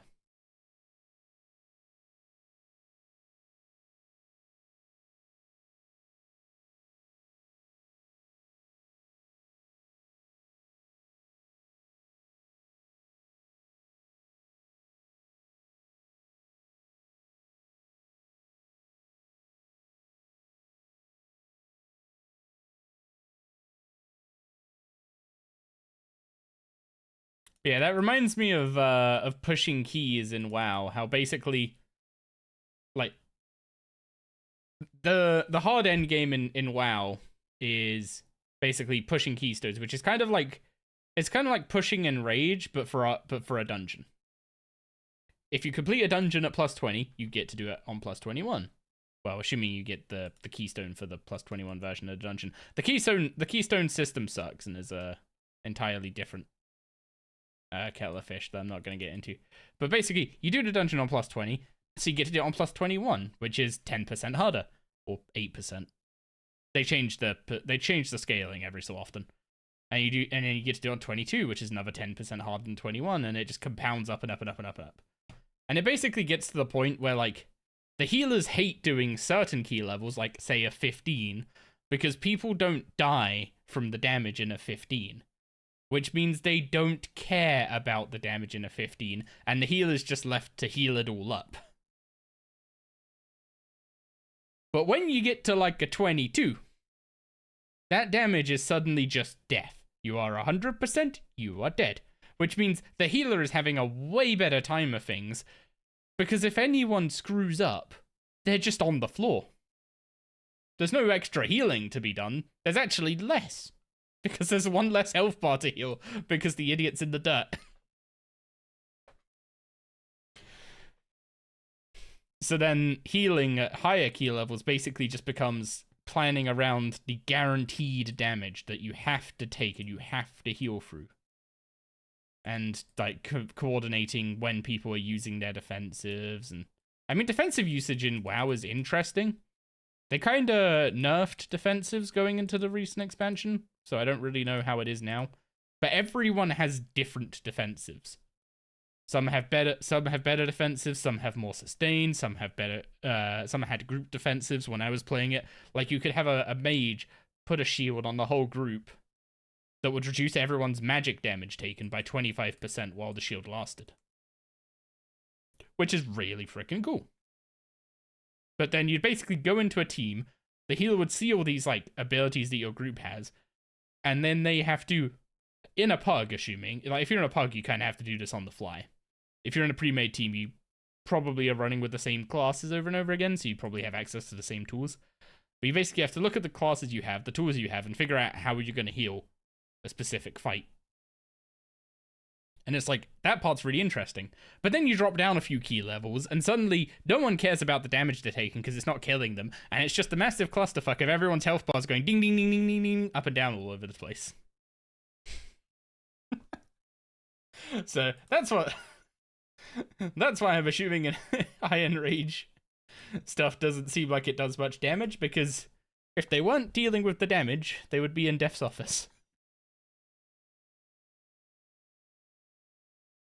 And Verdom and Perry are just stratting out their Zami 500% kill in chat. Nice.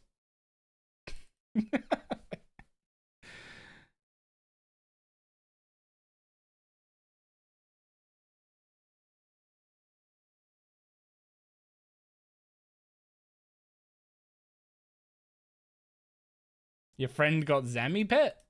The same one that got the vestments top? Also, I'm so sorry, Dodo. I missed your follow 10 minutes ago. Thank you very much for the follow. I hope you're still around to hear this. But apologies for missing that.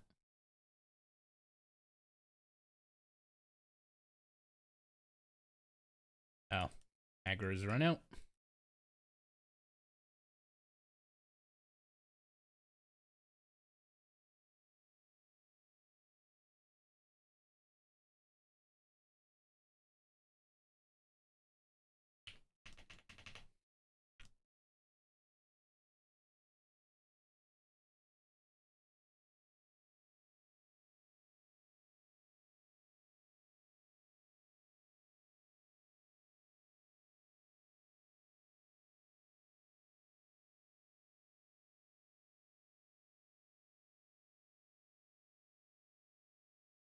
It's mad that a woodcutting potion requires a level 88 woodcutting requirement. There's a woodcutting potion?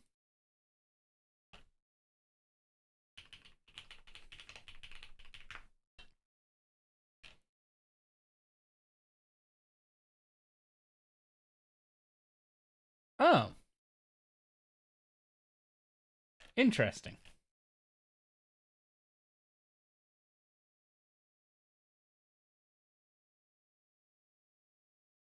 Hopefully the bug quest is fixed soon.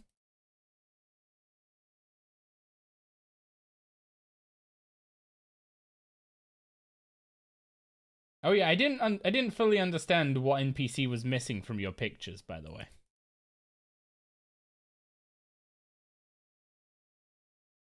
Do you have a full bad luck mitigation stacked up?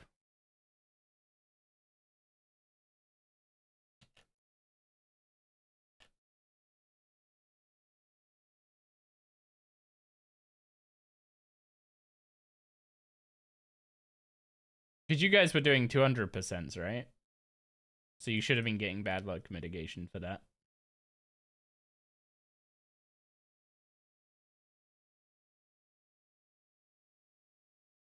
I haven't had anything from my sources. I mean, I just told you I didn't fully understand what NPC you were trying to say was missing in the pictures you sent.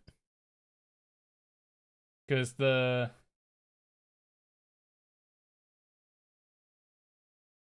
Twilight the quest log doesn't say you're like going to talk to anyone.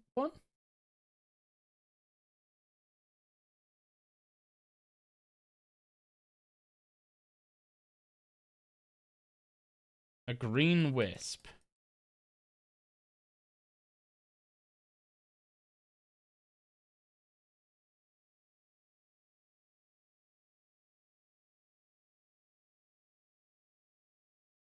You've been doing far more than 10 KC at 100% plus in Rage? Does bad luck mitigation even start adding up below 200%? I thought it only started at 200%. The wiki probably has the answer to that.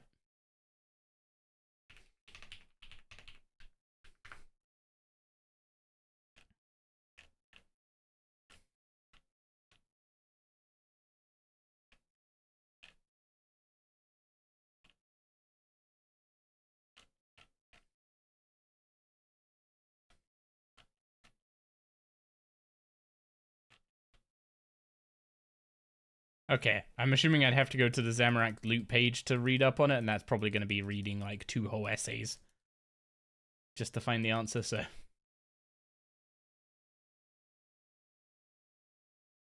You're on your own figuring that one out. Well, we're up to 69 ranged. Let's tally before my prayer drops.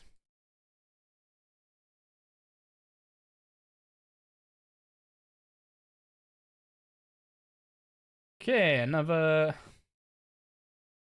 12 minutes or so. Should do it.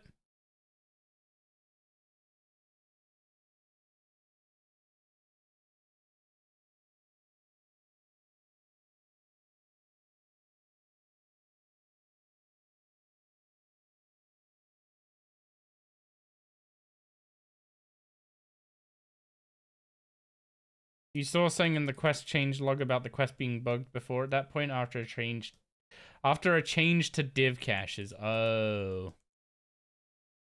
Okay, I see.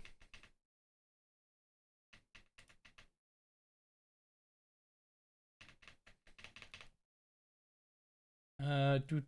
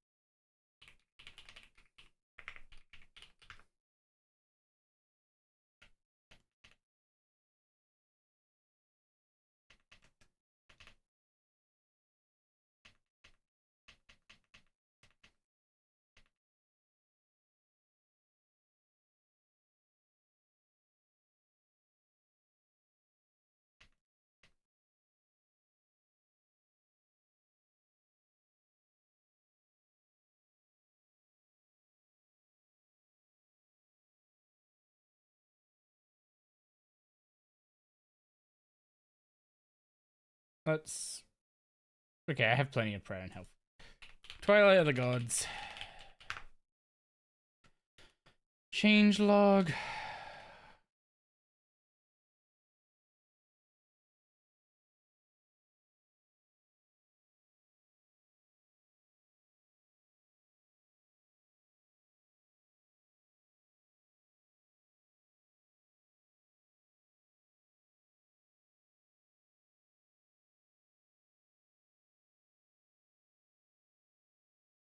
Oh.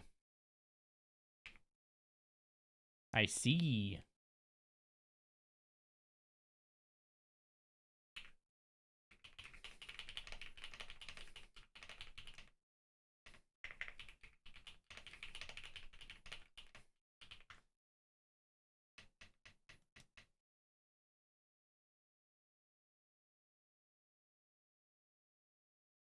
There you go.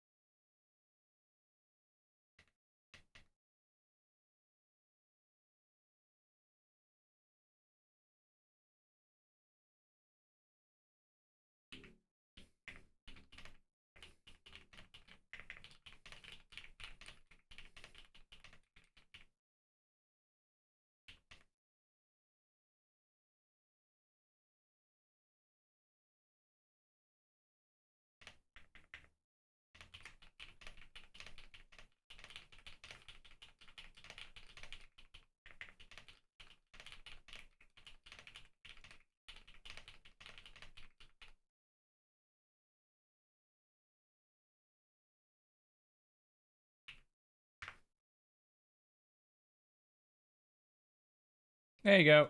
I've put it in a place where hopefully it can be fixed. Although I'm pretty sure the build for Monday is done on Friday, so hopefully they already knew about it.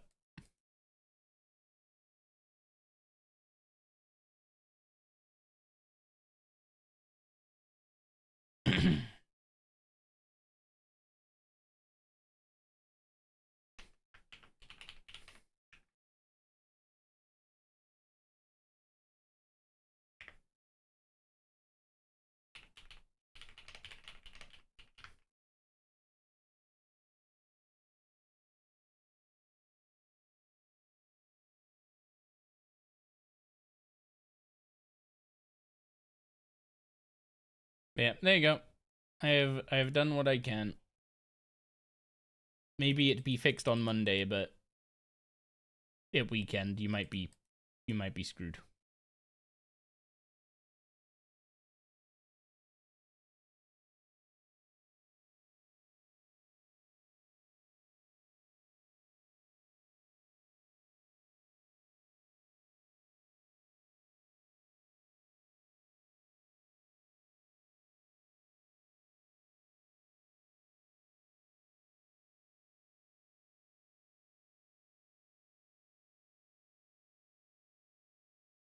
You don't expect to do a lot of Zami next week?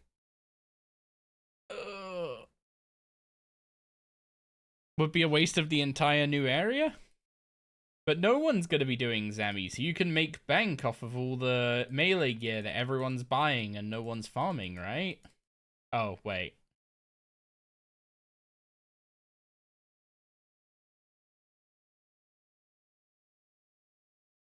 For context, I do know he's an Iron Man.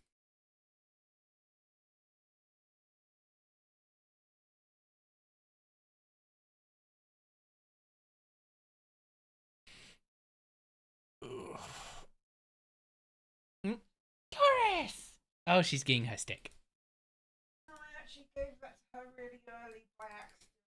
So do you want to do another time? You gave her stick too early by mistake, and now she's hungry. Hey, chat, do you want more Doris treats?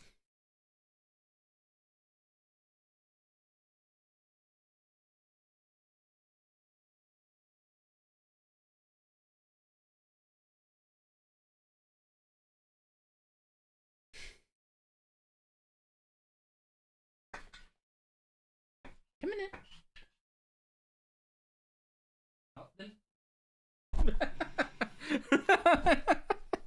You were gearing up for that. I saw that.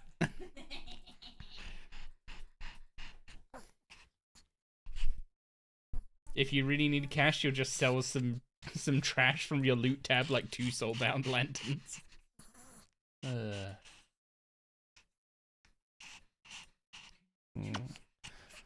Would you like a couple treats? Would you like a couple treats? Yeah?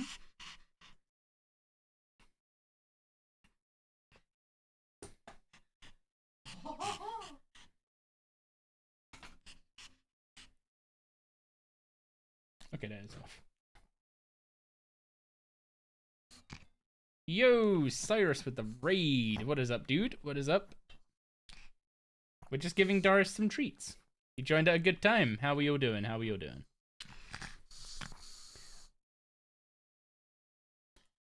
Dog cam? You know it. Oh, you're giving foot.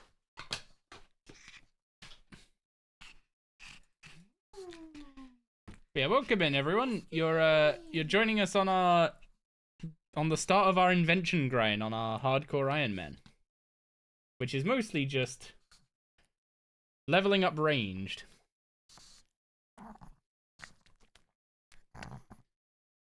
Because we're getting up to 70 range for a couple black salamanders. Get us up to the point where we can actually make equipment siphons. And have access to level 10 equipment before we go disassembling anything that actually takes effort to get. Like what are they called? Death Guard. Don't want to be disassembling a Death Guard at level 5. That's a big old waste of time and rituals. Good girl. Good girl. Well done. I'm just making sure I'm not dying in the abyss while Doris is getting absolutely pampered. All going? Oh no, she's getting spoiled. Well, it was Mummy's mistake, so. So you're having to correct. Yes.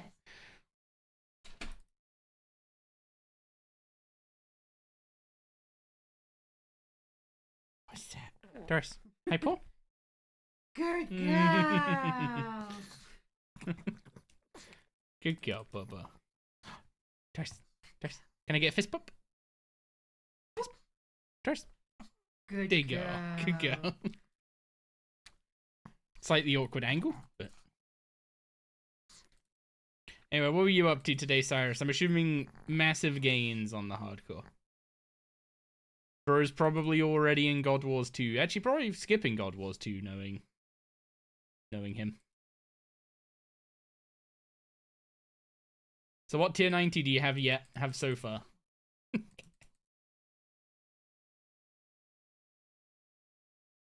Oh. She can't reach.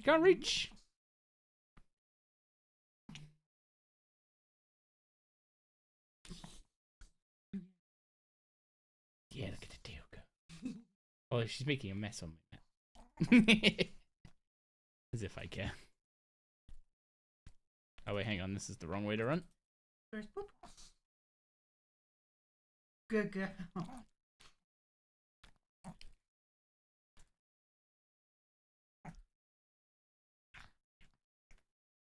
Were you hungry by chance?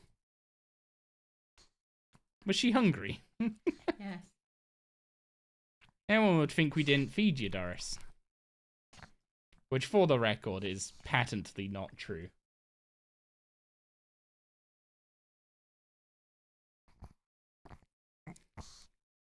There we go. Who's our good girl?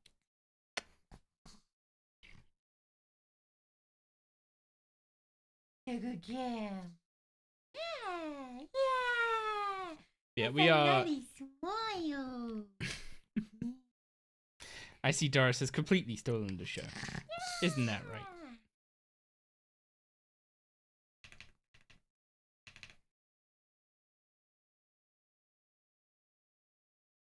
Went to AFK. You were playing the main Iron Man today, trying to fight a little questing burnout.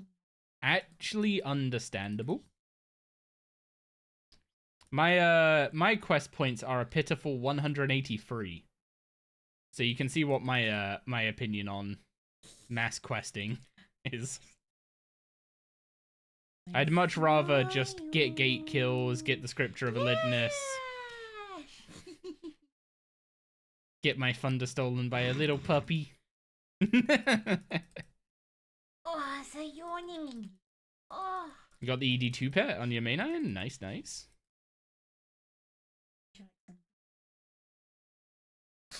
Yeah.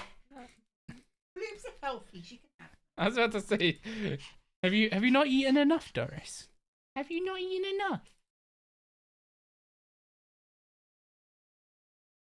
There we go. Level 70 range. I can teleport out of here now and bring up the gate log to show what we've been doing on the iron. So our iron is about just over a little bit over a month forward. I think like 35 days kind of range at this point. And that is the wrong tab. And basically my entire game plan so far has been unlock Gate of Elidness, get the Scripture of Elidness, and then start training all my skills up with the Scripture. And also getting crafting, divination, all done at gate. Nice and easy stuff. The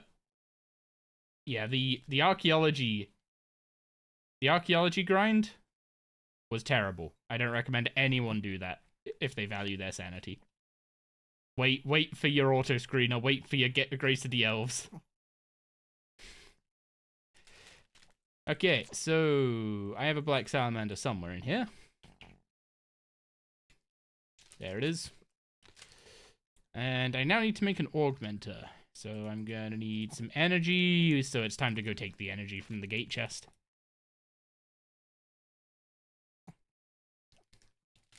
Yoink. Can I just weave an augmenter here? Nope. No dark onyx core from the one salamander? I didn't do Sally's when they were broken. I was too busy trying to get as many Reaper tasks done as possible for Oh, this one's a bit sharp, Doris. What's it called? For the Ring of Death.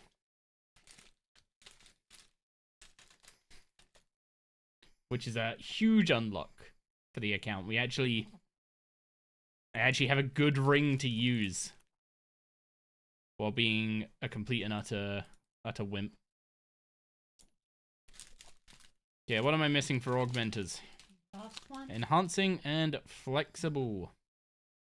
Potions, glass, jewelry, food, and herbs. Well, I'm definitely not disassembling herbs, let's put it that way. Jewelry is the way to go here, which would require some Slayer points, but I think we can do this another way for now. And that way is going to be...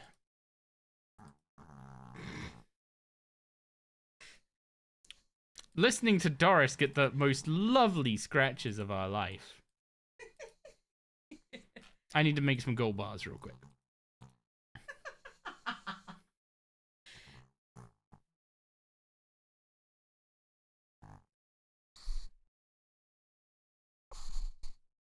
Can you even hear her?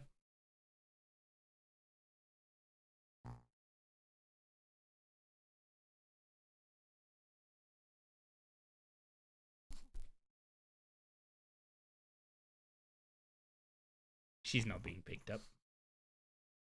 Your little grunts are too subtle, aren't they?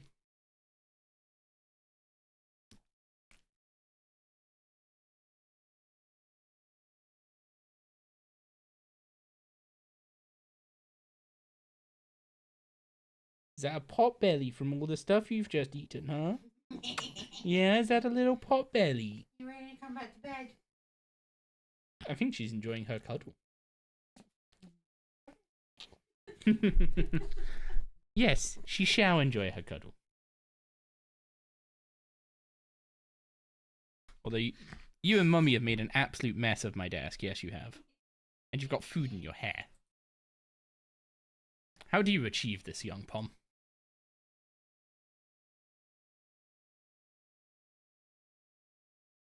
Nice scratches. But yeah, since I can't make rings of slaying yet, I'm just gonna make diamond bracelets, I think? I think it's bracelets.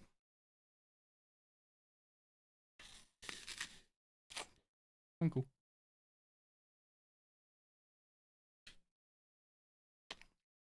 Pink Lady Apple.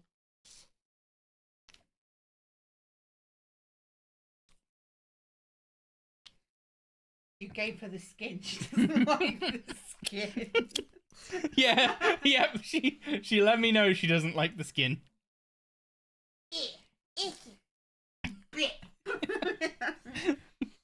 She let us know she doesn't like the skin. Picky little puppy. There you go. The little crunch of her having apple is so cute. It's a good thing she's all this is fruit, huh? God, spoiled little puppy. We wouldn't have it any other way, but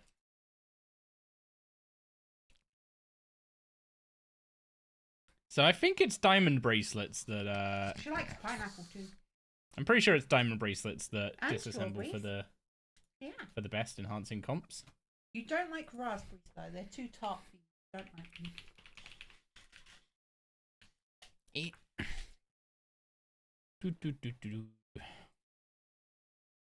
That's the wrong page.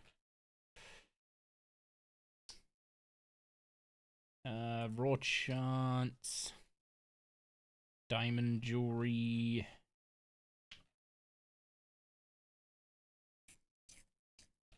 Conch. Keep scrolling.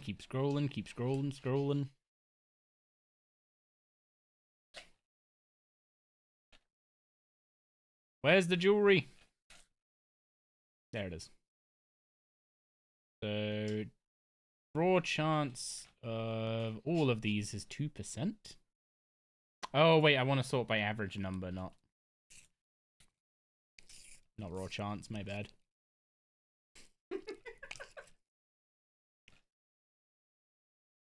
That was that too big?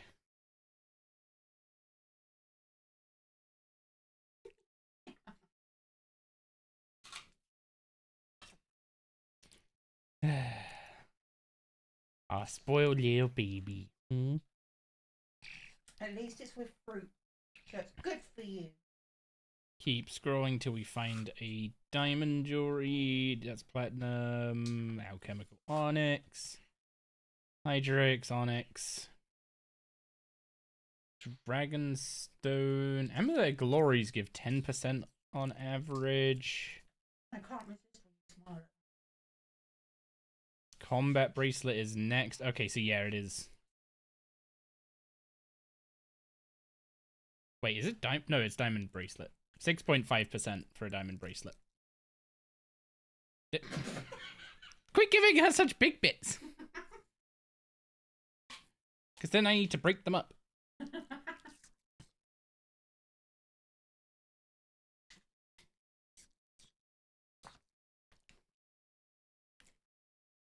Then I get enthusiastic for the crunch, okay?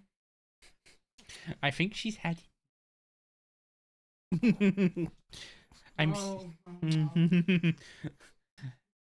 Gareth, you're a good girl, but we can't keep feeding you like that. I'm so sorry. Okay, that should be enough enhancing components now. So now we need flexible parts, which come from whips, bows, and summoning pouches. Is it specifically short bows?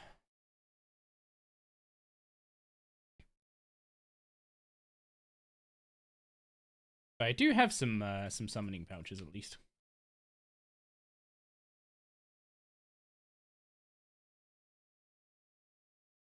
Okay, that is pretty bad rates on the summoning pouches, not gonna lie. It's because it's a low-level summoning pouch. The first couple augmenters are gonna be the pain ones. Because we're gonna augment something, and we're gonna use the... we're gonna get it to level 5 and disassemble it really quickly, which then means we're just gonna need another one immediately. So, the first couple are kind of painful. But then the second one, we're kind of, or from the third one onwards, we'll be at the level where we can put Scav 2 on, like, a piece of armor or a weapon. And then we can start getting some resources that way. We'll also be leveling up to level 10, which I think is, like, 4 times as long as level 5 or something. Or, like, 8 times as long, maybe. Short bows are specifically for dexterous comps. Okay. Would you like to go with Mummy? Yeah, you going with Mummy? Go on then. Go with the food bearer.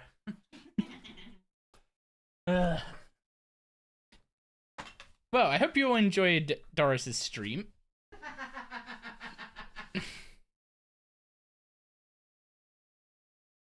I need to clean my desk after today's stream, huh? Short bows are specifically for dexterous comps. I should go... I don't want to do shop runs. I don't want to do shop runs, man. How are we doing on the flexible parts from this?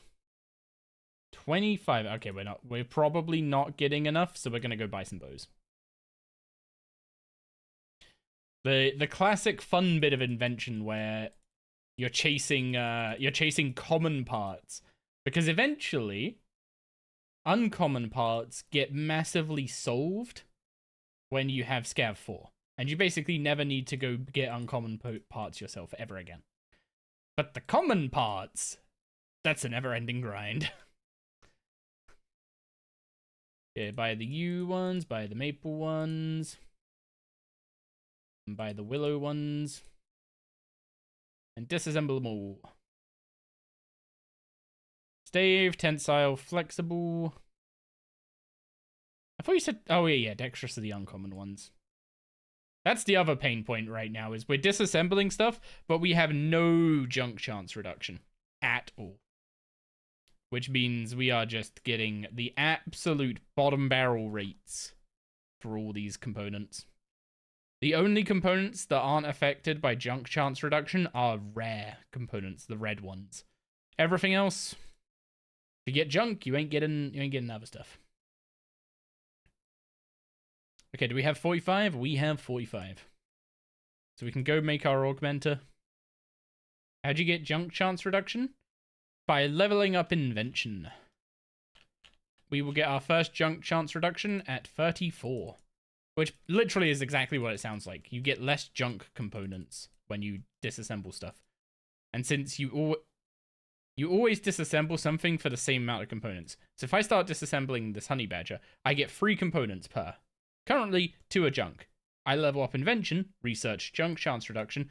I get less junk out. Like, the less percentage of those 3 components are going to be junk on average.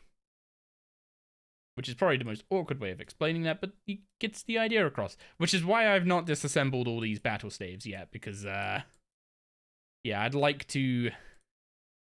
I would kind of like to have at least a little bit of junk chance reduction before I go sending all those.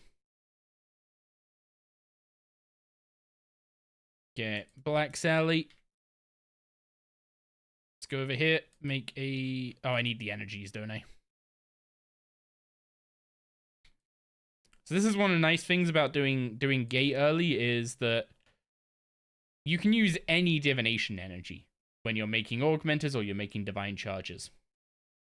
Have you been doing insulated boots runs? I did, and I disassembled a bunch of them.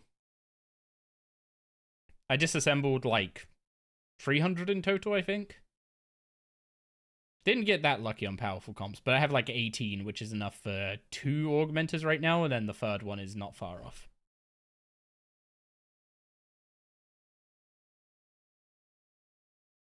So we need to make 1 augmenter. We can either use incandescent energy. Incandescent is by far and away so much better in terms of ratio, in terms of the speed of gathering it, because it's always like packed and there's always an enriched colony or enriched wisp and all that kind of stuff. If you want to do a lot of PVM with invention, 95 div on an iron is not a nice to have, it's almost a requirement. But the luminous energy we got from Gate should do us well for a little bit. I've already spotted that penguin spy. Apparently reclaimed my quest reward. Wait. Oh, the quest reward from the Gate of Elidness. I completely forgot about these. Don't mind if I do. Anyway, augmenter on the Black Sally. We are an absolutely pitiful invention level right now. So I'm going to go bring up a gizmo calculator, and I'm going to show you why, even though we can output gizmos in this Black Sally, we are very, very, very much unlikely to get any benefit from doing so right now. So we'll come down here, we'll set our invention level to 9. I am making a weapon gizmo. And I'm going to be putting 5... Not subtle. Wrong one. I'm going to be putting 5 precise components in there. I am very likely to get cautious. You know what cautious is? Prevents auto-retaliate from being turned on. We need to get our invention level up before we actually start getting the good stuff. So... yeah, we're not putting a perk in the Sally yet. Yeah, back in you go, back in you go. But what I will need to do is, do I have any swamp tar? I do. Do we have Harrowlanders? We do. Oh, we do not have many Harrowlanders. That might be a problem. Put on the scripture of Elidness, bring up the timer. Turn on the book. Wait a minute for the book to actually turn on. I'm going to go use the restroom while I wait for that.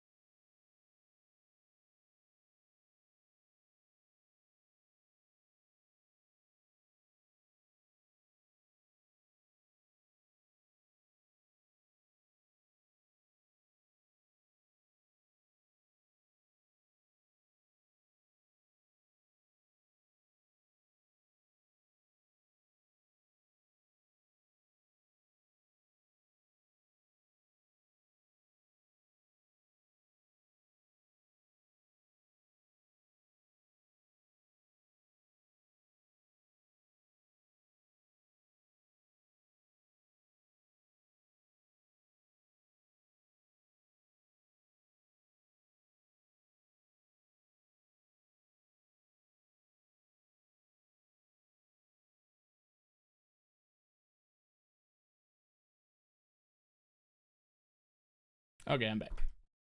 Put talking on the Sally? Wait, what? Why am I putting talking on the salamander? Oh. Oh, that was worth. That was very worth. Mimicking Soul, 3.5k Herblore XP just for turning on the book. That's why we got the book.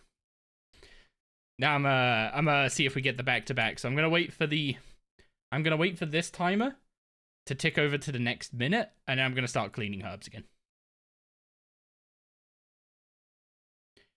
The way this book works, for those who have not heard my many explanations of it, the TLDR is the first XP drop you get every minute has a 17% chance to proc the book. The book will then spawn one of 4 different souls, which give a varying amount of XP and require slightly different things to get the XP from them. Also, Harrowlander Tar is not just useful for black salamanders. We will be disassembling it later for variable components, which is used for the auto screener. I don't think it's used for anything else. I'm pretty sure it's just the auto screener. Okay, can I teleport to Bergderot yet? With a games necklace.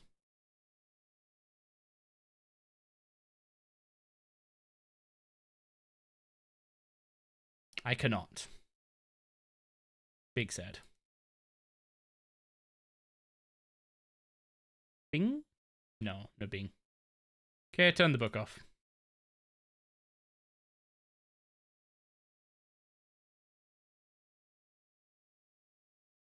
So, tier 70 ammo, tier 70 weapon.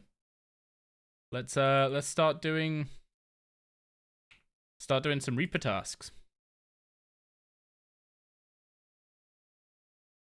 That's a super magic potion.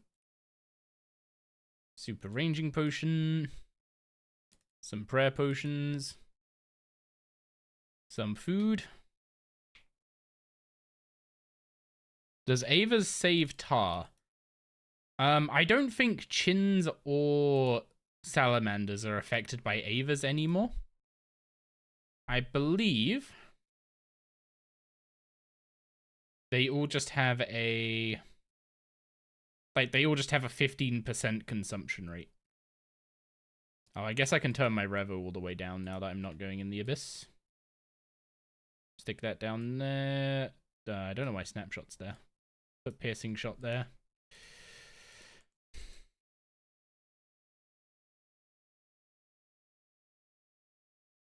You'll save 125 making for tomorrow. No Bernie sucks. Oh boy. Yeah, I don't think you need Avas to save or to get the 15% save rate on Black Sally's. Not 15% save rate, 15% use rate. Like, I don't think it's 100% if you don't have Avas. He's in Wildy, get him? I'd like to see you try. Famous last words.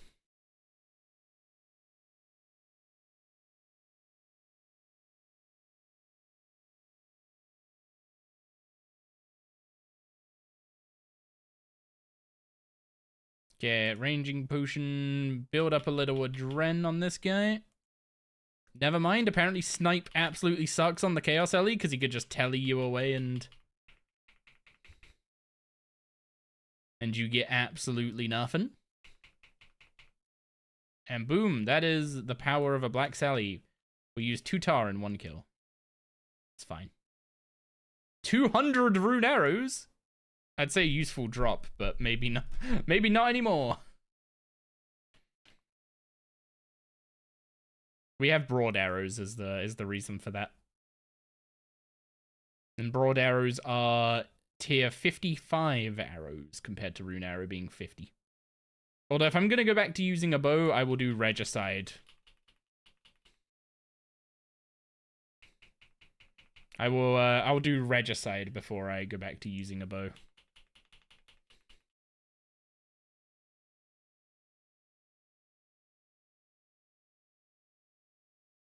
Oh, the shark drops. How dare you do this?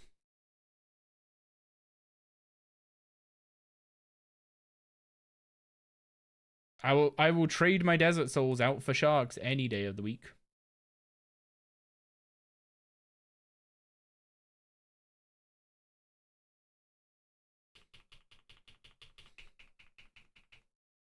Oh yeah, I should probably swap this to Reaper task.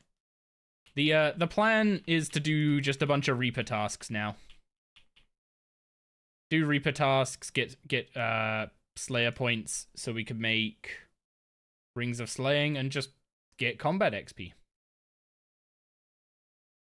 RS3 has rune arrows below broad? Yes, sir.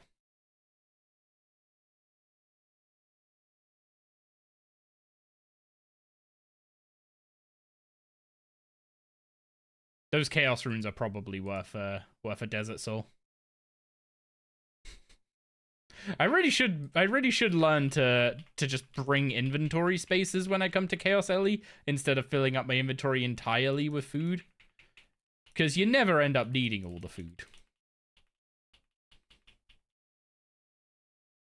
And Reaper task done. So how many Slayer points are we getting for these now? 12! Oh, the pain. We were getting 25 on Monday. No. That's actually sad. That is kind of sad, not gonna lie. My bank needs cleaning, I know. I will get to it eventually. Or I'll pay Perry to do it, but don't tell anyone I said that. But you do get Slayer points. Yeah, it's 7 Reaper points, but the Slayer points, I was getting like 25 per task on Monday.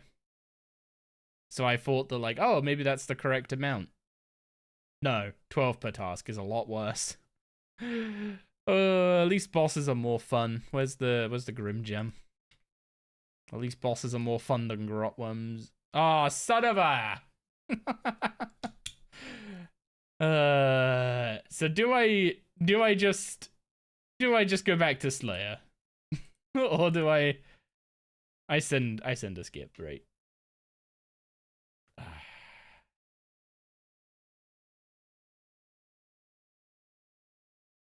Do I just go back to doing Slayer? I need to make... The thing is, I need to get the 350 Slayer points. It's not a like, oh, it would be nice, but I can put it off. I just need to get them. So I think we're gonna be doing Slayer for a bit instead. If I pay to skip the Jad task and I'm only getting 12 points of Slayer Reaper task, it's gonna take us ages to get the Slayer points that way. I could Slayer point boost, but without 300 quest points and the correct task set up at Jacqueline, not exactly a fun experience to do it at our current stage. I'm not gonna do the majority of the task on these little guys. I'm just getting some of the task done while I'm running down.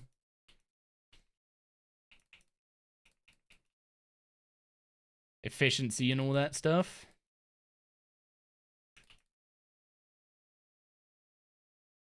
I wonder if I could do the big guys now, actually. Or do I just do the little... Do I do the medium guys just to keep it nice and quick?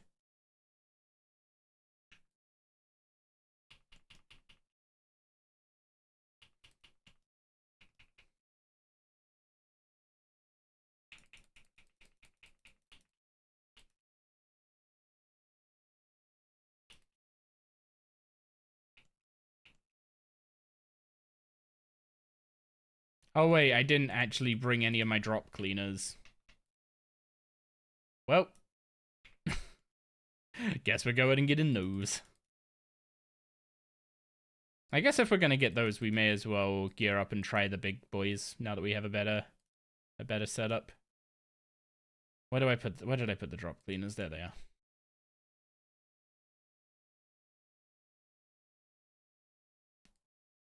Oop.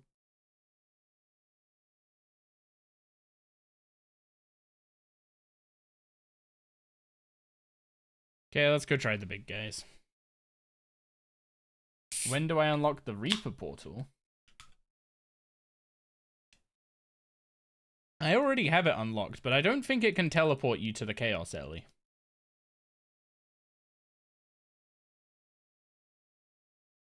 Is why I didn't use it. But yeah, the change they made to Jad tasks where you have to do the entire fight caves. A fight caves run is like 35 minutes right now for me. It's just not worth it.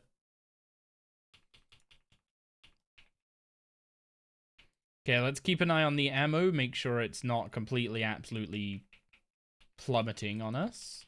I mean, it kind of looks like it is already, if I'm going to be honest.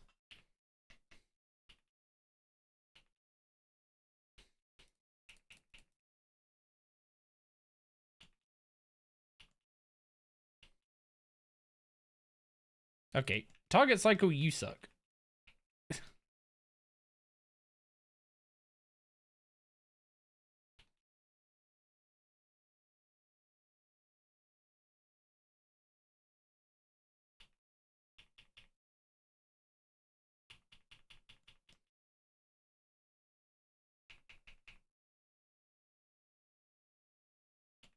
Yeah, I swear target cycle, like, half the times I press it, it doesn't find something that's literally right next to me, and then half the times it finds something hot, like, in the next room.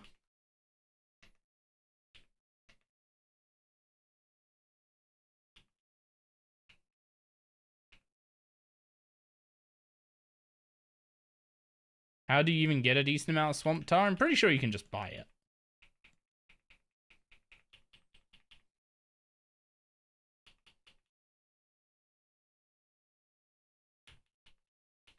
Or is that swamp paste? Might be swamp paste I'm thinking of, actually.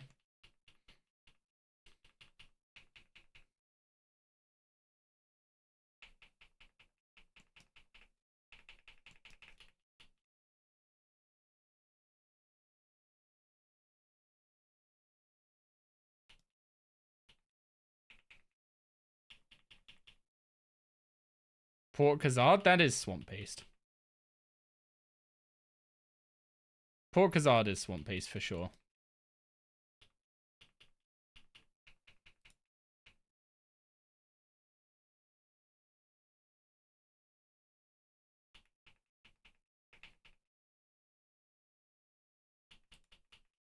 I forgot my alks is one not great thing.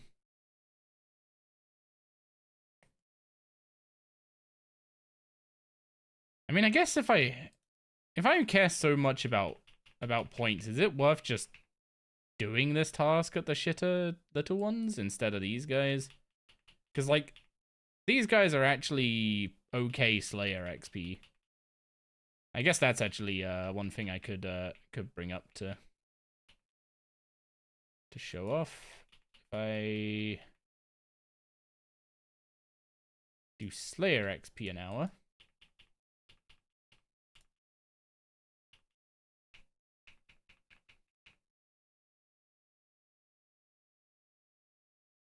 Did I claim my Slayer XP lamp from World Wakes? I have not done the World Wakes.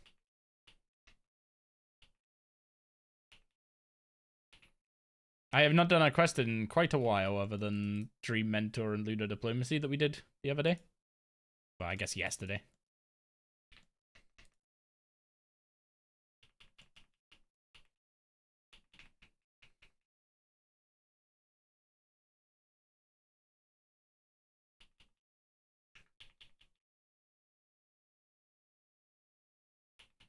Should I do World Wakes? Absolutely. Now we're approaching level 76. Range and magic. We definitely want to go get... What's it called? Death Swiftness. Actually, thinking about it, the World Wakes abilities work slightly different to other abilities, and you could actually use them. What's it called? You can actually use the World Wakes abilities by boosting.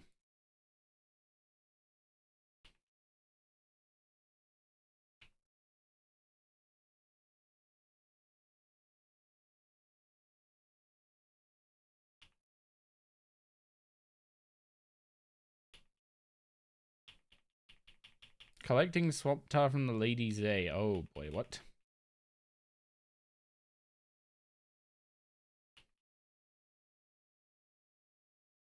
What is this that I've never even heard of before in my life?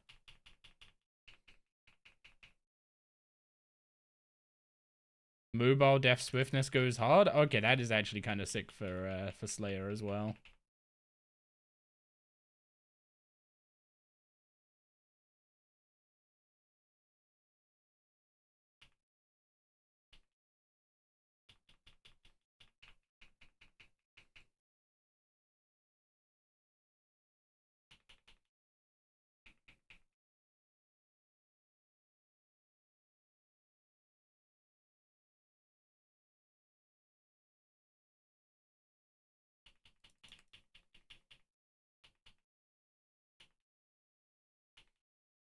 Death Swiftness would never be worth for Slayer. Never is a statement. I will say that for sure. Do you have a... Do you have something making you so confident? Aberrant Spectres for Swamped. Wait, hang on. He's onto something.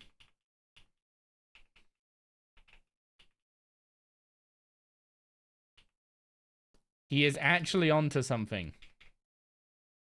I'm telling you. He is onto something big.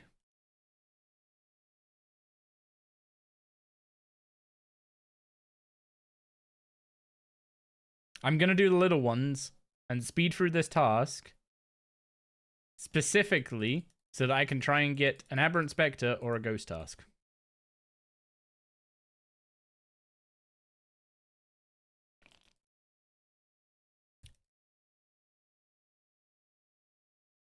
Slayer points and Aberrant Spectres, that's what we care about now. Because Aberrant Spectres drop... Well, they obviously drop herbs, right? I don't know why I came down here. I should not use my Haralander Tar on these little guys.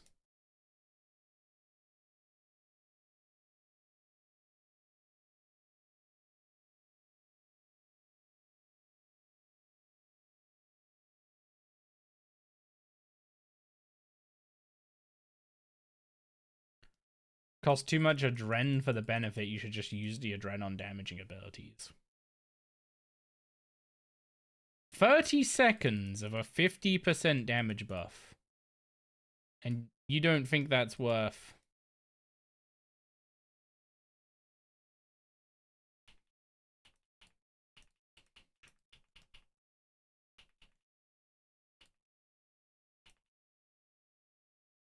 Wait, these guys dropped a blue charm immediately? I mean, I'm gonna pick it up.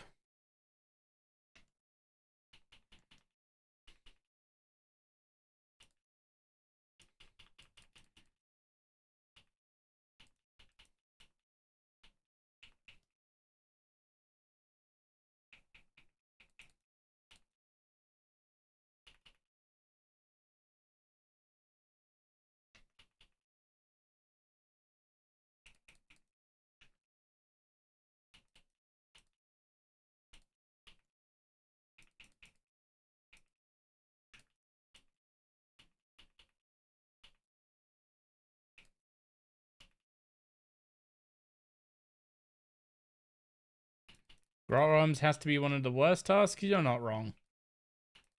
The area to kill them in sucks. You either get terrible XP killing the little guys, or the big guys hit like a truck. Again, the area you're killing them in is just full of obstacles. I think the only worst task is Black Demons from Raptor.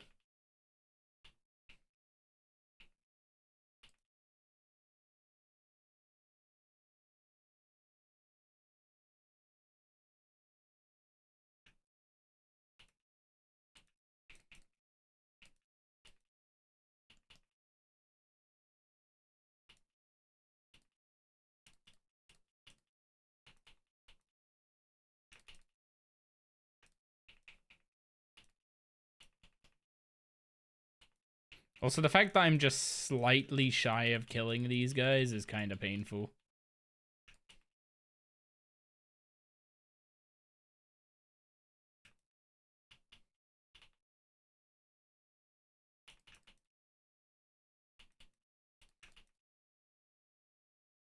Yeah, Black Demons are real bad.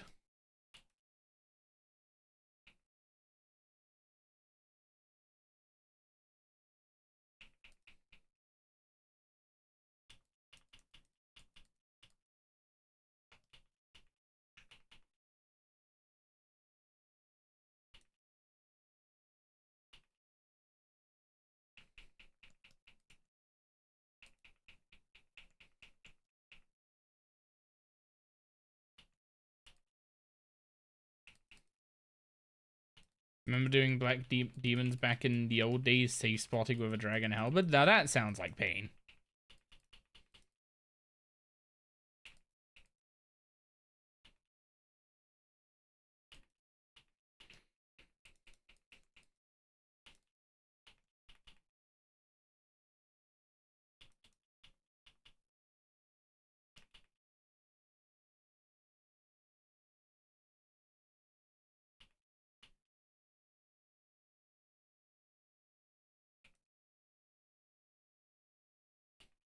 Also, grotworms get assigned in crazy numbers is another thing.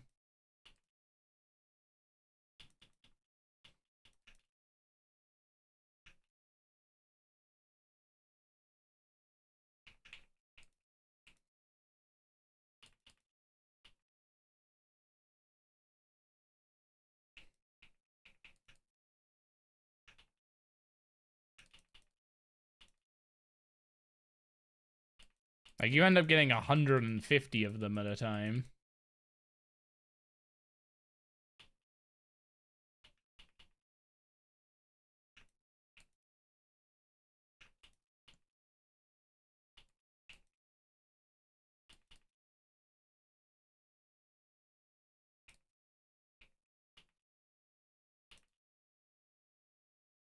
At least,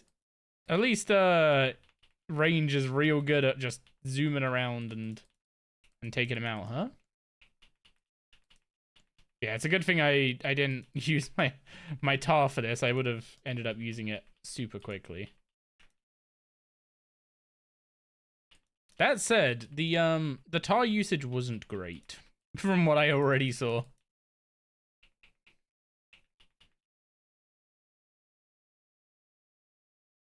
We're gonna need some more sources of swamp tar if we were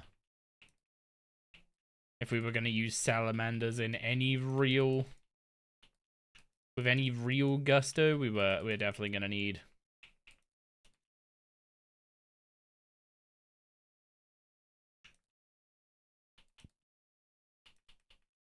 a better source of swamp tar. The thing is, I really want to avoid doing regicide.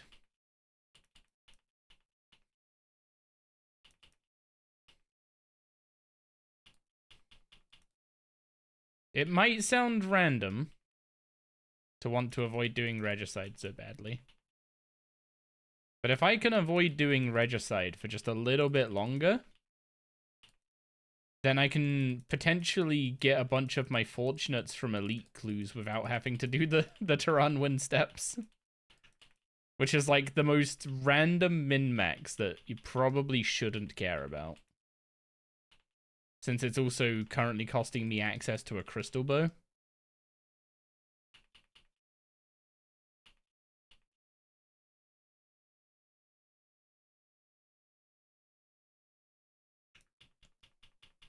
So the question is, can I get away with not having a crystal bow?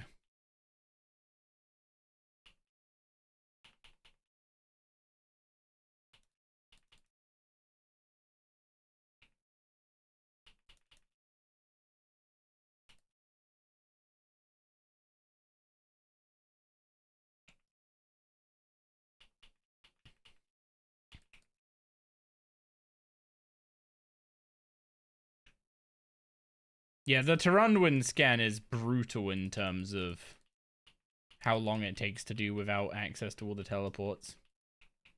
Wait, a Spirit Emerald's actually worth picking up.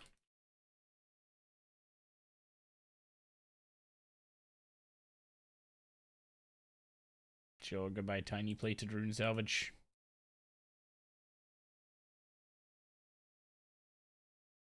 Okay, only 16 more grot worms to go. Yeah, for how long this task has taken, considering I am literally just running around in circles, one-shotting tiny little guys. Again, would be better with a crystal bow. I can't really deny that. Thing is, the crystal bow isn't a permanent solution. Or isn't a solution to the same thing that the Black Sallies are doing.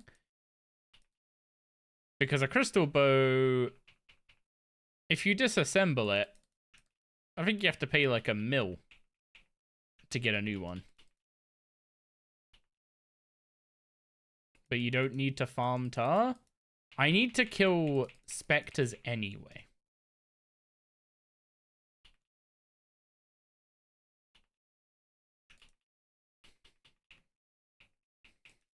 I should, if I have Haralander seeds, I should do a quick herb run as well. Haralanders. I do have Haralander seeds. I should do a quick herb run. And plant around at ease.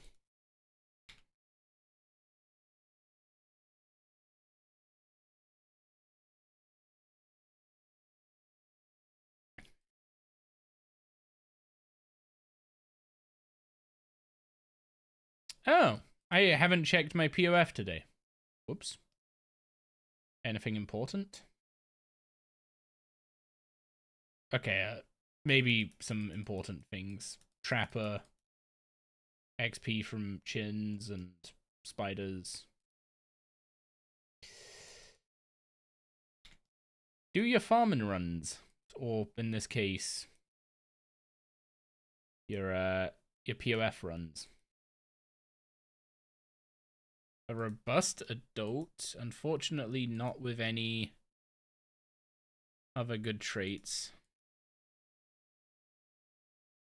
Okay, any of these who aren't favorites worth selling. You're gonna take forever to grow, so you can get out.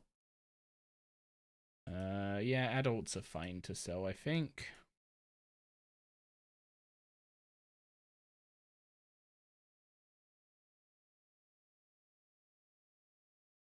Okay.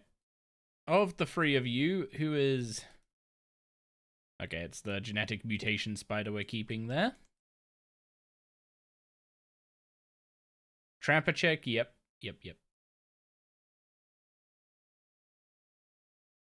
Another rabbit.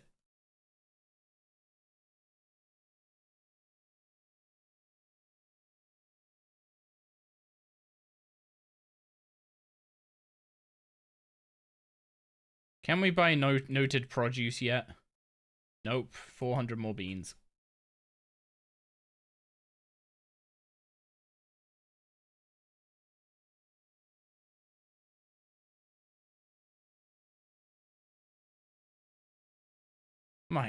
See what I mean about the noted produce? Your inventory just can't keep up with them.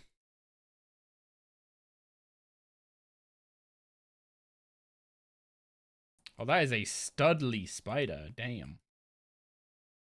So the studly spider is getting a favorite for sure. And I guess the male is getting the other favorite. So we'll sell the 2 females.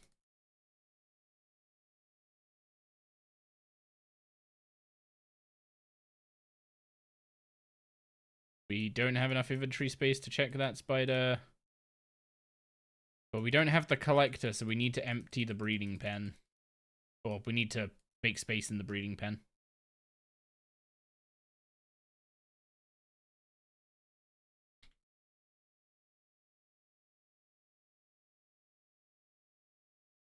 There we go, maybe? Nope, not quite. I can buy the collector.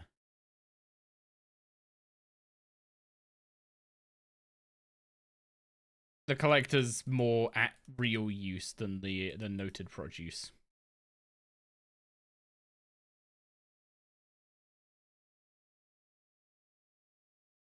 Did I have a genetic mutation spider? I did. You should 100% go in this pen. Along with a male of some description. Is surly a good or bad trait? Worth fewer beans. No. Nope. Both the males have bad traits.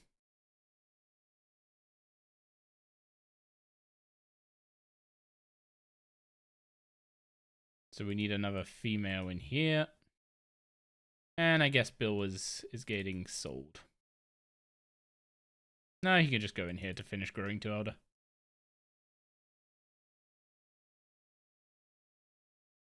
Okay, what farming level did we get out at? 74, which means we can grow more cella mushrooms. Which I guess are now getting added to my farming preset.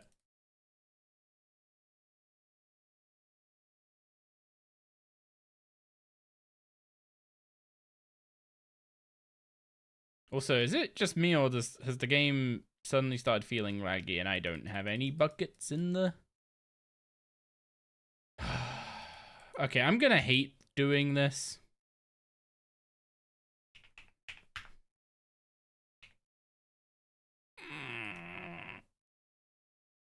Okay.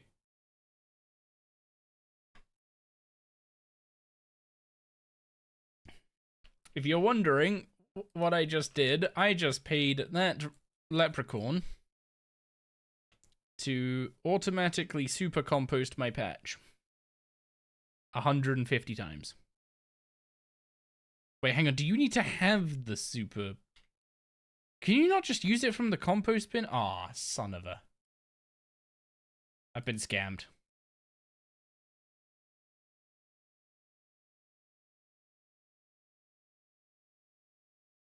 Yeah, that is real bad. Also, why is my game lagging like crazy in the mana farm now?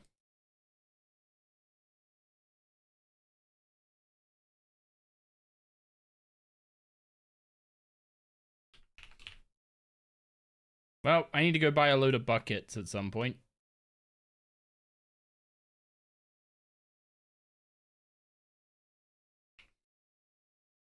Actually, what world am I on? World 6, which is a US world, so that might be why I'm getting any... What's it called? That might be why I'm getting latency. I don't trust the UK worlds. The UK worlds have been bad for a couple weeks, so I don't want to go near them. I keep getting told that, like, Dutch worlds are better and all that kind of stuff, but any world I go to just seems to break. Okay, Haralander seed there. Wait, did he? It has been treated with super compost. Good, good, good.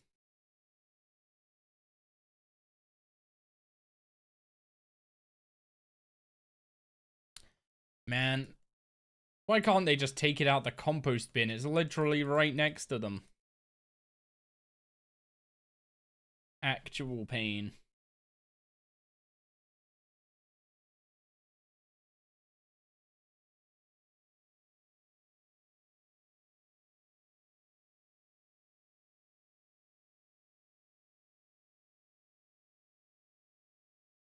I mean, this still makes this like a slight bit nicer, but it definitely was.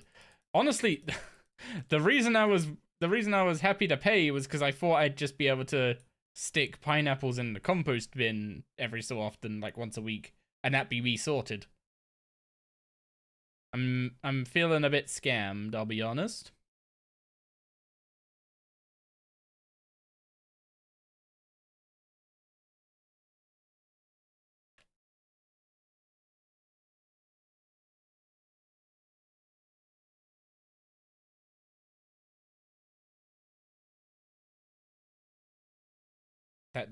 That little plant there has been the bane of my existence coming out of that place.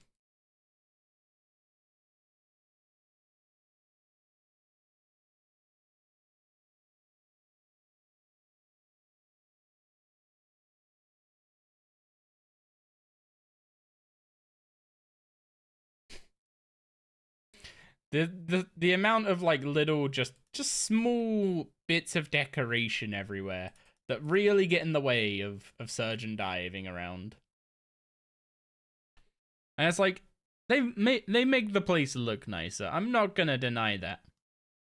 But can I not like walk around a tree and then surge into a plant the size of my toenail? You know?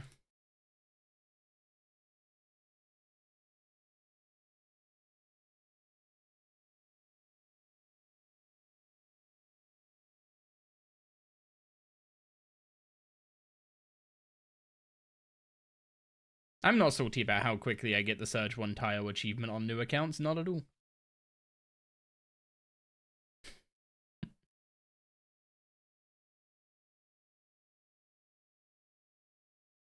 Okay, there we go. So we planted some Harrowlanders. You got that first day. So Rax and Chev asked me to make some bingo tasks for them. For some new free-to-play accounts. And the first one I wrote down was Surge 1 tile. Wait, my shops have restocked weekly already? How? I did that on Monday. They shouldn't be restocked yet. I don't have the money for this. There's insulated boots though. Dum dum dum dum dum dum dum.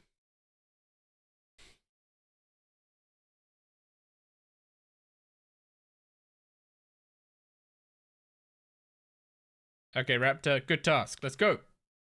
Aberrant Spectres, let's go. We win. We winning. Okay, we do not need this many Desert Souls for Aberrant Spectres. What we do want is Alk Runes. And where the Augmented Black Salamander, which we're going to be disassembling after this task, I believe. And the Harrowlander Tower is where?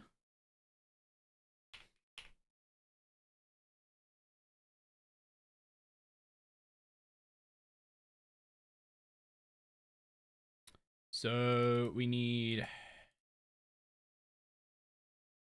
Salve Amulet. What is the helmet item you need? Nose peg?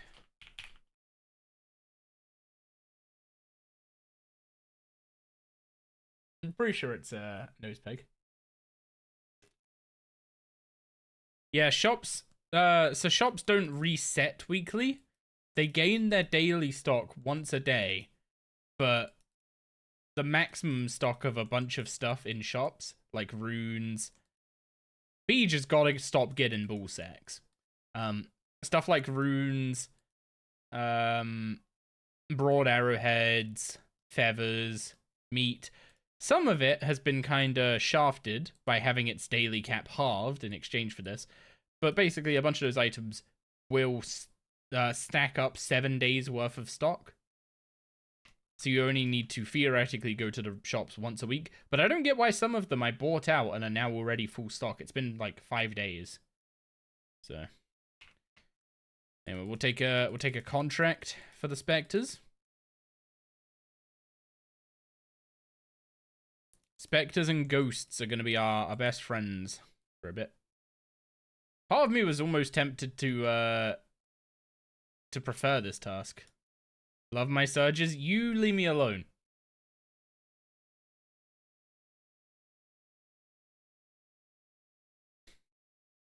Oh, we need to set up a little revo bar, don't we?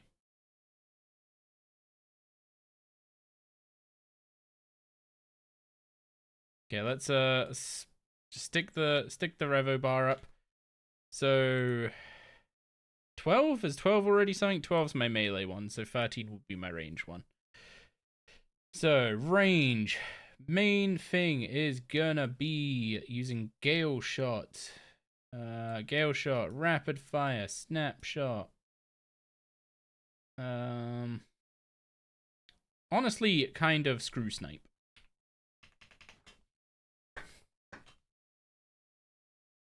Wait. I do not have all my drop cleaners on me. I have made a mistake.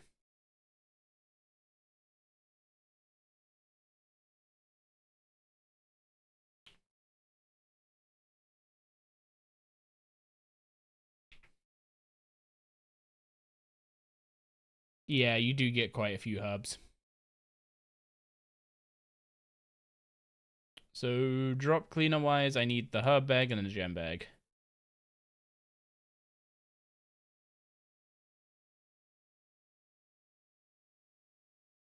And I think they drop crimsons and blues. There we go.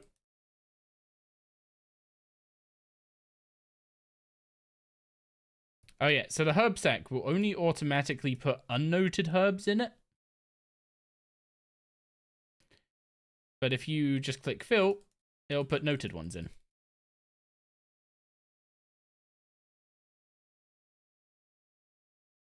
I don't know why they don't automatically go in there. I'm assuming it's a...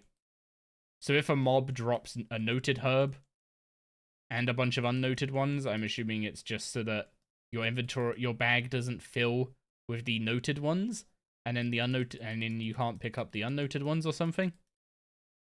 I mean, it does actually make sense, but it took me so long to know that you could put noted herbs in there.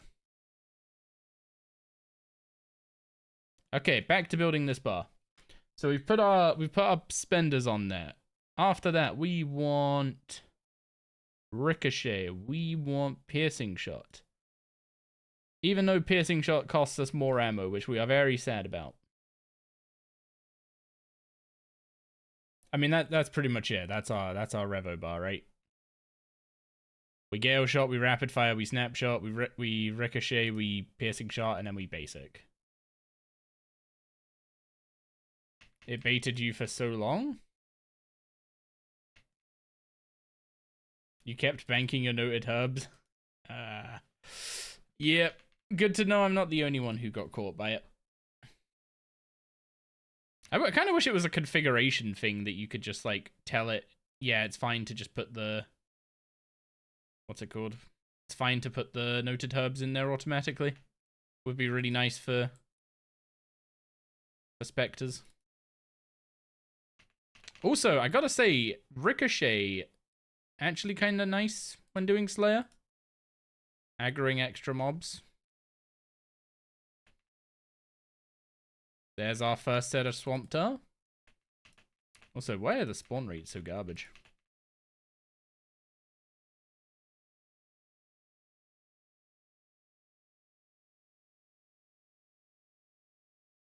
I might have overestimated the need for food at this task.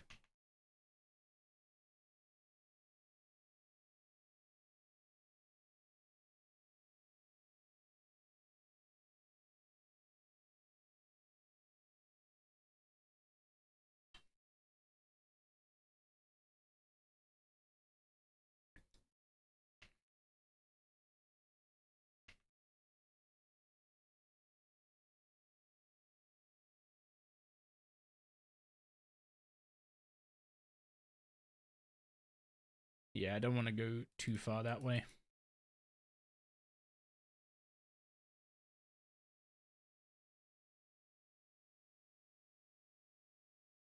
Spawn rates don't seem incredible. Bone fragments are we hand in for some XP from Raptor. I don't know how much XP it's actually going to be. I don't think it's particularly crazy. But I mean, anything's alright, right?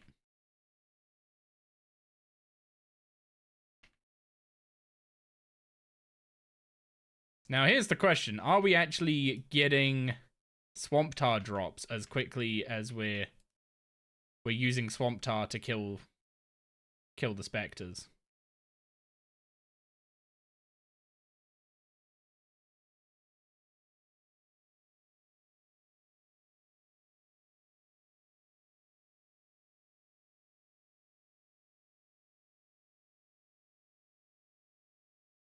Okay, out the Rune Salvage, put the Sapphire in the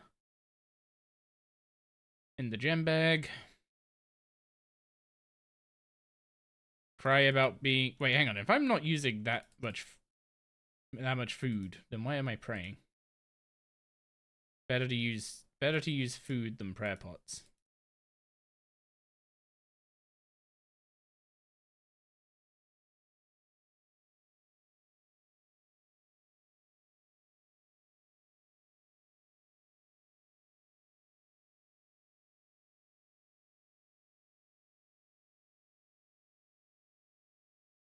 Even though I guess these guys do technically drop prayer pots, lava battle stuff. Nice little elk.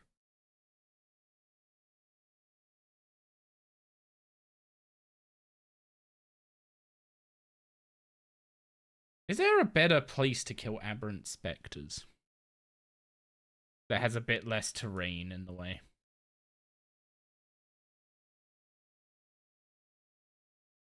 Like, I do them here on a Slayer task because you could also grab the Slayer contract.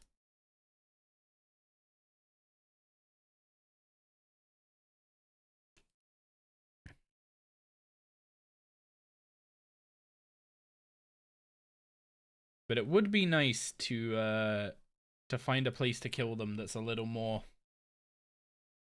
a bit of higher kills per hour, let's say.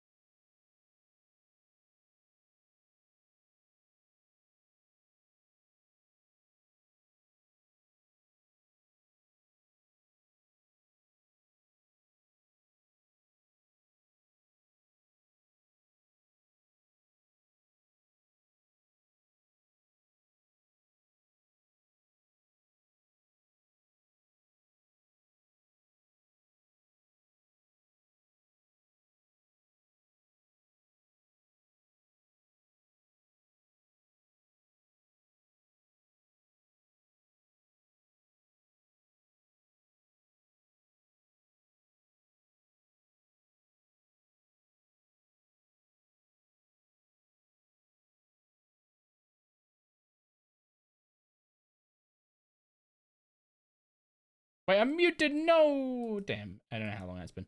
Yeah, I saw it. I saw it. That guy is absolutely spooned at Zami, right?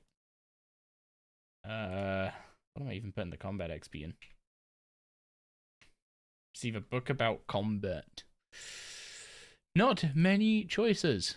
Not many choices at all. Maybe I should have just taken the cash. He just needs boots and pets. Yeah, he's got 3-piece vestment and a bulg and like, what, 200 kills or something? 250 kills? It's not bad. I say not bad, but that's you take that. 106 cal fights. Well, the what's it called?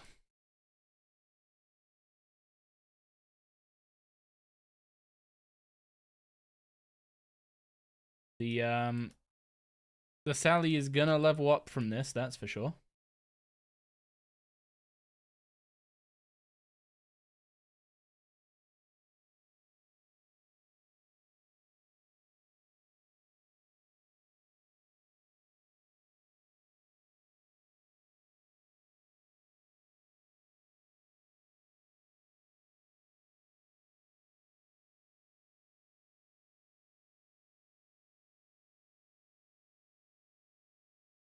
I don't know how the what's it called? I don't know how the XP is gonna be.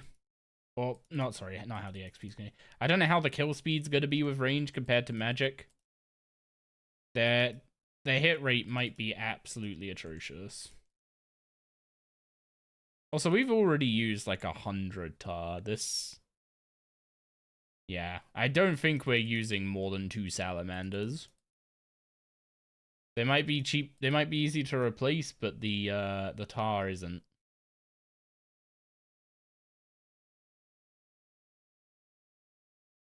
It's almost like I might have to just go kill aberrant specters to get to level up a black salamander to what's it called? To level 5.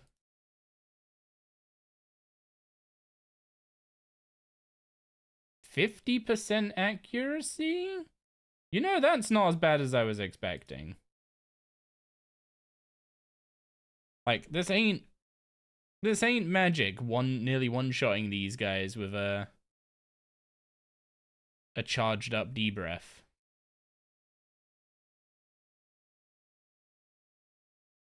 Oh yeah, that's the only annoying thing. Gricko's gonna keep pulling this worker. And the worker is not a mob you want to kill. Because it takes a cow fight off the task and is not a good cow fight to kill. Yeah, we'll definitely be just killing these two instead of killing 3 like Mage did, but seems alright.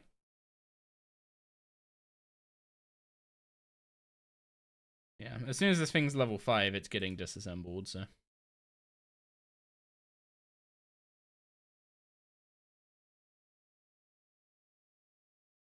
I didn't grab another ranging potion. Whoops.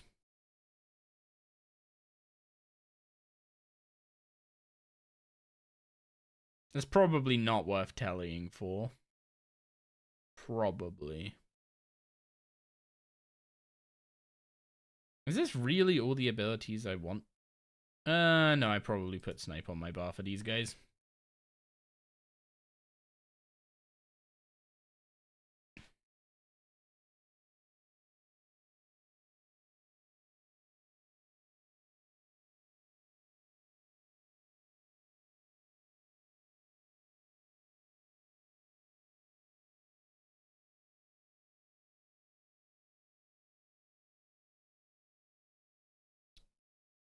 So one thing I've noticed about my UI, one opinion I have about my UI, is I really wish I could have my skills and worn equipment open at the same time.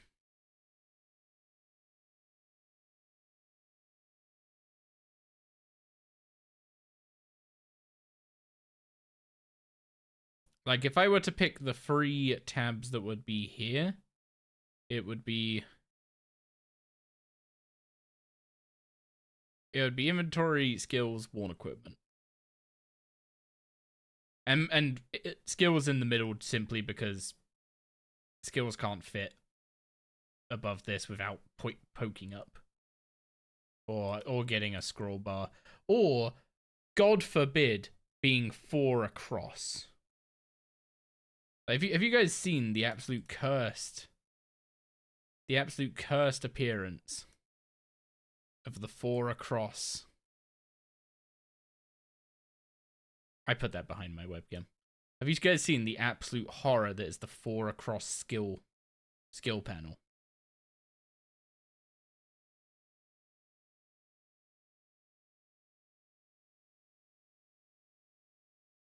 This thing is nightmare fuel.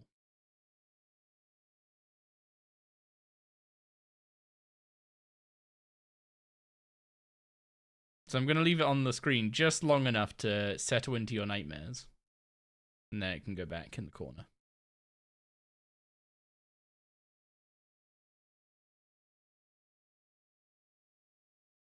How does it look when it's 5 across, even?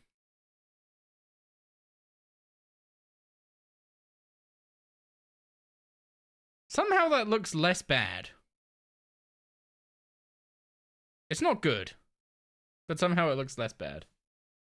6 across is, I mean, it's... How'd you leave? I mean, we just started a new cow fight task.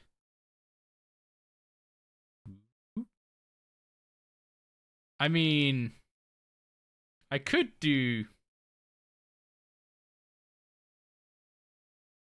something real stupid. Like this. And just have like... No. Okay, I'm done. I'm done being cursed. I'm done being cursed. Putting it back.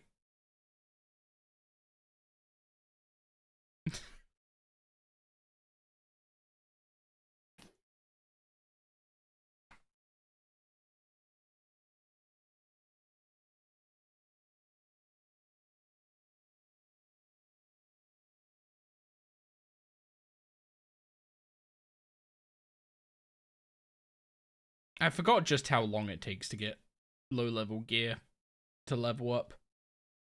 A Sun Spear takes a while to get to level 10. But hopefully, our first Black Sally should get us over level 20. Ideally, 22. 22 is the big number. Because 22 means I can make a Rodomatic. And a Rodomatic is essentially a tier 70 augmentable item, is the equivalent. But it means I could just do a little bit of fishing before stream starts tomorrow, level up a Rodomatic to 5, and then we don't need to worry about the tar. And I also have a load of fish. Having a load of fish is a good thing, right? It's almost like I should have been fishing all month. Well, not all month, but earlier in the account's life and not just today.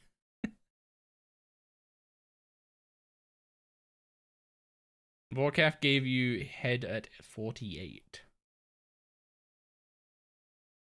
Whatever rocks your boat, I guess.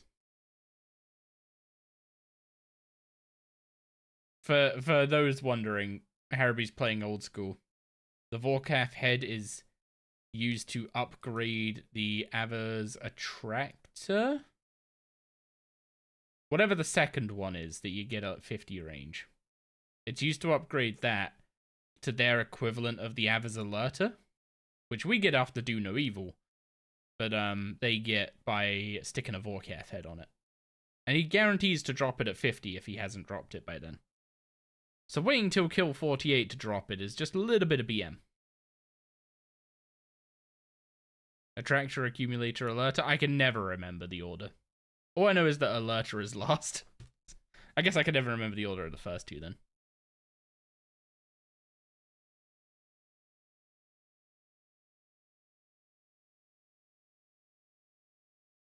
But yeah, congrats on your Vorkath head, Haraby.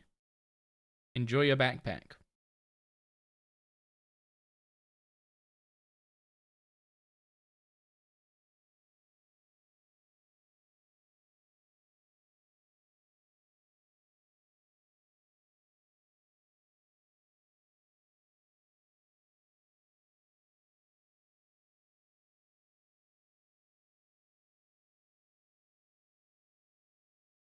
We level 4 yet? Not even. I mean, killing something I'm 50% accurate on is not the best way to go about this. I will admit that. But, like, I need the Slayer levels anyway, and I need the Slayer points. So, doing Slayer is pretty much the correct thing to do.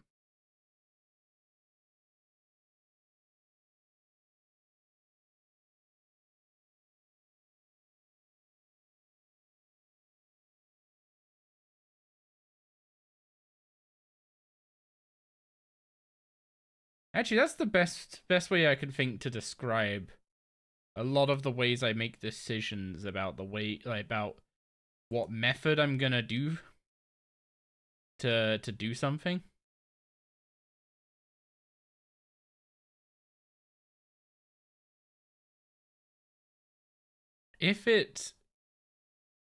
I will do a slower method. Like, say I wanted to get woodcutting levels or something. I could just go chop ivy with woodcutting urns and the Scripture of Validness. That is a perfectly valid, very AFK, very chill, quick way to get woodcutting up. And then I need to go get 79 construction, right? And now I'm staring at a bank with no logs in it because I spent my whole time at ivy, and I need to go chop a bunch of yew logs to train construction. I would have been much better off just training the woodcutting by cutting the yews that I need for construction. Now, that's a really basic, simple example, right? But you could start applying that to other scenarios. And the more jobs you can combine into progressing one thing, the more you should be willing to let the primary focus thing, which is in this case leveling up this black salamander, the more you should be willing to let that slow down to also be progressing other things. So while training combat via Slayer is not as quick as just throwing yourself in the abyss,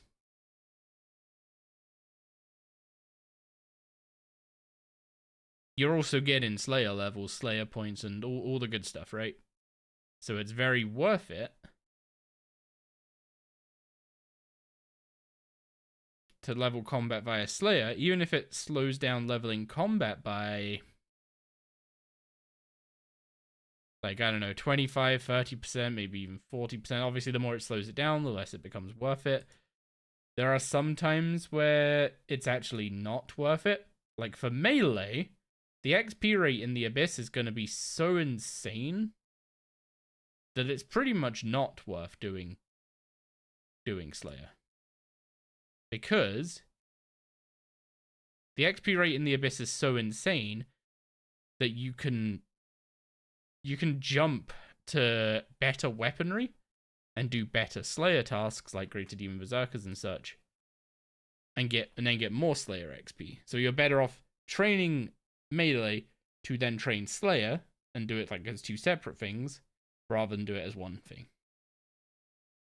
So that's a case where the amount of XP per hour lost isn't worth it because, yeah, it's not worth slowing down melee by that much.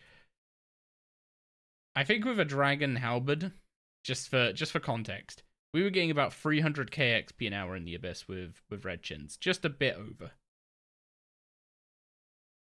With a Dragon Halberd, even with our stats, I think the Abyss is probably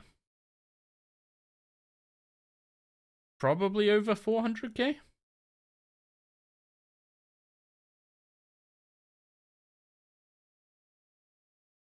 Just because you can constantly spam Hurricane and Adaptive Strike. And there's like, by doing Slayer, I would be getting, well, I'm getting like 90k in range, right? I'm getting a third DXP per hour in range compared to being in the Abyss. But I'm also progressing Invention, and I'm progressing Slayer. So that makes it worth it, in my opinion. You think melee XP would be faster than range XP with Chins? Absolutely. No contest.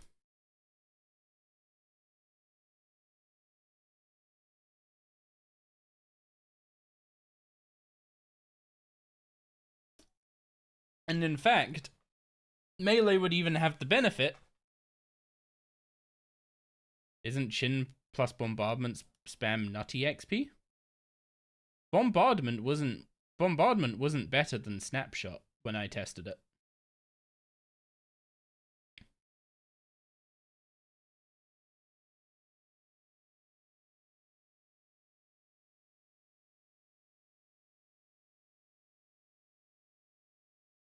Yeah, so Bombardment doesn't do AoE from Chins.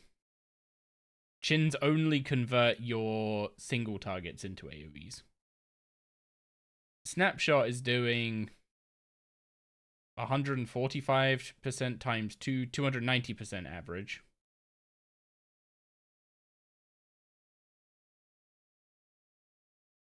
So yeah, your Snapshot's doing 290% average.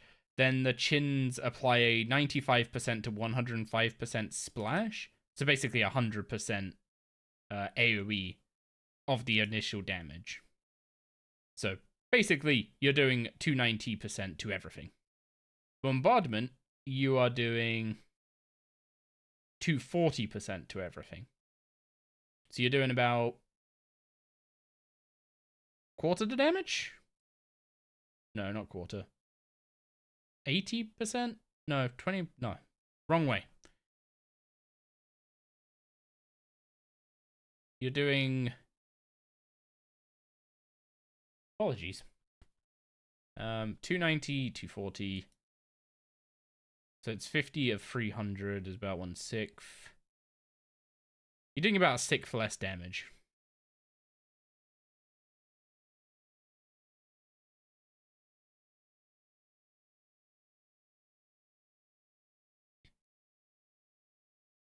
You already thought about Chins with basic attacks, like how Ancients don't trigger 100% with abilities. Do Ancients even trigger with abilities at all anymore? Or only the basic attack? Also, this is going to seem really strange to do, but I'm just going to disassemble these potions real quick. They're taking up inventory space.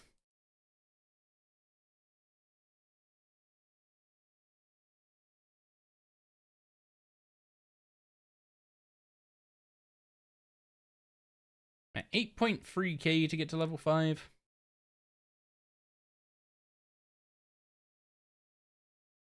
I'm just hoping this gets us to 20. 27 is the magic number. Like, 27 is the point where you unlock level 10, you unlock siphons, and you can start leveling up equipment you don't want to disassemble. Not that I have any other augmentable level 70 equipment yet, but we can find one. I mean, the ultimate goal is Sunspear, right?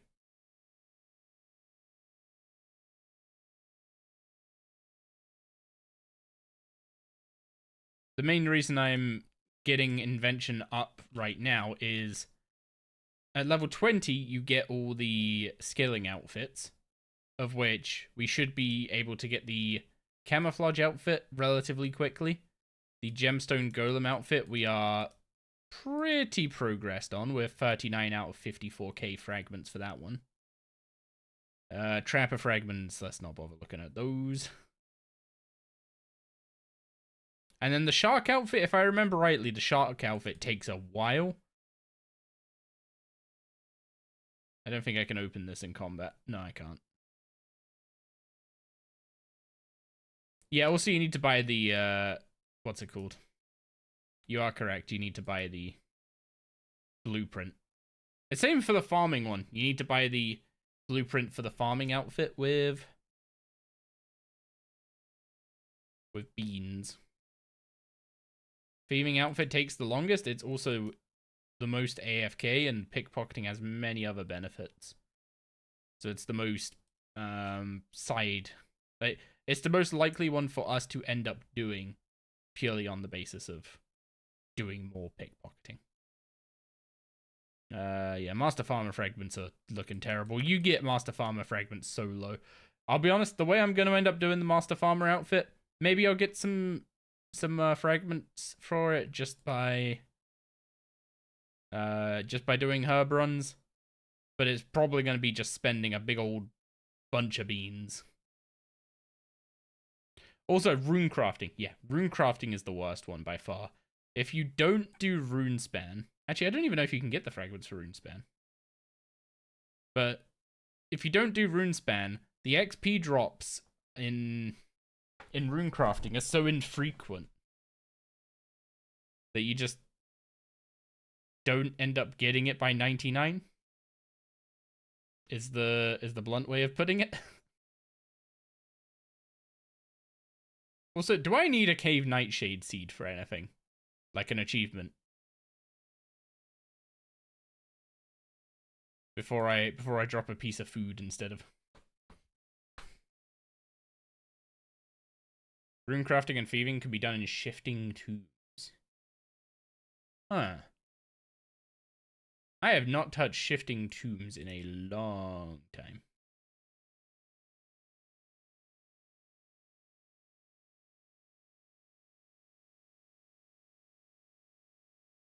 Wait, shifting tombs is worth doing? Is Desert Pantheon Aura still a thing? I don't think so. Actually, it might still be a thing, but it's gonna not be a thing.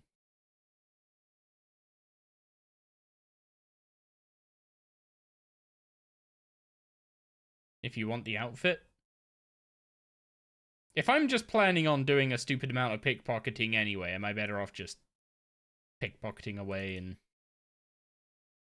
letting it come that way? Or is it like, is it worth not pickpocketing in favor of going and getting the outfit first? Because if no, then eh. Yeah. Well, I guess you get if you get both the thieving and rune crafting outfit, it might be worth. Cave nightshade used for weapon poison +++. Yeah, you don't grow it though.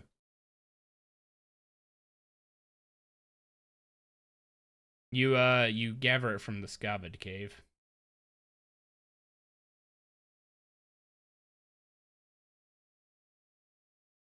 I didn't plant the Morchella mushrooms at the end of my herb run, did I?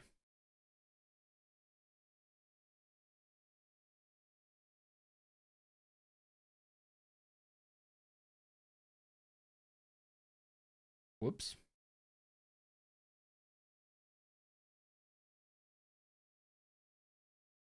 I guess when I go collect the Harrowlanders, I'll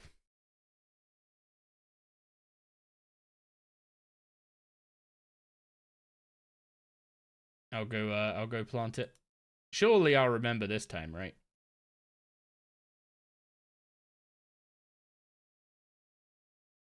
Use Desert Pantheon to boost HP? Yeah, I just don't... Oh, wait. Isn't the Desert Pantheon thing one of the auras they're changing into a totem? The Totem of Vitality, I think they called it.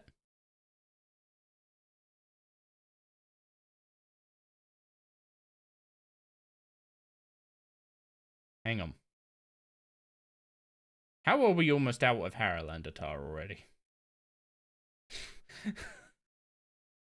I've done like 3 Slayer tasks. What the heck? Oh no.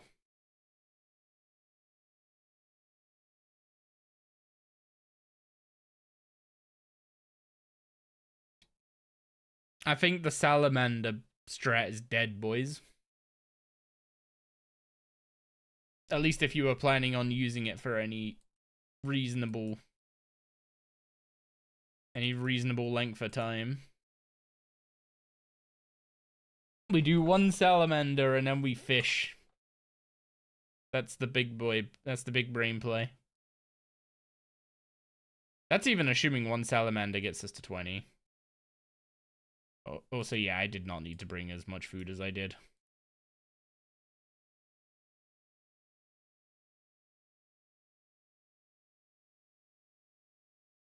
Heck was that?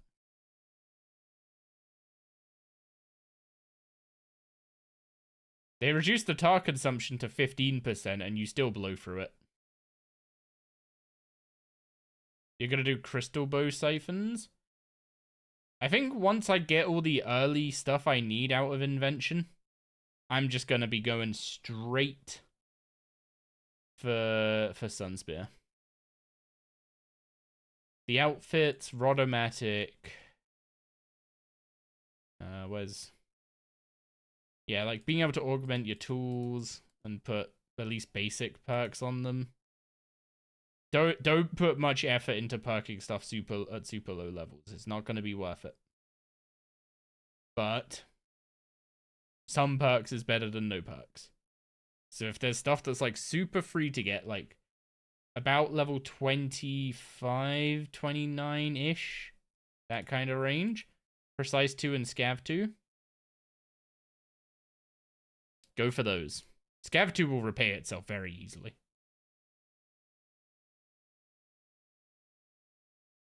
And Precise 2 is just like, what? Plus a couple percent of damage for nothing.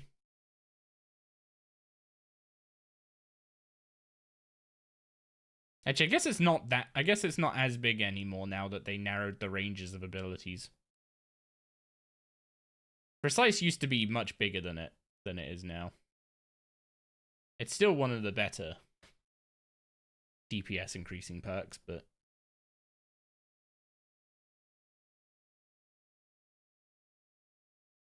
not quite as good as its glory days. Back when people used to have, like... When people used to be happy to get Precise 5 on its own, kinda days, right? The P4E2 days. Does anyone remember that one?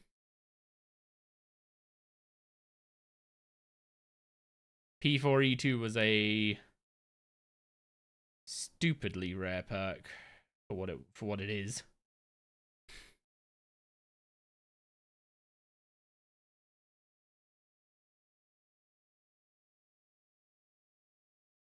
Was it literally just 5 armor comps?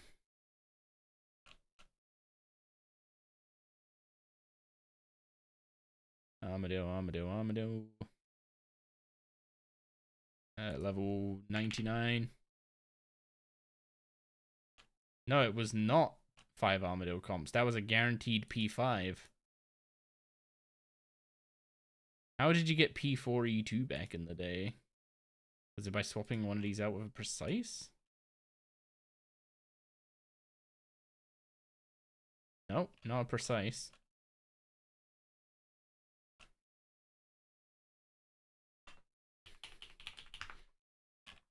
Is it on the wiki for historical sake?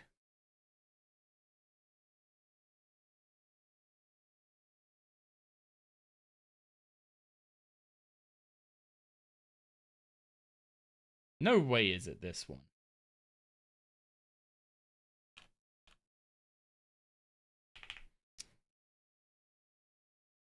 Also, did Invention go back to 120 then? Or go up to 120 all the way back then? I'm assuming it did. Because the first elite skill, right? P4E2, where are you?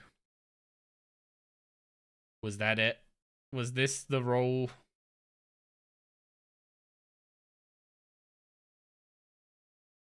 Was it at 0.37% perk, or is this not the right setup?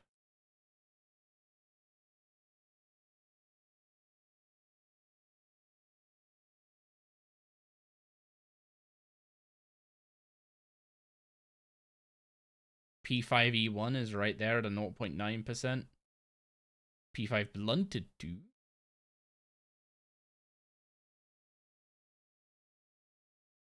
No, you can't get P4E2 doing this.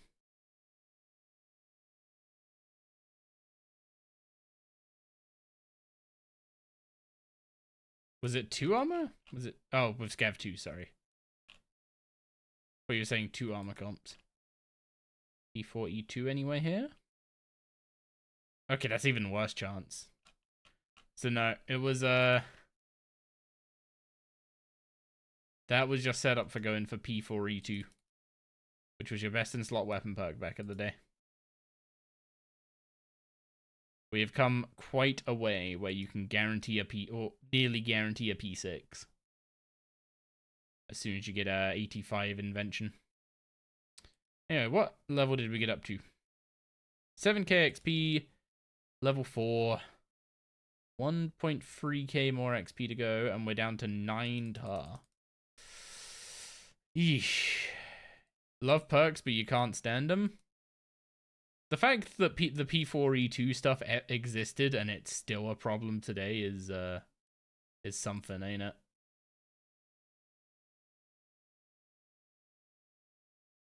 Okay, empty that. I don't think we are going to need much of the rest of this. But for zombies, we're going to want the Salvami. And we just need to make a bunch more tar. Bluntly.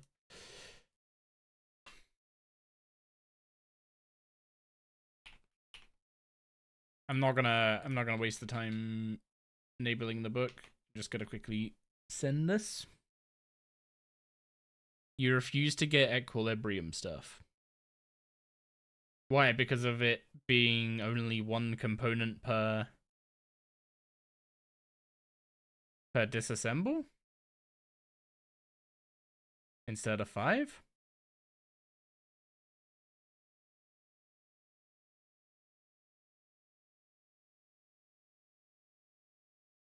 I desperately gotta organize this bank.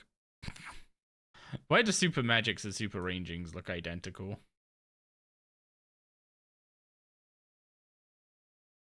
And why am I so blind? Okay, I guess I just have a load of 1 doses. The principle of BIS setups having no crit. I don't know if I completely am on your side there.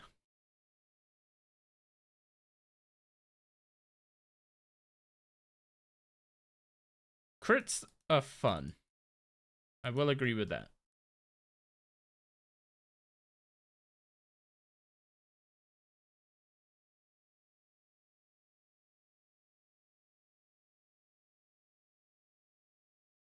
I guess the thing is that there's no trade-off anymore, right? That's more the problem. Like, the problem isn't so much the...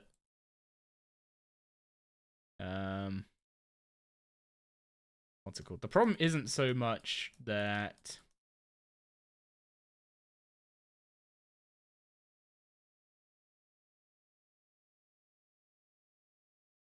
that there are setups with no crit. The problem is that there's no longer a trade-off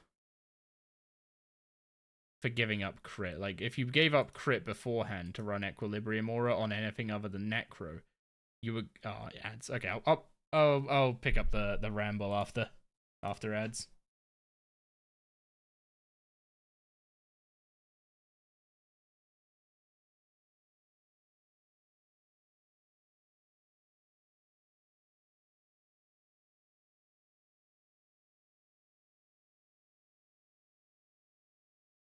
Wait, this is leveling up so quick here. What the heck?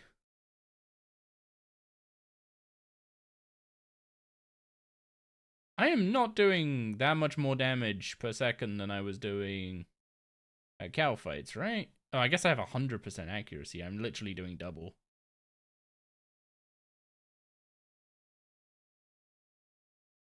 Man, imagine if I could augment an offhand and just chin here. Well, I guess chinning this many mobs would be kind of silly. Also, where's the rest of the spawns? They seem to be all spread out and confused. There's one of them finally roaming over. We'll take the anima stones.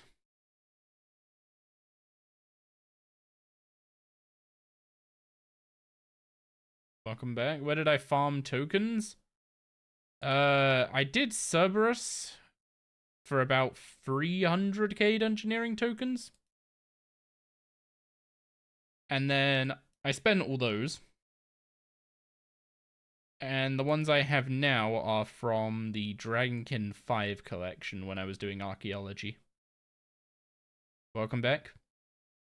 Yeah, the ramble I was about to start on before you got yeeted away.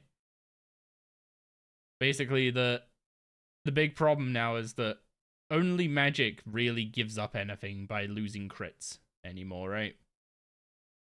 Like all the styles kind of had this like mutual agreement that crits meant adren, and if you gave up crits for any other power boost, it would have to boost your power enough that the additional adrenaline was worth less than the additional damage gain. But now the other styles just don't care about crit other than sometimes their net damage number hits the damage cap.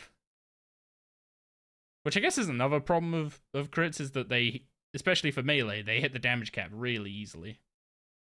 It's probably less of an issue for range.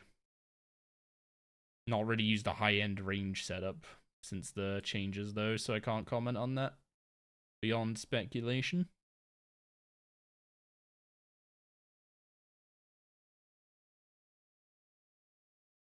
My guess would be if you were ever to throw out a dark bow spec, though, it would probably be a 30k if it crit. Time to fully remove hit cap. God, could you imagine the overpowers just deleting Vindicta in one tick? No fancy setup required, just overpower, just the boss is gone.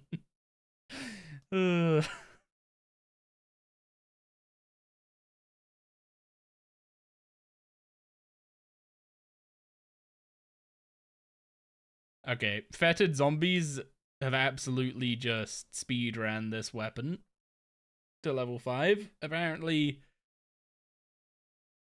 they are the goats.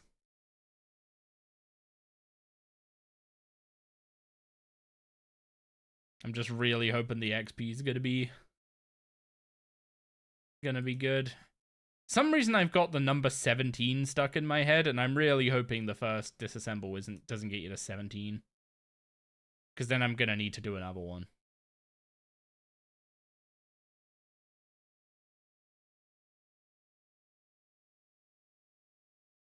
Easy K is like that. You Easy K once and the boss is dead. Isn't the first spec like not that much damage, and the spec a minute into the fight is the Delito bit?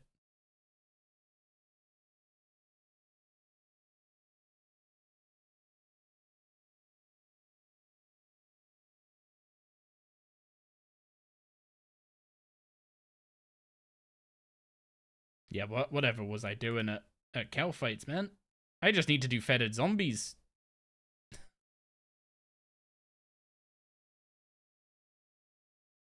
There we go, level 5. No point leveling it up any further. It can't go any higher right now.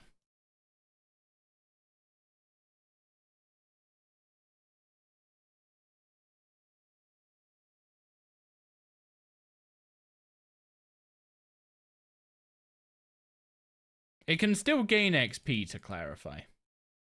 It can still gain XP, and if we were to later on discover a higher level, it would then level up to whatever the level. So if we put 40k XP in this thing, and then we unlocked level 10, it would level up to level 10 automatically. But it's our path to doing that, so goodbye. 22 invention.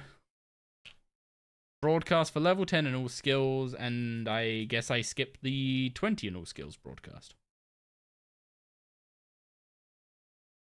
Fine. See how it is. Look at all this stuff we just unlocked. Outfits, augmenting tools. We can make a pickpocketing bag for thieving.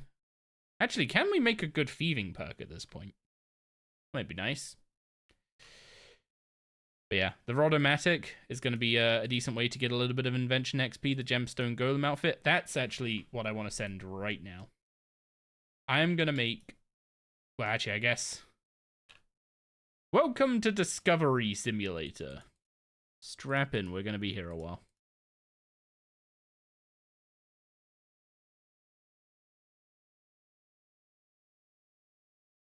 We need to go discover literally everything we just unlocked. Because you can't just unlock it by leveling up. No, no, no, no, no. Although I really shouldn't complain. This gives XP. Okay, so those two are both in the wrong place.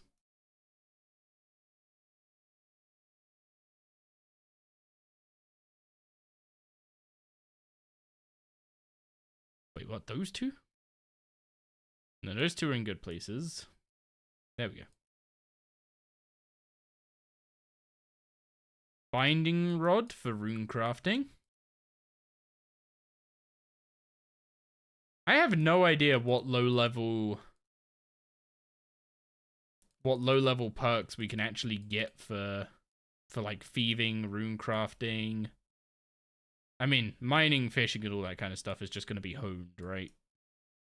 But I doubt we can get a decent level of that for quite a while. Okay, those were... How are those both in the wrong place? Well, they're both in okay places? No, these two are in good places. So all three of these were in wrong places. There we go. Basically, I'm moving stuff around and seeing how the result changes. If the result gets worse, you just undo the move. Nice, easy. If the result stays the same, then it's either the case that the two results are very close to each other, or that both of these are already in the wrong place, which means that is very likely now in the right place, because that was the thing I moved to put this up to good in the first place. So we want to move these two out of these positions. Okay, these two are both in the wrong place as well, so we just do a freeway switch here, and... Oh, that's excellent. I actually thought that was gonna be perfect there. Give me a second while I unembarrass myself by actually finding out where perfect is. There we go.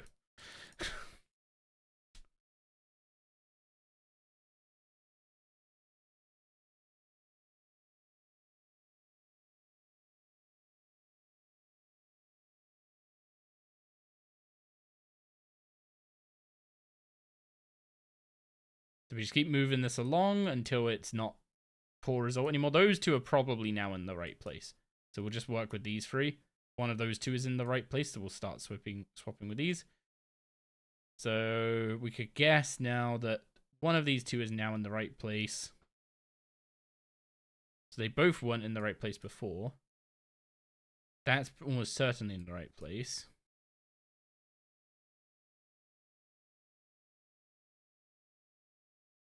Okay, so I'm pretty sure that one's not in the right place and that one.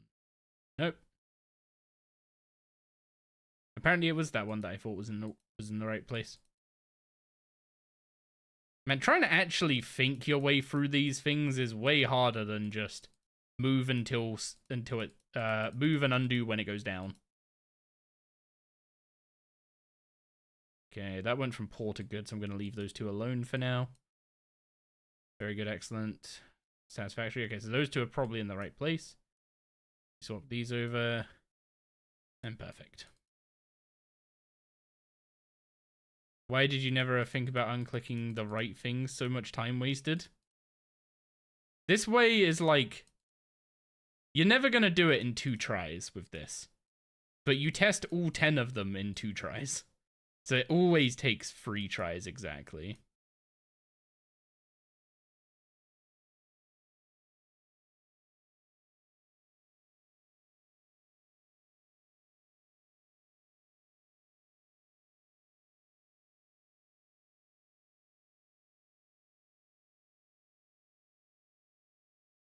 When it's excellent, you're always 1 move from the correct result.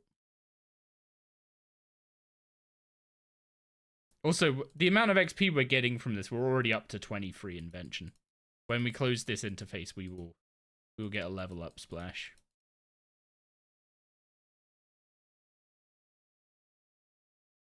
Oh yeah, I never really thought to explain the whole removing what's it called? Removing the successful ones. Okay, those two are both probably in the wrong place.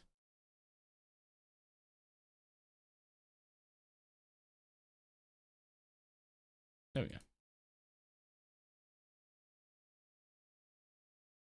You basically do bubble sort. That's a consistent way of doing it, yeah.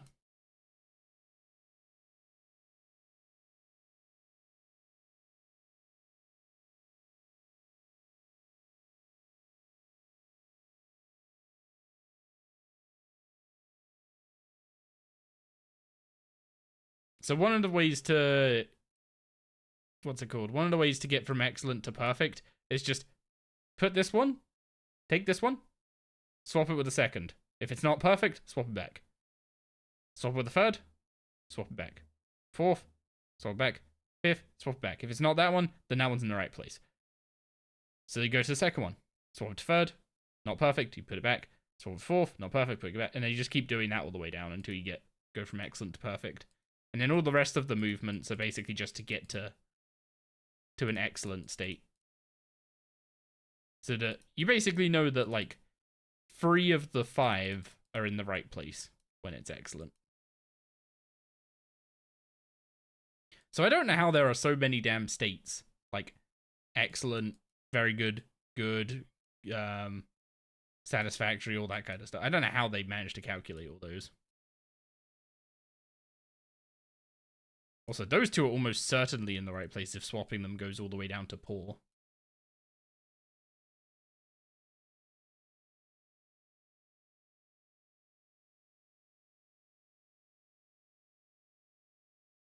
Yeah, I have no idea what calculation they're doing in the background to have so many variants.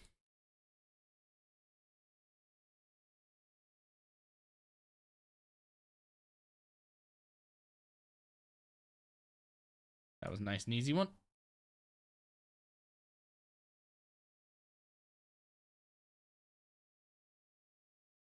Yeah, we got 90k XP for disassembling that black salamander, and each one of these that we're getting up to perfect right now is giving us 1500 XP.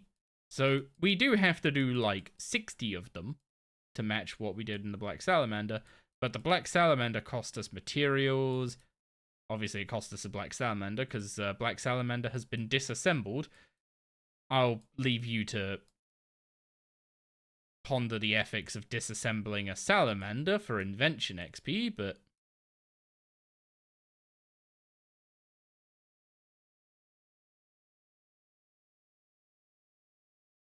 there we go. Whereas all this is basically free XP. Takes time, obviously, but like materials are the cost when you think about invention.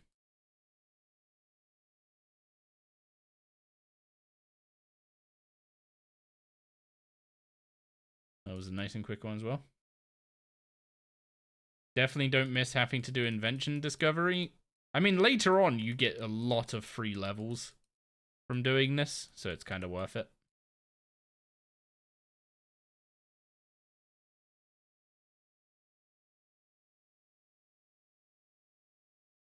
Okay, those were probably both not great. Those two are probably correct now, so let's just start switching these. Swatching. Oh, okay, that was weird. I just went from very good to excellent. Very good to perfect in one move. We skipped excellent. Don't know how that happens sometimes, but it does. And it's very confusing when you keep moving stuff around and it stays very good.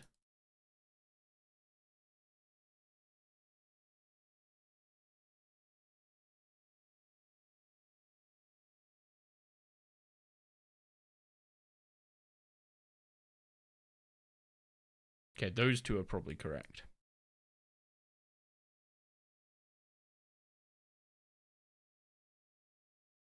Wait, what? One of them must be wrong, though, but they're moving both put me from excellent to poor? How does that work?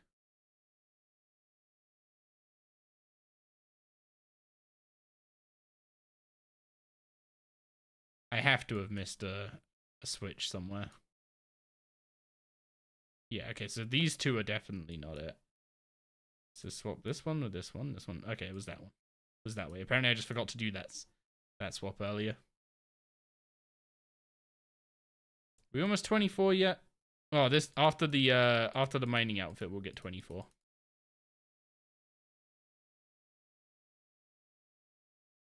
Also, the RSI from doing this is real. Look after your wrists. Okay, we're keeping that there.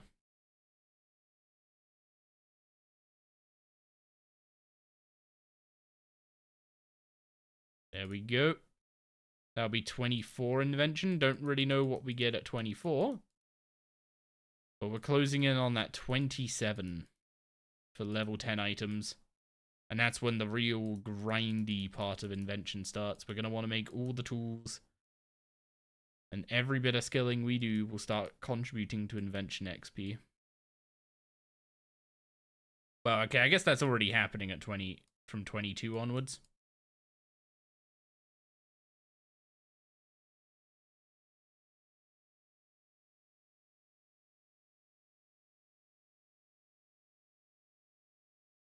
What move am I missing? Okay, that was a start. There we go. I know we can't actually make all these outfits yet, but as I said, there's still XP. That was the one that already passed.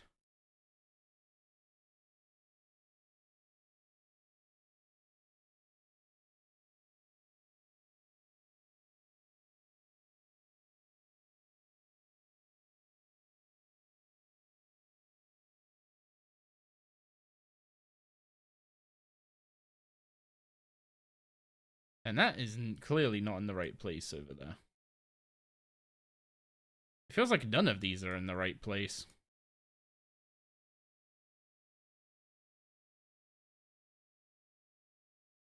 Okay, that's definitely not the correct.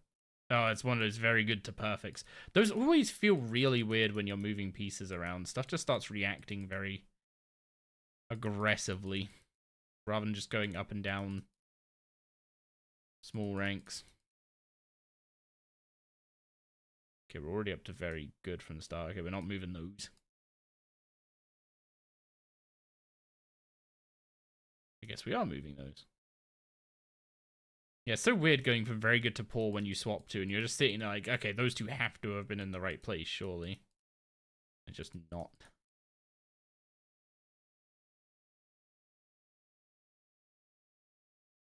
So I can already feel the carpal tunnel ones coming on.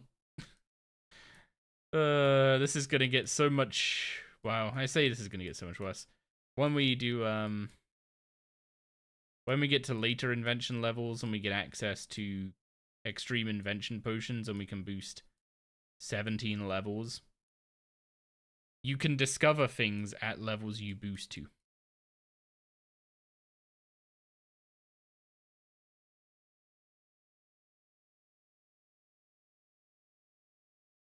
So it becomes kind of insane for XP, but also it becomes a race against the timer on the invention potion to research everything that you're boosting up to before the invention potion runs out.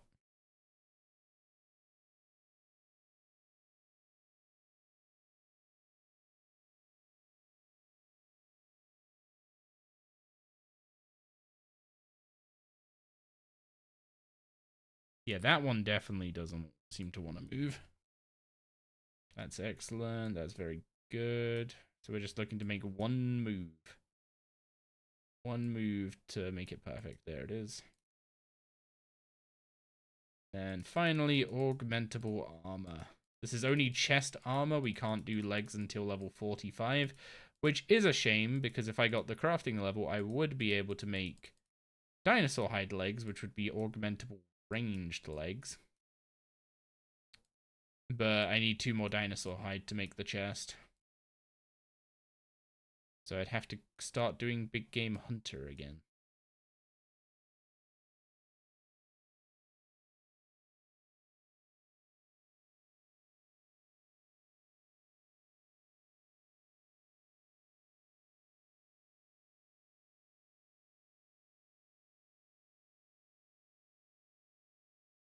There we go. Level 24 invention and a little bit of RSI. which gives us Urn Enhancer and Soul in a box that both need Nomad's Elegy. This will shock no one, but we're not doing Nomad's Elegy. The Urn Enhancer is nice. You get 25% XP boost from urns instead of 25, but you get a 25% XP boost from urns instead of 20%. So it's quite nice.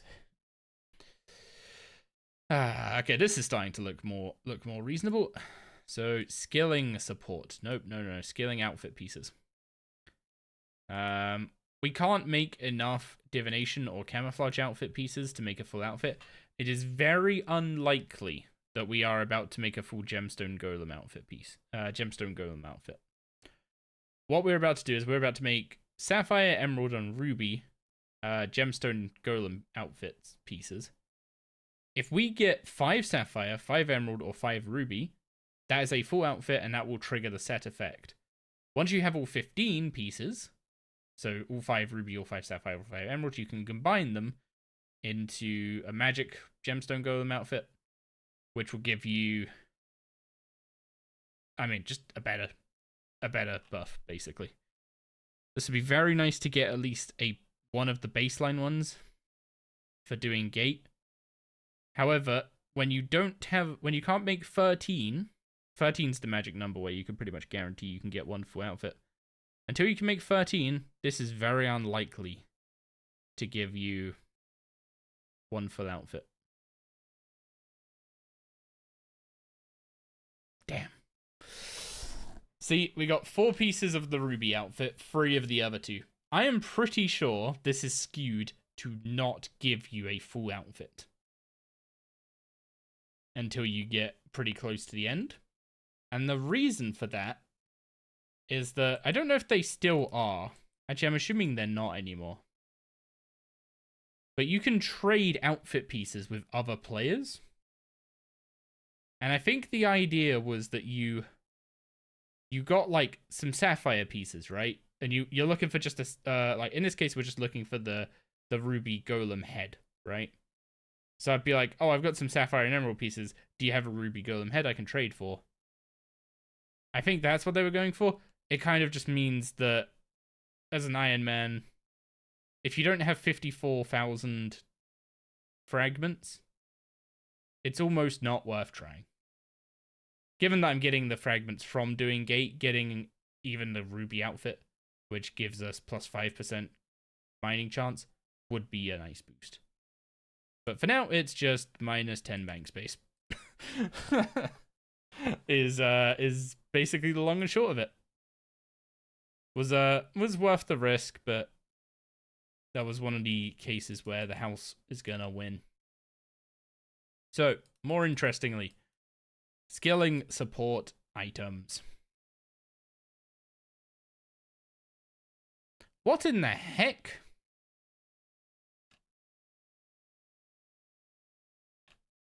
Why does it need 5 gloves of silence?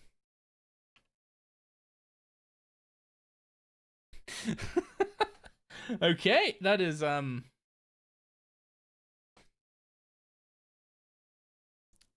might take a bit. That is a very yeah, that is a lot.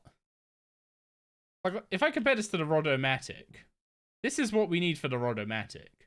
We need 1 fishing rod, not 5. Some flexible parts, dexterous comps, and swift comps. Swift comps are going to be a little tricky.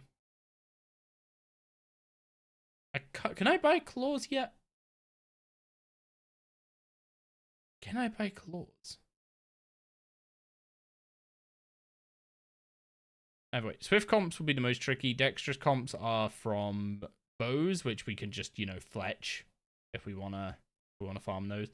Flexible parts are also from bows. Base parts we get from shields are the main thing we'll be getting those from. Apparently they also come from bolts. Didn't realize that. So the shopping list is going to be flexible parts, dexterous comps, so bows, and then swift comps. Do I have any knives? Or darts? Okay, that's you disassemble 50 at a time when it's thrown weaponry. So, is there a shop that sells adamant knives?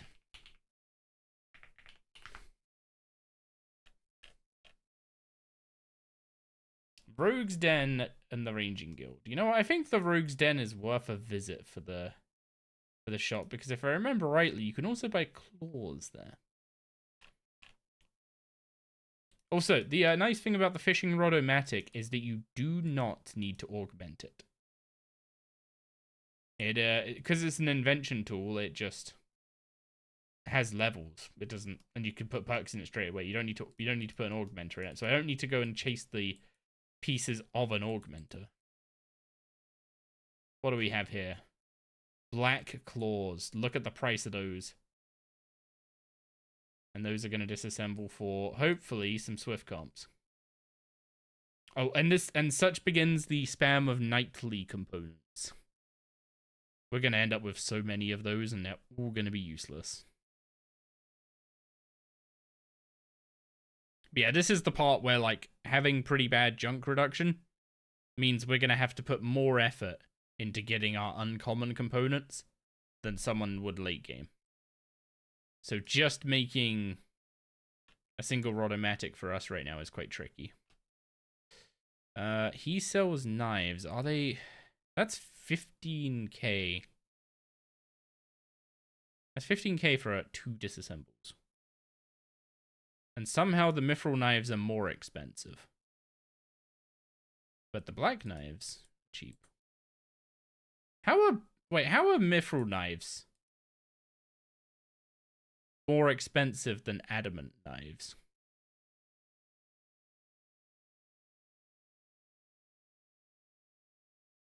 It's not the same for claws. What the heck's happened there?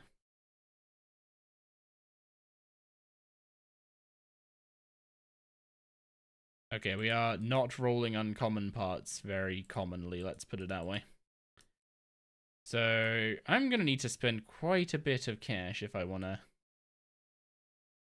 I just got 8 junk from a single black claw. Frickin' hell.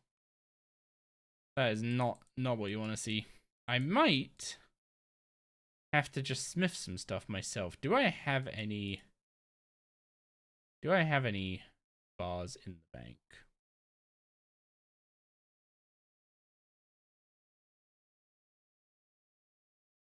I have adamant. So I can make adamant knives. Disassemble those. I don't think orichalcum claws are a thing. Gonna take a quick stop off at the...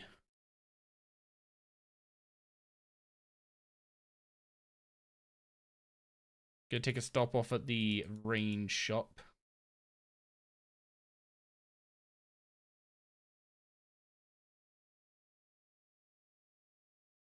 No, it's flexible parts we're after, not tensile. Tensile were parts we're gonna need soon enough. But not quite yet. So we'll grab a stock of bows again.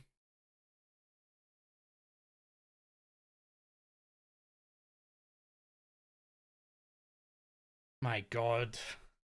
I forgot just how bad it is, like how much junk you get early on. Like you get so much.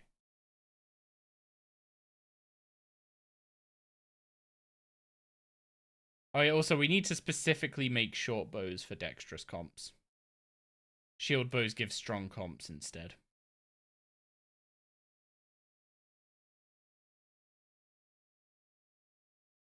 Even disassembling you stuff. Just look at the junk rate. Goddamn.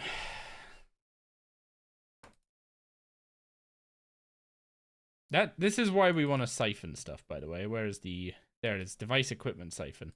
This is why we want to siphon stuff instead of making more stuff. Okay.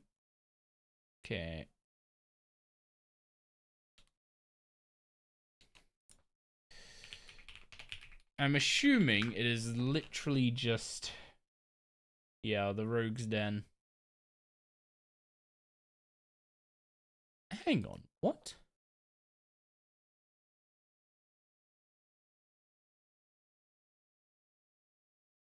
There are thieving chests in the Black Knight's fortress that give weaponry?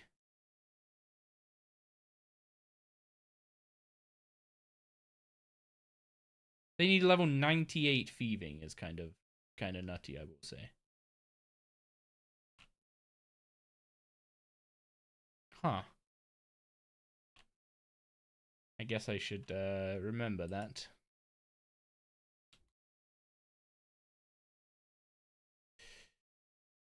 So, how are we doing this other than just doing a lot of production ourselves? That might just be the way we go about doing this. Now, I think... Is there another way to get to 27? Can I boost 3 levels and get the level 10 unlocked? Can I boost 3 invention levels?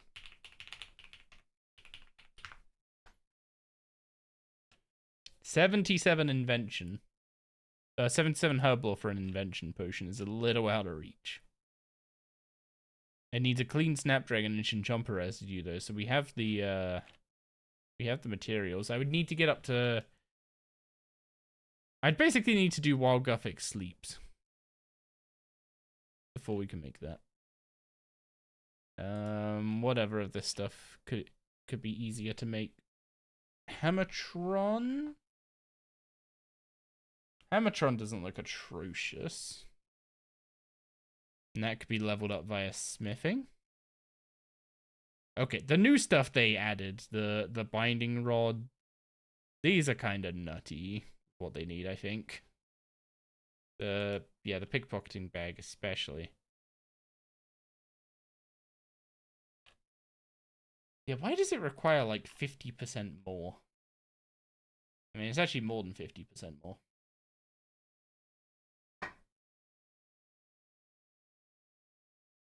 Claws, knives, thrown weapons. Is there a dart shop anywhere?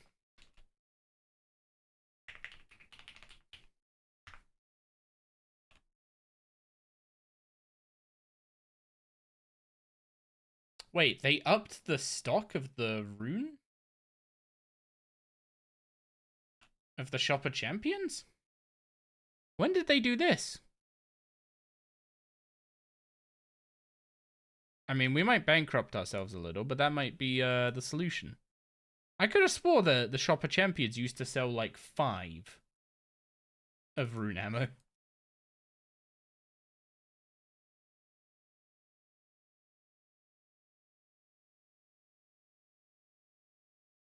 I mean, I guess the update history will... Yeah, it was updated a couple weeks ago with the... Oh wait, no, that wouldn't have been with the... That would have been with the combat update, right? No, the combat update was last month.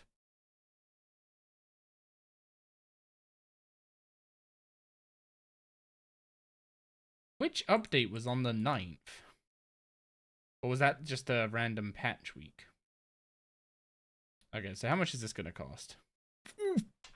Okay, do I bankrupt myself to disassemble darts 7 times? Maybe not my brightest move. Although I can at least disassemble the magic bows. See, that gave a good number of flexible parts. Well, how long do you take to restock? And how much do what are the rune crossbows disassemble into? Oh, dexterous, hello. And stunning. Okay. I'm assuming the 2-hand is strong instead of dexterous.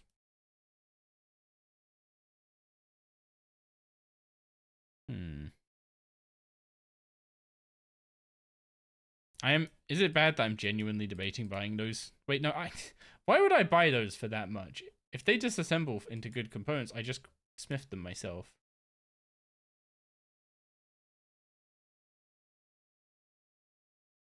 Okay, I was hoping, maybe, to finish stream today by making a rodomatic and setting myself up for fishing tomorrow morning. but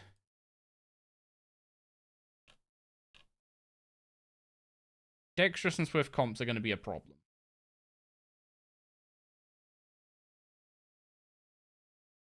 Swords, long swords, maces, short bows, crossbows. I can just fletch a bunch of short bows. That's not really an issue. Swift components are the hard ones. Claws, knives, and thrown weapons. So I just smith. Is it knives or darts that are going to be better for that? Swift components. Oh yeah, if you want to find a way to get a component, look up the component on the wiki and go to this page, the calculator. And then the one you want to know how many you'll get per disassemble is the average number. Sometimes this value's over 100% if you get more than one on average per disassemble. It looks like rune claws might be a way to go. Rune claws +3 give 64 materials each, half of which will be junk. Half of which will be junk, so 32, let's say. 2% chance. And we need 5. I mean, the average number is literally this times this. Like, this times this is how many materials you're getting. That's the chance of the material being the one you want. So that's the end result. So 70%. So if we made 7 rune offhand claws +3, that'd be 490% average swift comps, or 4.9 average swift comps. So that's one way of reading that. Now, for +3, rune claws are 2 rune bars each, so it's 2, 2, 4, 8 to get it to +3, so it's 16 bars per. So 7 times 16 is 97. 97 rune bars that would take. Whereas we look at darts and knives. So a rune dart, you disassemble 50 rune darts, you get 8.8%. You disassemble 1 rune claw, you get 8.8%. But rune knives are also 8.8%. So rune knives 50 rune knives, I think, takes 1 rune bar, right?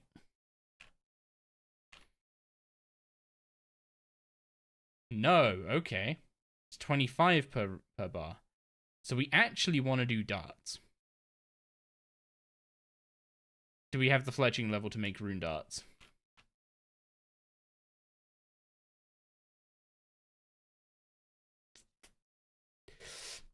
Why? Why is a level 50 ammo still 81 fletching? Okay, that is not the man, darts are so freaking good, both for fletching XP and for both for fletching XP and for materials. I am not going for 81 fletching just to get 5 swift comps, which means I'm gonna need like 100 rune bars.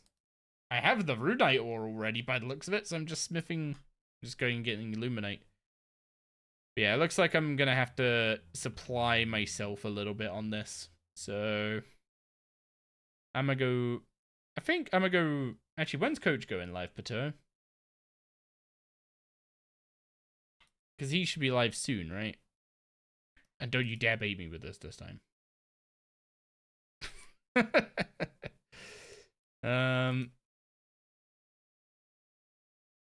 Oh yeah, I don't need 5 swift comps.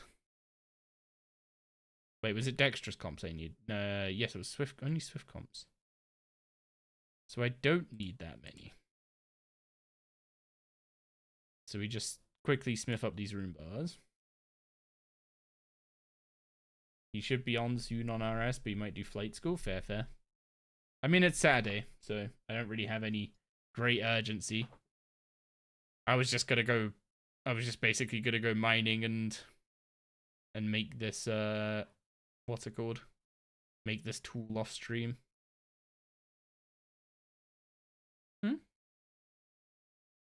Yes, it is now Saturday. It is 6 past midnight. It is now Saturday. Yeah, I was working yesterday. This side of sleeping, I was working. Yes, that's what you're after. Yeah, let's make a full inventory of rune knives. So fucking pedantic. I said it as it is. I guess that is the definition of. Yeah, fair.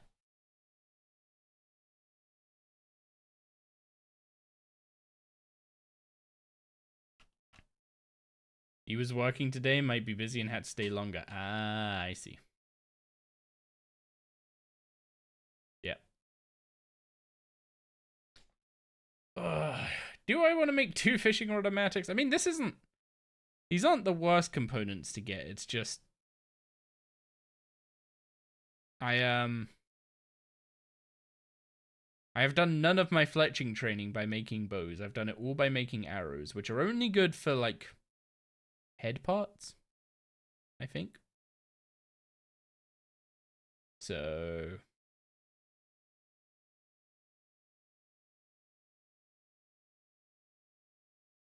I probably shouldn't have made a whole 28 of this, because I'm just going to disassemble every 50 and eventually we'll get the Swift parts, but it wasn't that time.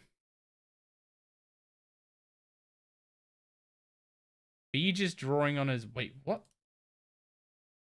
Has he been drinking?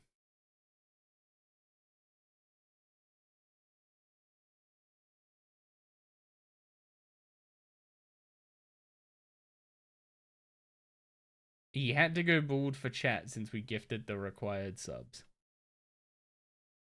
If that's a hint, I'm not taking it.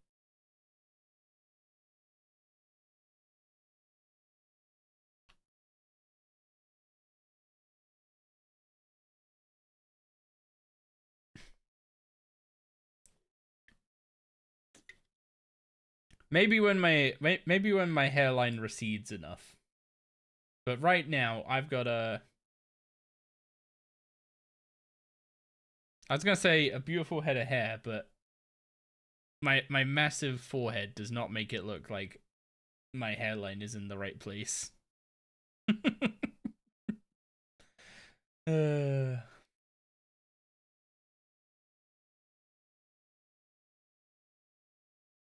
Your hair's looking good. Doesn't seem like you're bald.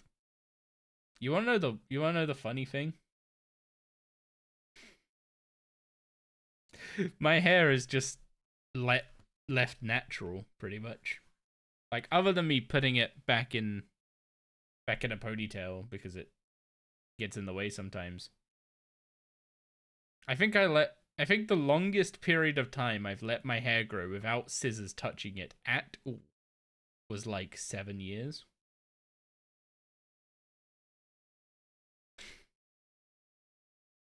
So, yeah. My hair, if I don't put my hair back, it goes kind of wild. I think Chev, like, when I saw Rax and Chev, after I showered there, we just played some Mario Kart on Switch 2, so my hair was just like drying naturally. And Chev was like, "Yeah, you need to stop putting your hair up, dude." Which is I would, but it gets so annoying. Because it's curly, right? So all the bits around my neck just itch up my neck. And that's one of my, like, I guess autism triggers kind of thing. Like, it just really, like, irrationally bugs me to have my hair just, like, rubbing it, like, curl and tickle my neck. So that's why I wear it back. Yeah, when when a hairdresser finally looked at my hair, they were like, okay, the dead ends are nuts, but like, this hair is insanely healthy. Summer's coming up for you too. Want it short? I'm not cutting it.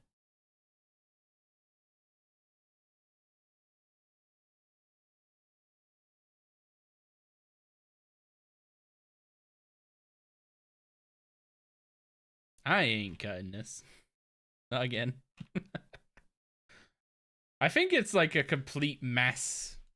Like, a complete overcorrection from my childhood because I was basically... Like, during my childhood, I was like... I was told I was getting a haircut, right? It was like, it would be booked without me asking. I wouldn't have mentioned it or anything. I would have been happy with my hair, and it's just, yeah, you're getting your haircut. It's like, oh, okay. So then when I was able to make my own decision about it, it's just like, screw it, I'm not getting it cut. I'll just grow it out and see what happens. And it just kind of like never grew completely out of control. So it stayed.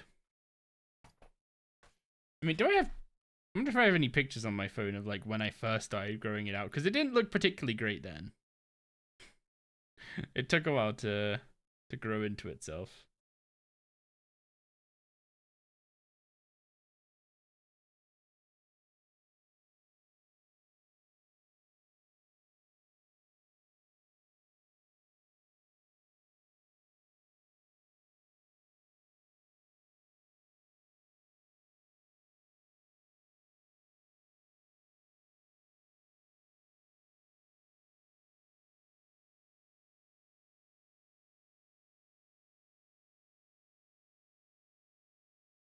There you go. So when I went to uni, that's what my hair looked like when I went to uni.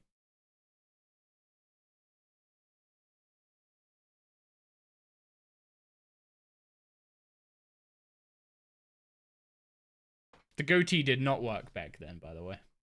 Just to clarify, I know it was not working.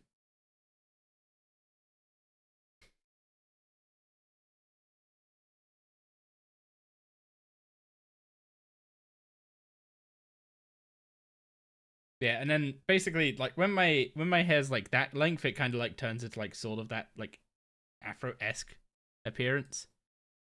But then my hair is so heavy. My hair is so heavy that as it grows, the top bit starts getting pulled down and it goes wavy, but it won't like poof up. And then the bottom just turned into little, and then the bottom of my hair turns into little ringlets.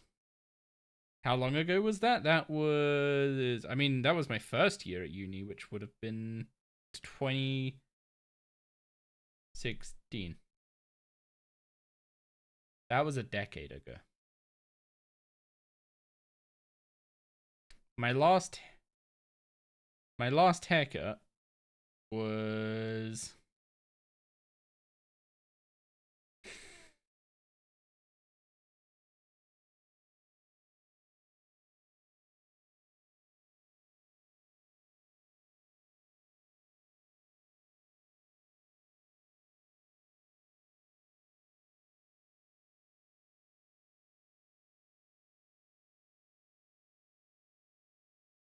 my last like haircut of it being like super short was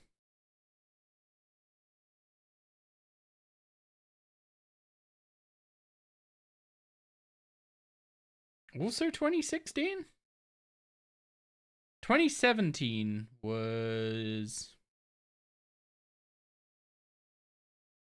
2017 was when I started my current job, or like my placement year that then turned into my current job. And that from that point on was when I stopped like cutting it short. I'm just trying to remember when was the last time I was forced into getting it cut, and I think that was about the end of 2016. So other than a couple years ago when I got it kind of like it got a little unwieldy. It got a little bit too long, so I got it trimmed down to like my shoulder blades. Other than that, it's been almost 10 years of not short hair.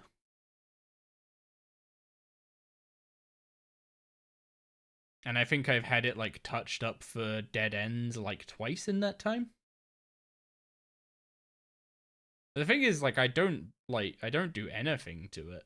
I literally just wash it with 2-in-1, and then I'll like, what's the word? Like, I'll towel dry it, but not to the point of it being completely dry. And then I'll just let it air dry, brush it back, and put it in a ponytail, and that's it. And I've had like no issues with it. And it's not like my family has good genes for hair.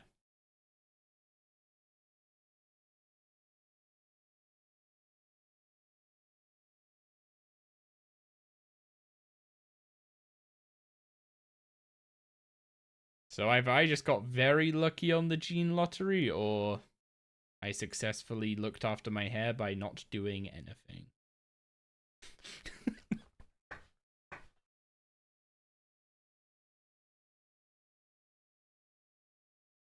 It's just like the thing of like, I mean, when I was younger, I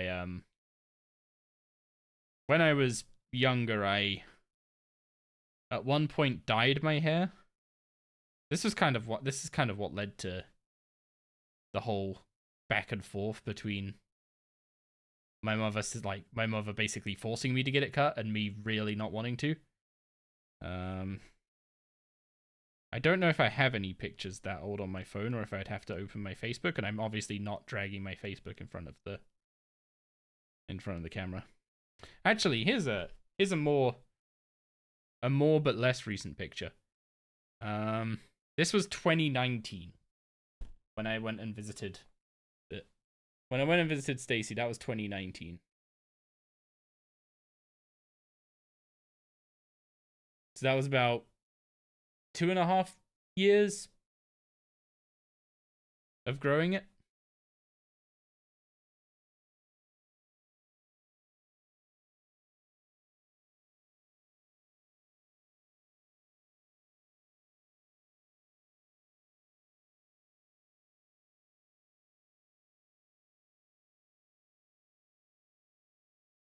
I think that was also the same year I started like wearing it back. It doesn't look as good worn back when it was that short, I'll be honest. How long is my hair now?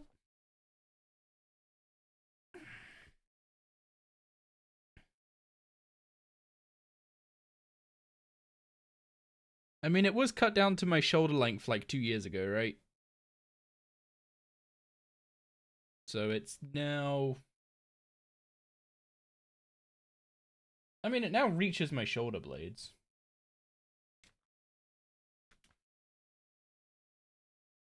But it was much longer before. So I ended up cutting a lot off of it. That's what I'm trying to find. I'm trying to see if I don't take that many pictures of myself. Is the thing. I don't really like how I look, so I don't really take pictures. Is the long and short of it.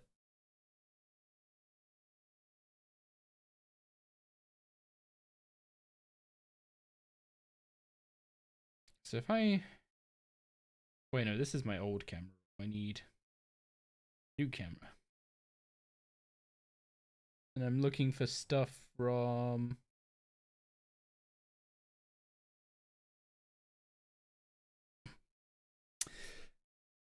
Say hello to Doris Belly.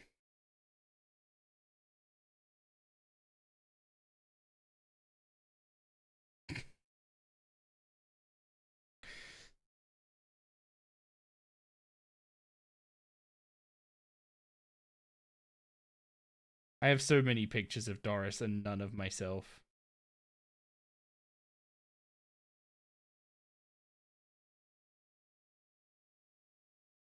I mean, that's from when we first got Doris.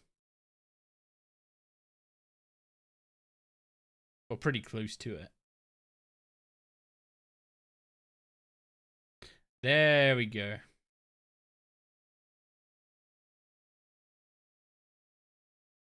This is before I this is before I got it cut.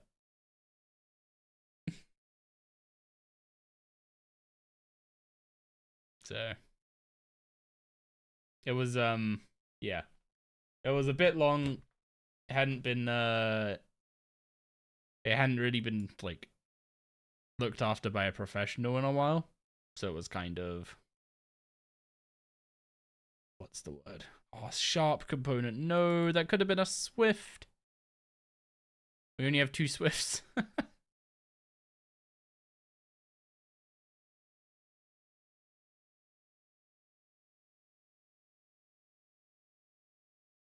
Look like a metal guy? I mean, I am into metal, but... Oh, you got shopping you need to put away? Fair, fair. You go.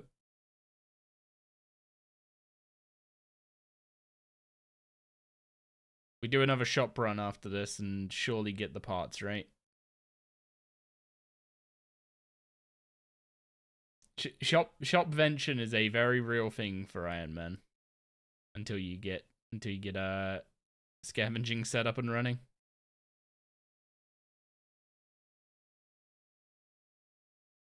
Oh yeah, another Swift component. So now we're in need of dexterous, flexible, and we still need 1 Swift. But we can go hit up the claw shop and see if we roll high there. Man, it's a shame you can't make like orichalcum darts and knives and stuff to disassemble.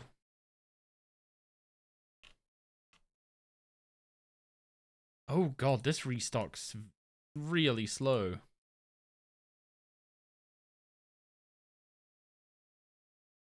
We might be making our own bows for disassembly. Although, I think I can make maples at least. Don't think I can make... I definitely can't make yews. I don't have the fletching level. Although yew short bow is only 65 fletching. So we could probably make that soon. Ah, strong component. I keep getting strong when I disassemble the shield bow, but no dexterous when I... and then I get precise when I disassemble the short bows. Precise comes from... yeah, precise comes from both types of bows. I just keep getting precise from the short bows, and then I roll the non-precise from the long bows. Or shield bows. Yeah, so dexterous ain't looking too good. Swords, long swords, maces, short bows, crossbows. There's black swords and long swords in the Varrock shop. The reason I'm specifically looking for black weaponry when I go to shops is because it didn't really get bumped up in price.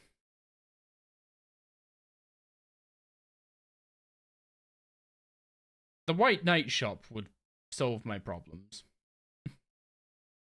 But I don't have it unlocked, and it takes a good while to get unlocked. And also, if you want to get it unlocked in a reasonable way, you need to do Wargothic Sleeps first, and we're still currently working on that. So, a dexterous part.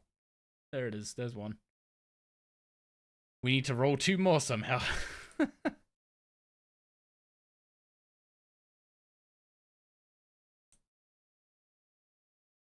I wonder if the scimitar shop in Alcarid sells black scimitars. Oh, precise. How do I keep rolling so many precise comps?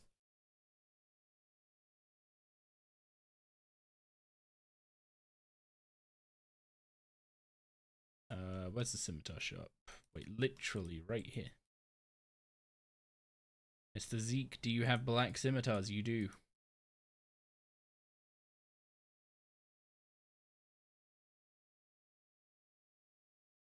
I mean, the base parts for doing all this are definitely appreciated.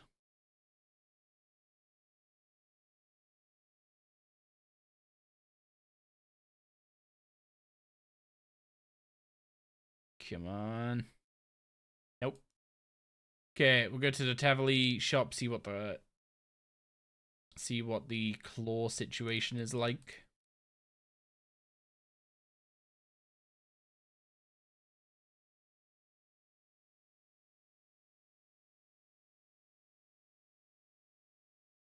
And then it might be... Ooh, okay, the claws restock quick. So it might... What we could do is we could do... Ooh, we got the Swift comp. That's the 4th Swift comp. We need 2 more Dexterous now.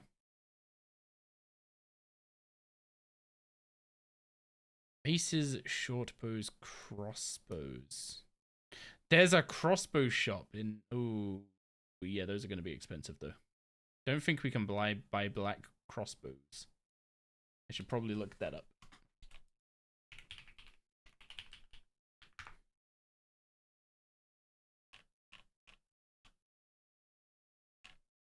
Wait, no, black crossbow is a clue item. Of course you can't buy it.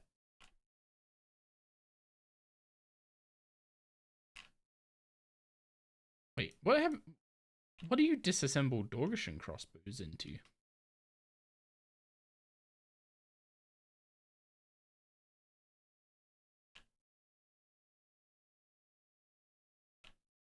Disassembly, connector, tensile spike, stunning, dexterous.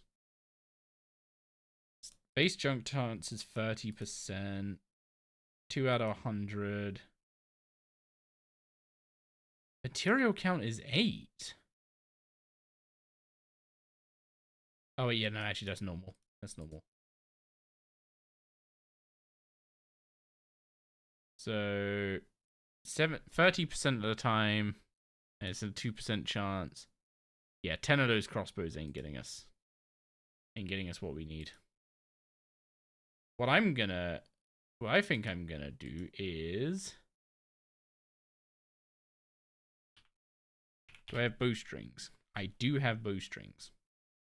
So if I take out 14 bowstrings and 14 maple logs, we set that as preset 8, which is like my placeholder presets. We make some maple short bows. And we just keep disassembling maple short bows until we get the dexterous parts. And then once we got the dexterous parts, we should also have the flexible parts. Which means we should just need a fishing rod, right? Yo, Ryan, what is up? Good luck, good luck. Thank you very much. Hope you're doing well. Let me throw the shout out for you real quick. Welcome in, everyone. We are working on super early invention on the hardcore Iron Man, which means lots of shopvention, making random gubbins, trying to get a few components. Absolutely lamenting the rate we used Haralander tar with the Black Salamander. Kind of killed the idea of using those too long. I think it took us about like 400, nearly 500 Haralander tar or something. About 400. 400 Haralander tar to get up to level 5, which is kind of spooky. Precise comps, not what we wanted to see. We're after dexterous comps at the moment. How the heck did you get back to... What? What you trying to say?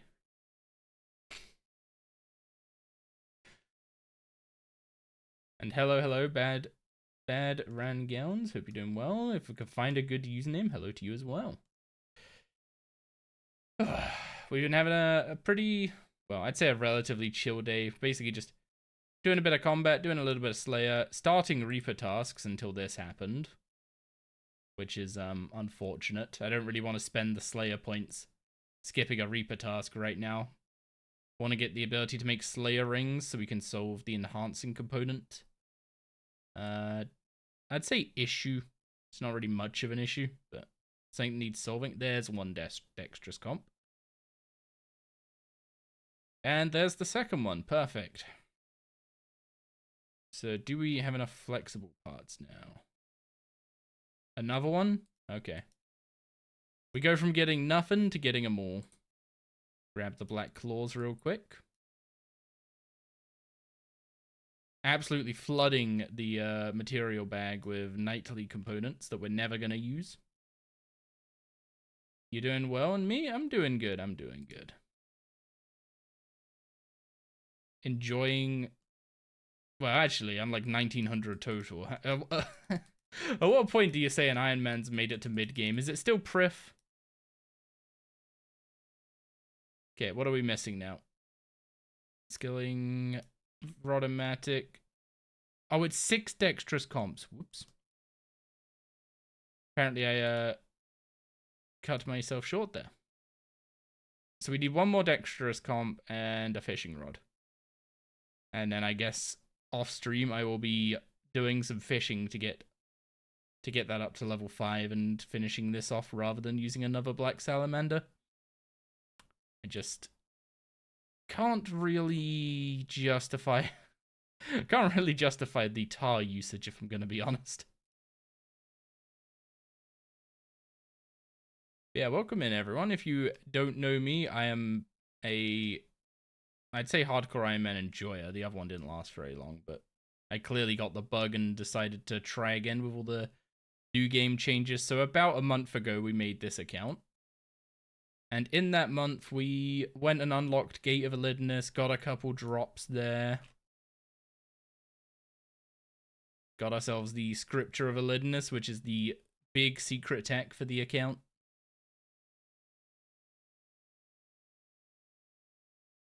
Actually, do I have a fishing rod already in the bank, or do I need to go buy one? I do just happen to have one in the bank. Huge.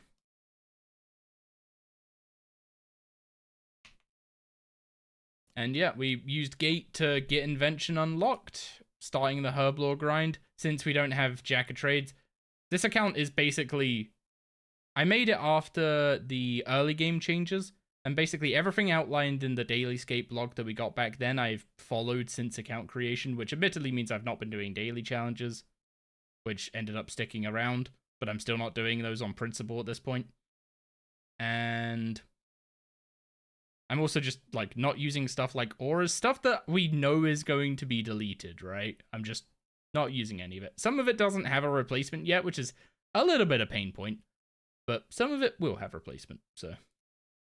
Anyway, stick this thing on. Can we make a good honed... Can we make a honed perk at all at 24 Invention would be a start. So it's sharp components. And at 22 Invention, you are gonna get furnace. I'm not putting furnace on a fishing rod on an early game iron. I'm sorry, I'm not doing that. So, is Invention worth rushing off the rip on an earlier game account? Potentially not. It's more that Gate was my solution to losing stuff like weekly reset tokens and monthly reset tokens. Basically, a lot of sources of early game Herblore, including Jack of Trades, which I'm also not using at the moment, or at all. A lot of early game sources of XP in Herblore are just gone. So I looked back at my previous Iron Man that got access to River of Blood quite early, and I added up all the XP it got from not those sources, and it was like 600k XP or something I was missing. So I was like, okay, we have access to better seeds now, so I could actually train Herblore. As you can see, we have a giant stack of super attacks, some prayer potions, and I've just been keeping up with farm runs, trying to get a stack of seeds for herbs and stuff like that. But doing that all with the Scripture of Elidness to just get that extra bit of XP, add a few more quests into the plan, and just basically try and fill in that gap by sometimes trying to abuse the Scripture. I have some ground mud runes somewhere from me trying to see if I could get them to proc the book. The classic Bic book tech, where at the top of the minute you just disassemble something to get the Bic book to proc. I was trying to do that with grinding mud runes. Doesn't work. They saw through that right away. But anyway, I'm sorry to love you and leave you all, raiders, because it is midnight midnight here, and your boy does need sleep. And since I got the Rodomatic, I can now go do some fishing and just chill the rest of the night away until I pass out. So let's take a look at the category and pass you guys along to Mr. Beach. So go give him some love. Those of you who are... Beach has names all over him. Oh, this sounds perfect. Yeah, those of you who are followers of the channel, you will have access to...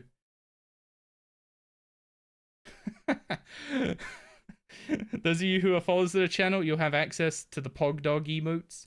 So make sure to send him some of those when we land. I'll put it in the chat now for some copy and pasting. And yeah, I'll be live again later today / tomorrow, depending on where you are in the world.